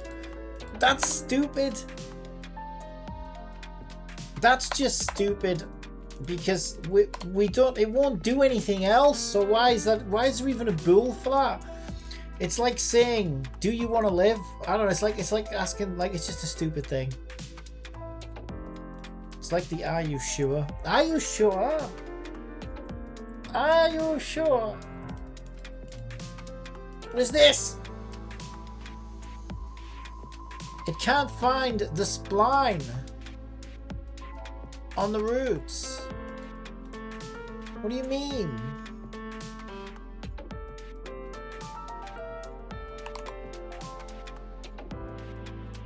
Oh no, we did it a better way. We shouldn't do that.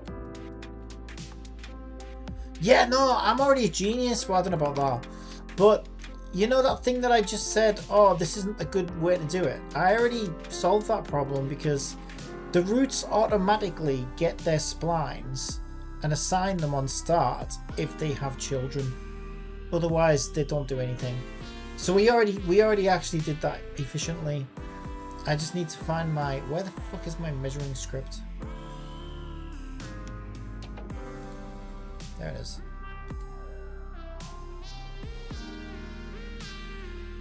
So spline doesn't equal transform spline. Now we can just say spline equals root dot spline. Because I already solved that problem. Right. Okay. I forgot.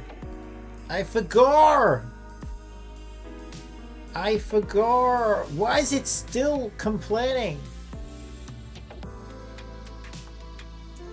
I'm going to kill ChatGPT. Although it's the problem is it's not alive. I'm going to bring it to life so I can kill it. It's annoying me. What are you talking about? Spline sample at distance. There is no sample at distance. Did you give me a sample at distance? I'll give you a sample in a minute. Of shit. Alright, nothing else.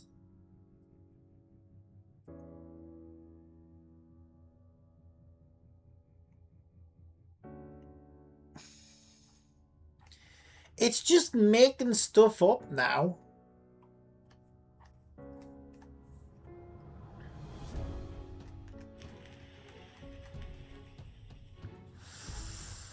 I know one idea that's just speculation so far. In one game, they will run multiple eyes, which will have their own jobs to deal with to make sure it never crashes. Okay, there was supposed to be a sample at distance.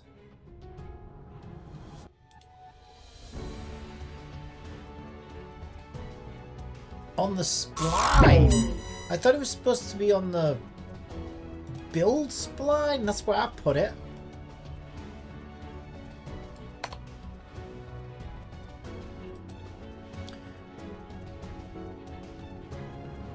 Wait, no, yeah, it is on build spline. What are you fucking talking about? What you talking about, you fool? There is a fucking sample at distance, but it's out of range. Index was out of range, must be non-negative.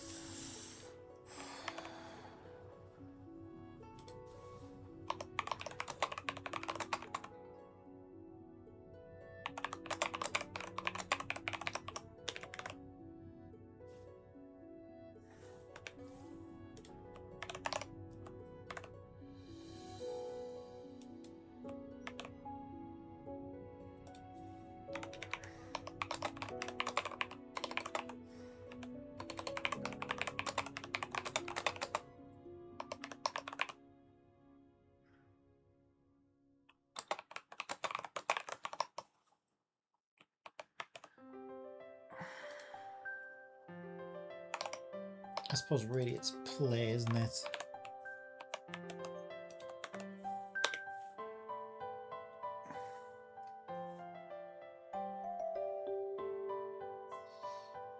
I placed the measure script on a cube and hit play. I'm getting it out of range error.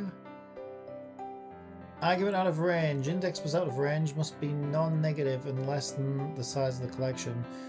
Parameter name index.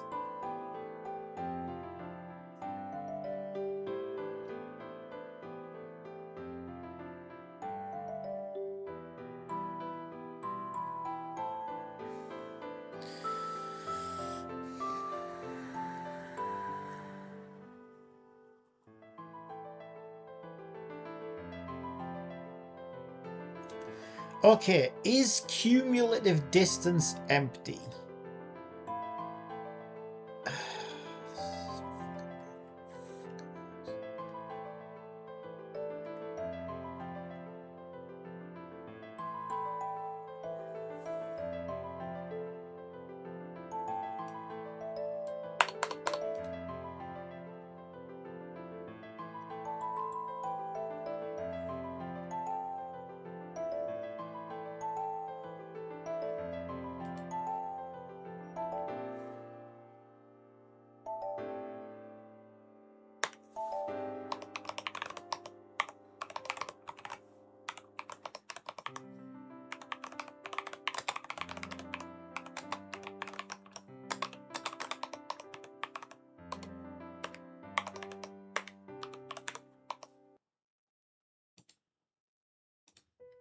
Let's find out, shall we?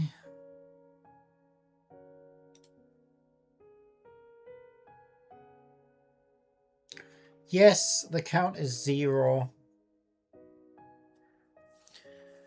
For fuck's sake. I rebuilt it though.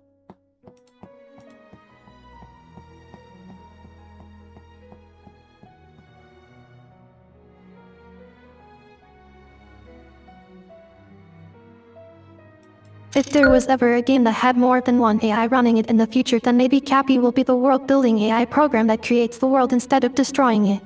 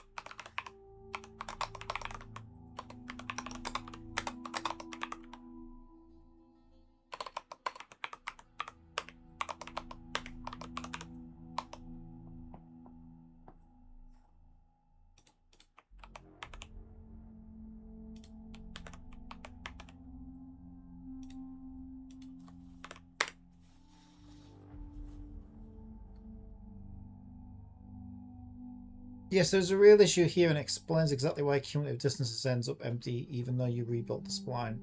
The spline math itself is fine. The problem is life cycle plus guide conditions, not Catmull ROM. Let's go through this cleanly and fix it so it cannot regress. The core problem, what's actually happening? Rebuild spline silently exists in a valid looking state. What does it even mean? This line is the silent killer.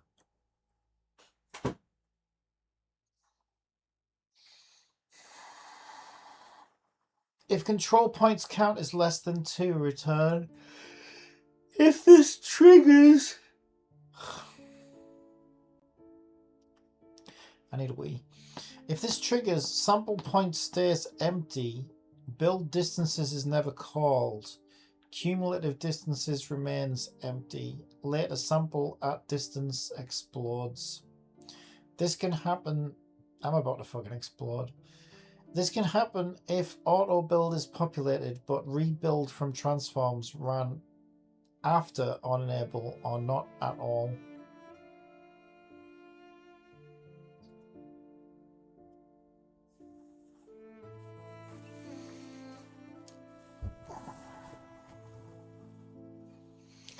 On-enable logic is unsafe. If auto build count is greater than 0, rebuild from transforms. If sampled points count is 0, rebuild spline.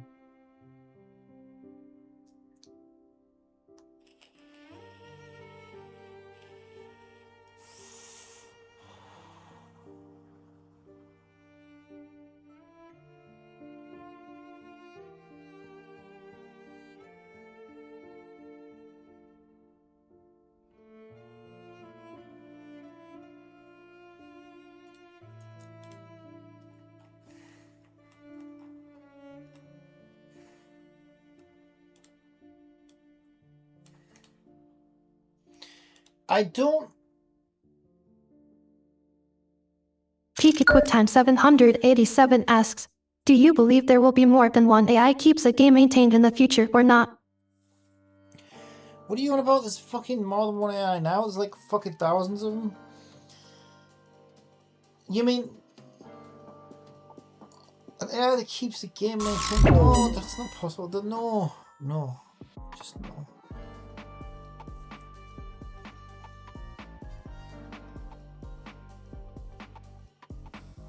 Ugh.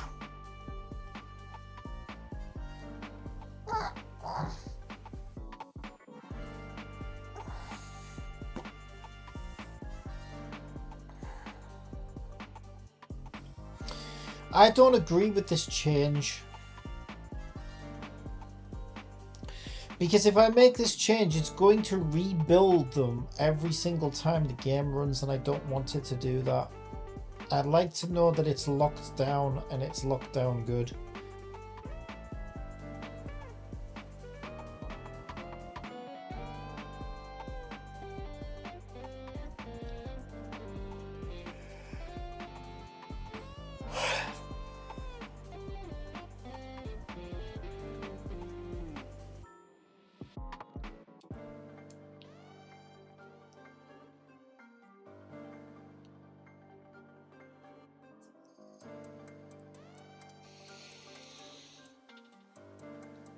This is a case of GPT saying, oh, well, you know, this might not necessarily be true and this might not necessarily be true. But in other words, like, you wouldn't do that in an industry setting if other people were working on it, because it might not be clear how the thing is meant to be used, right?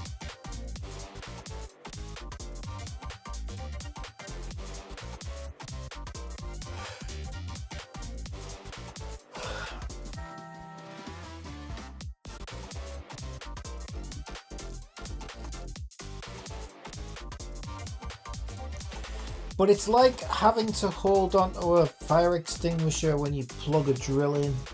Because if you don't, you know you're going to get electrocuted. Like, it's fine. I'm the only one who's ever plugged in that drill in, so I know to hold onto the fire extinguisher. It's fine. But yeah, if that was in like a workplace, you're probably not a good idea. Because someone's going to get electrocuted. But no one else is touching this except me. No one's going to get electrocuted. No, I don't like that change. I do not want it to do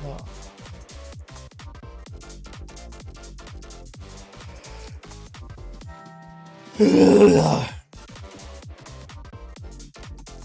Well, at least not without preserving. Are you type of person who doesn't believe until you see it for yourself, or do you believe that ideas can become reality one day?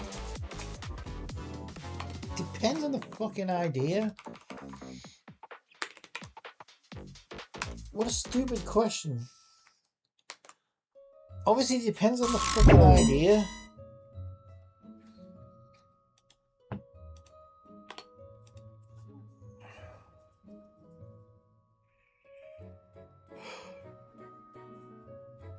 If I said I have an idea that the moon's gonna turn into a giant pair of boobs, do you think that idea is gonna come true? No. It'd be funny though.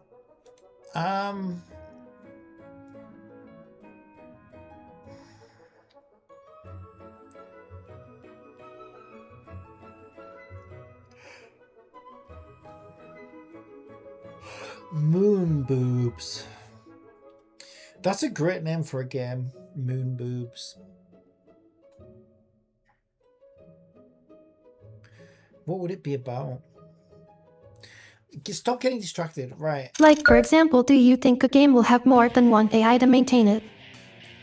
No AI is maintaining a game. I already said I don't think AI will be maintaining games.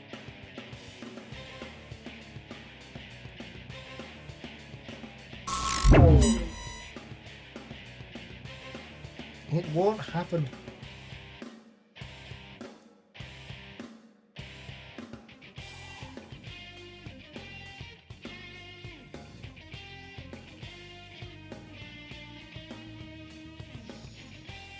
It's like saying people think way too much about AI.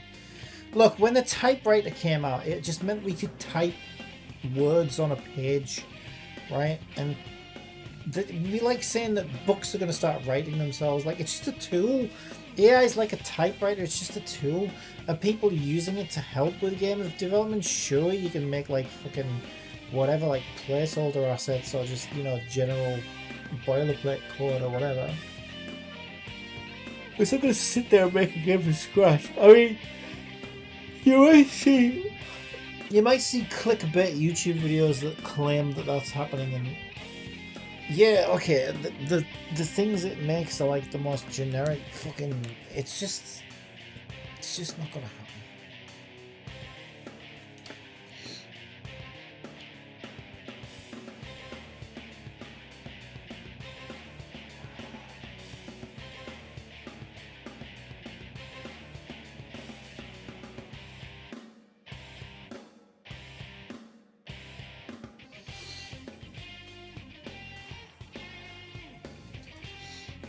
It struggles to make a web page.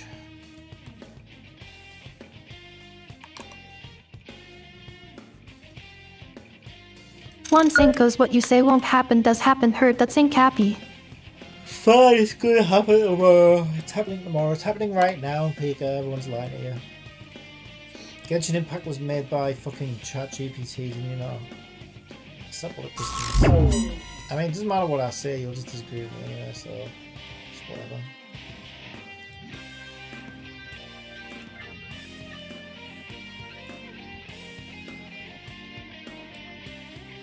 And sure, it is helping me with some functions now, but you've got to like,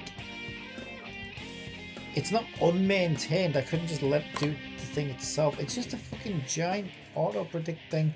Now sometimes it can spit out good stuff because it's obviously read a lot of good stuff about, you know, how to do the kinds of things we want it to do, I guess. It's read enough about splines and stuff, I guess. But like, as soon as you want something creative, the thing hasn't got a fucking cat and owl's chance. Even Stable Diffusion, all it's doing is turning noise into the nearest fucking match of a thing that it can try and look like.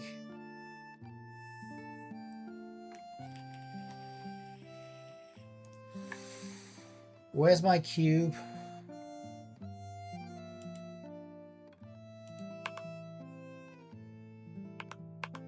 My cube is not moving.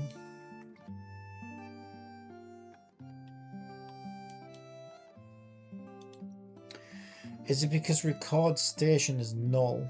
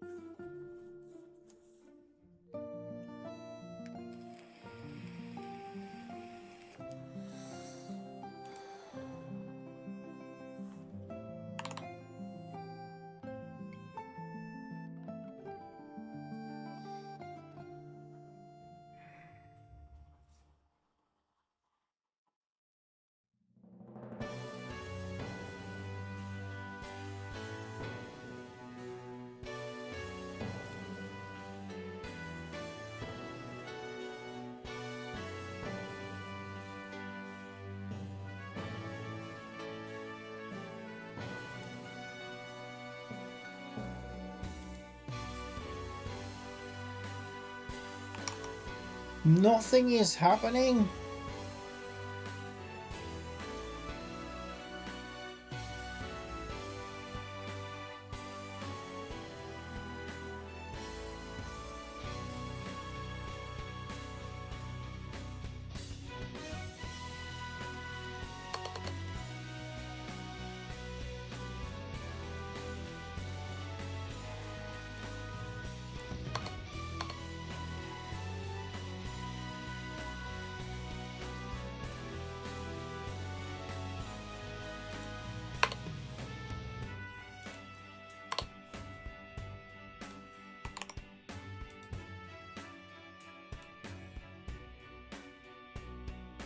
I need a break sooner than time. Gotta go do some shit anyway. Some bullshit.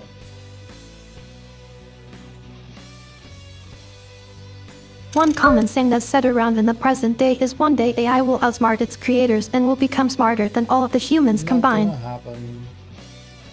Being lied to. And AI can't think. It can only know numbers. All it does is predicts the next word by numbers and numbers alone. It doesn't understand what it's saying. It doesn't understand concepts. It doesn't understand language. All it does is finds number patterns. That's all it's doing. It's a parlor trick more than anything. It's good. It's useful. It can be good and useful. It's certainly made a better fucking Google than Google. But that's about all it's gonna be able to do, really.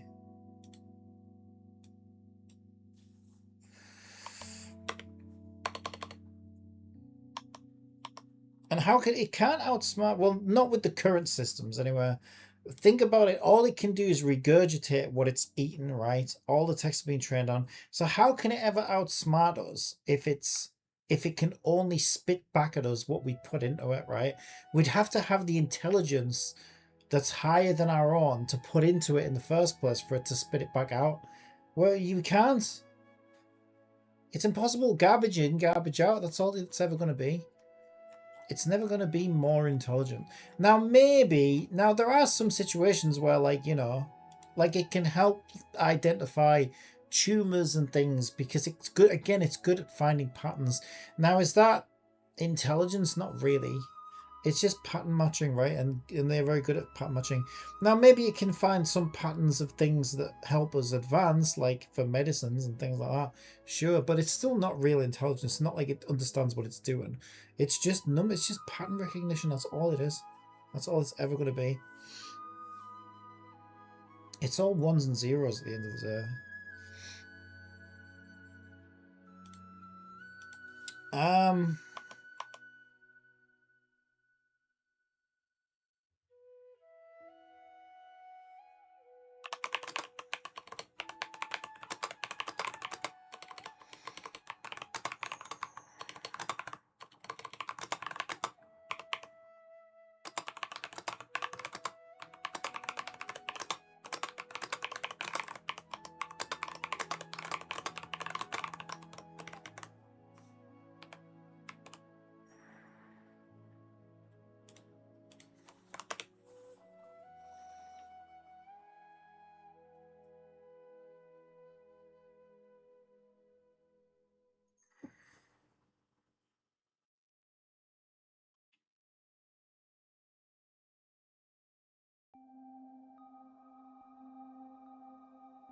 Well, I heard online AI will learn from humans and that's how they will outsmart us humans is what some believe in the present day. Yeah, some people believe that Elvis is still alive as well. Some people believe the Earth is flat.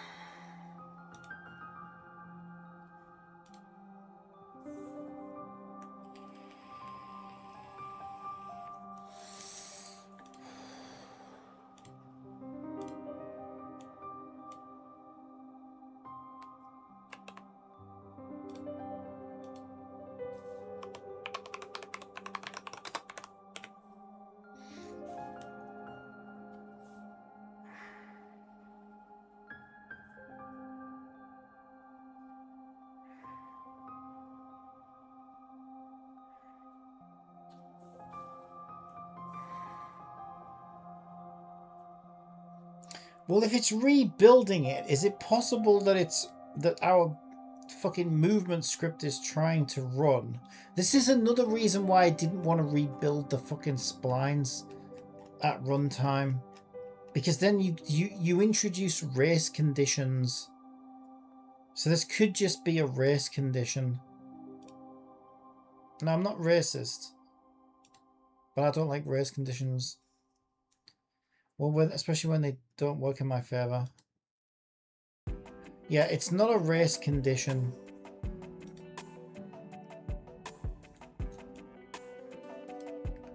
So fix it then, GPT, you fucking crock of shit.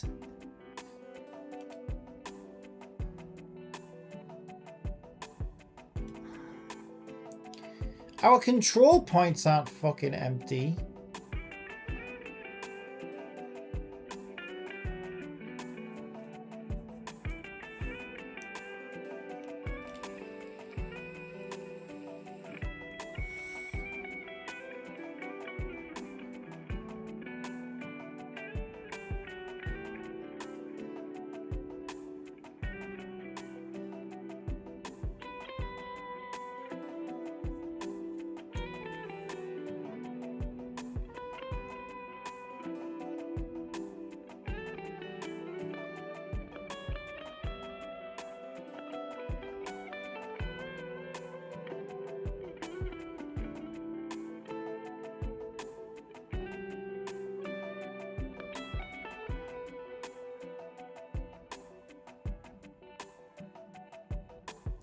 This is the stupidest solution I've ever seen.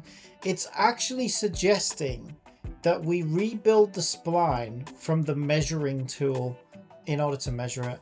See, this is like here's why that's stupid, right?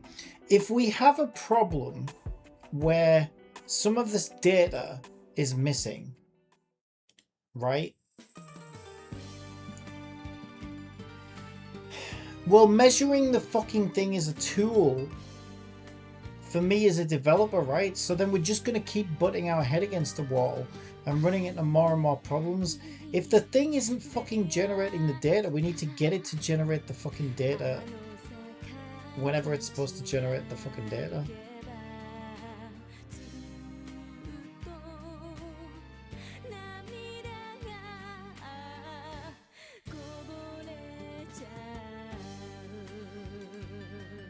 Sometimes GPT is so fucking dumb. Right, let's reveal the hidden data and see what we've got. We have our sampled points.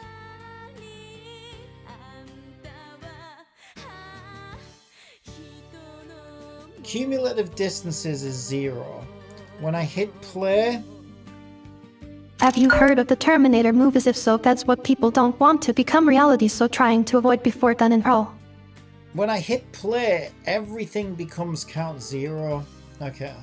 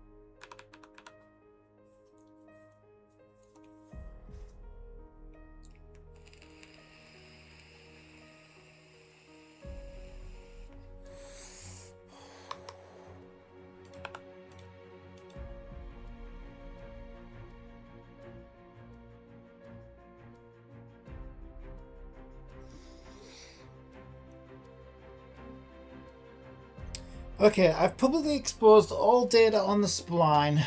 In the editor, the control points count is 9. Sampled points count is 161. Auto build is empty because I only use it to rebuild. Cumulative distances count as 0. At runtime, everything becomes empty. I'd really like to fix this in a way that allows me to lock down data in edit mode. In other words, I don't want to rely on runtime to generate any of the data. I'd like it set in the inspector and runtime to only rebuild when requested. We shouldn't ask a tool to rebuild anything since the tool is used in development to measure distances, not to fix spline data.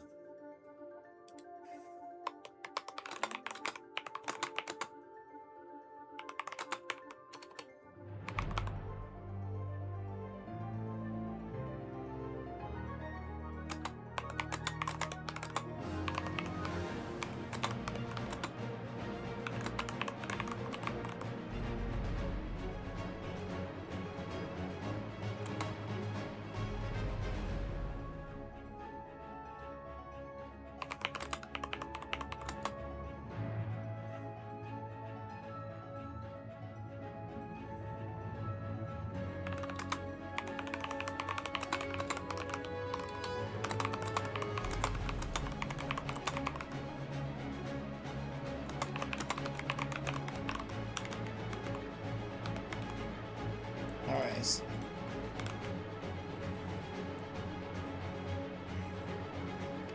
This is an excellent catch, and you're 100% correct about what you want architecturally. What you're running into now is Unity's serialization lifecycle rules, not a spline bug. Let me state the core issue plainly first, then give you a clean, editor-friendly solution. The real problem why your data disappears, you are rebuilding unconditionally on enable. You told me to, you fucking idiot. Because auto build is empty, this happens at runtime. On enable fires, rebuild runs, control points clear, executes, control points becomes empty. Rebuild spline early exits, sample points and cumulative distances are cleared. All your inspector authored data is wiped. This is why in editor data looks correct, at runtime everything is empty. You are destroying serialized data at runtime. Yeah, which is, no, I wasn't. I had it fine. You told me to change it to that. That's why I kept, if you'll notice, Gibbity, and this should be pretty fucking straightforward, but this is what I mean. It's not real intelligence, it's just guessing what to say next. But any human being seeing this would see, Cappy oh, Skynet is under okay. construction, preparing to launch in the coming months. Okay, this gentleman, I don't know who that is, but this ruffian, this goddamn fool, has kept his original on enable, suggesting he's not 100% confident in doing things the other way. Delete the on enable. Make rebuilding editor only.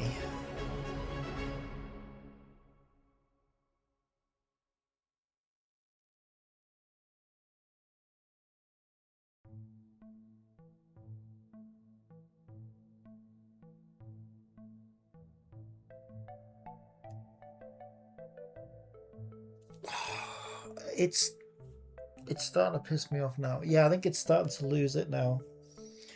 I can see why it's saying that, but that's not what I mean, GPT, when I say I only want to change things in the editor. What I'm saying is, my process here is to get all the rails developed that match the map. I have to line everything up with the map, all the stations have to be lined up and all the rest of it, right? I need to generate all the data by tweaking things, moving things, and testing things. But once I have my fucking ducks in a row or whatever, right? Once I have everything where it wants to be, I want it locked down so that I don't have to regenerate it, and it's set in stone then, right? Once I'm happy with it, it wants to stay where it is. It wants to have the ability for me to change it if I need to, but it shouldn't assume that I'm regenerating it every single time the fucking thing runs. Because then we get into race conditions, and then we risk losing our data that took me a long time to generate.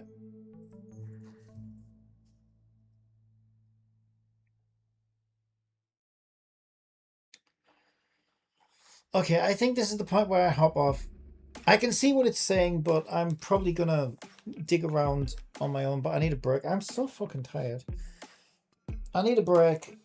I need to go do some... Well, I'm not going to get a break, sadly. I need to go and do some fucking stuff outside. So I'm gonna leave it there, and then I'll come back after I've had some food probably and look at this again off stream. Alright, sorry if you wanted to see me play games today, but I wanted to get on with this because it's quite intense. What I'm hoping to do is basically I just want a basic rail system. I want all the rails in place. Ending the stream, then have a nice day, Cappy. Bye. I want all the routes in place basically. So for every route that I have listed here, which is going to be every route in the game, I want every route to have a physical spline that the train can follow that lines up with the map, and that's as far as I want to go. Once I have a train that can run to each of these stations and stuff like that, that's probably as far as I go, and then I'll probably finish my Idle Girls game before I go any further with this one. But I do just want to get that down first. Because I'm trying to see if this is viable, and I know it's viable, but it's just a bitch to like get it to actually do everything that I want it to do. I'll get there eventually.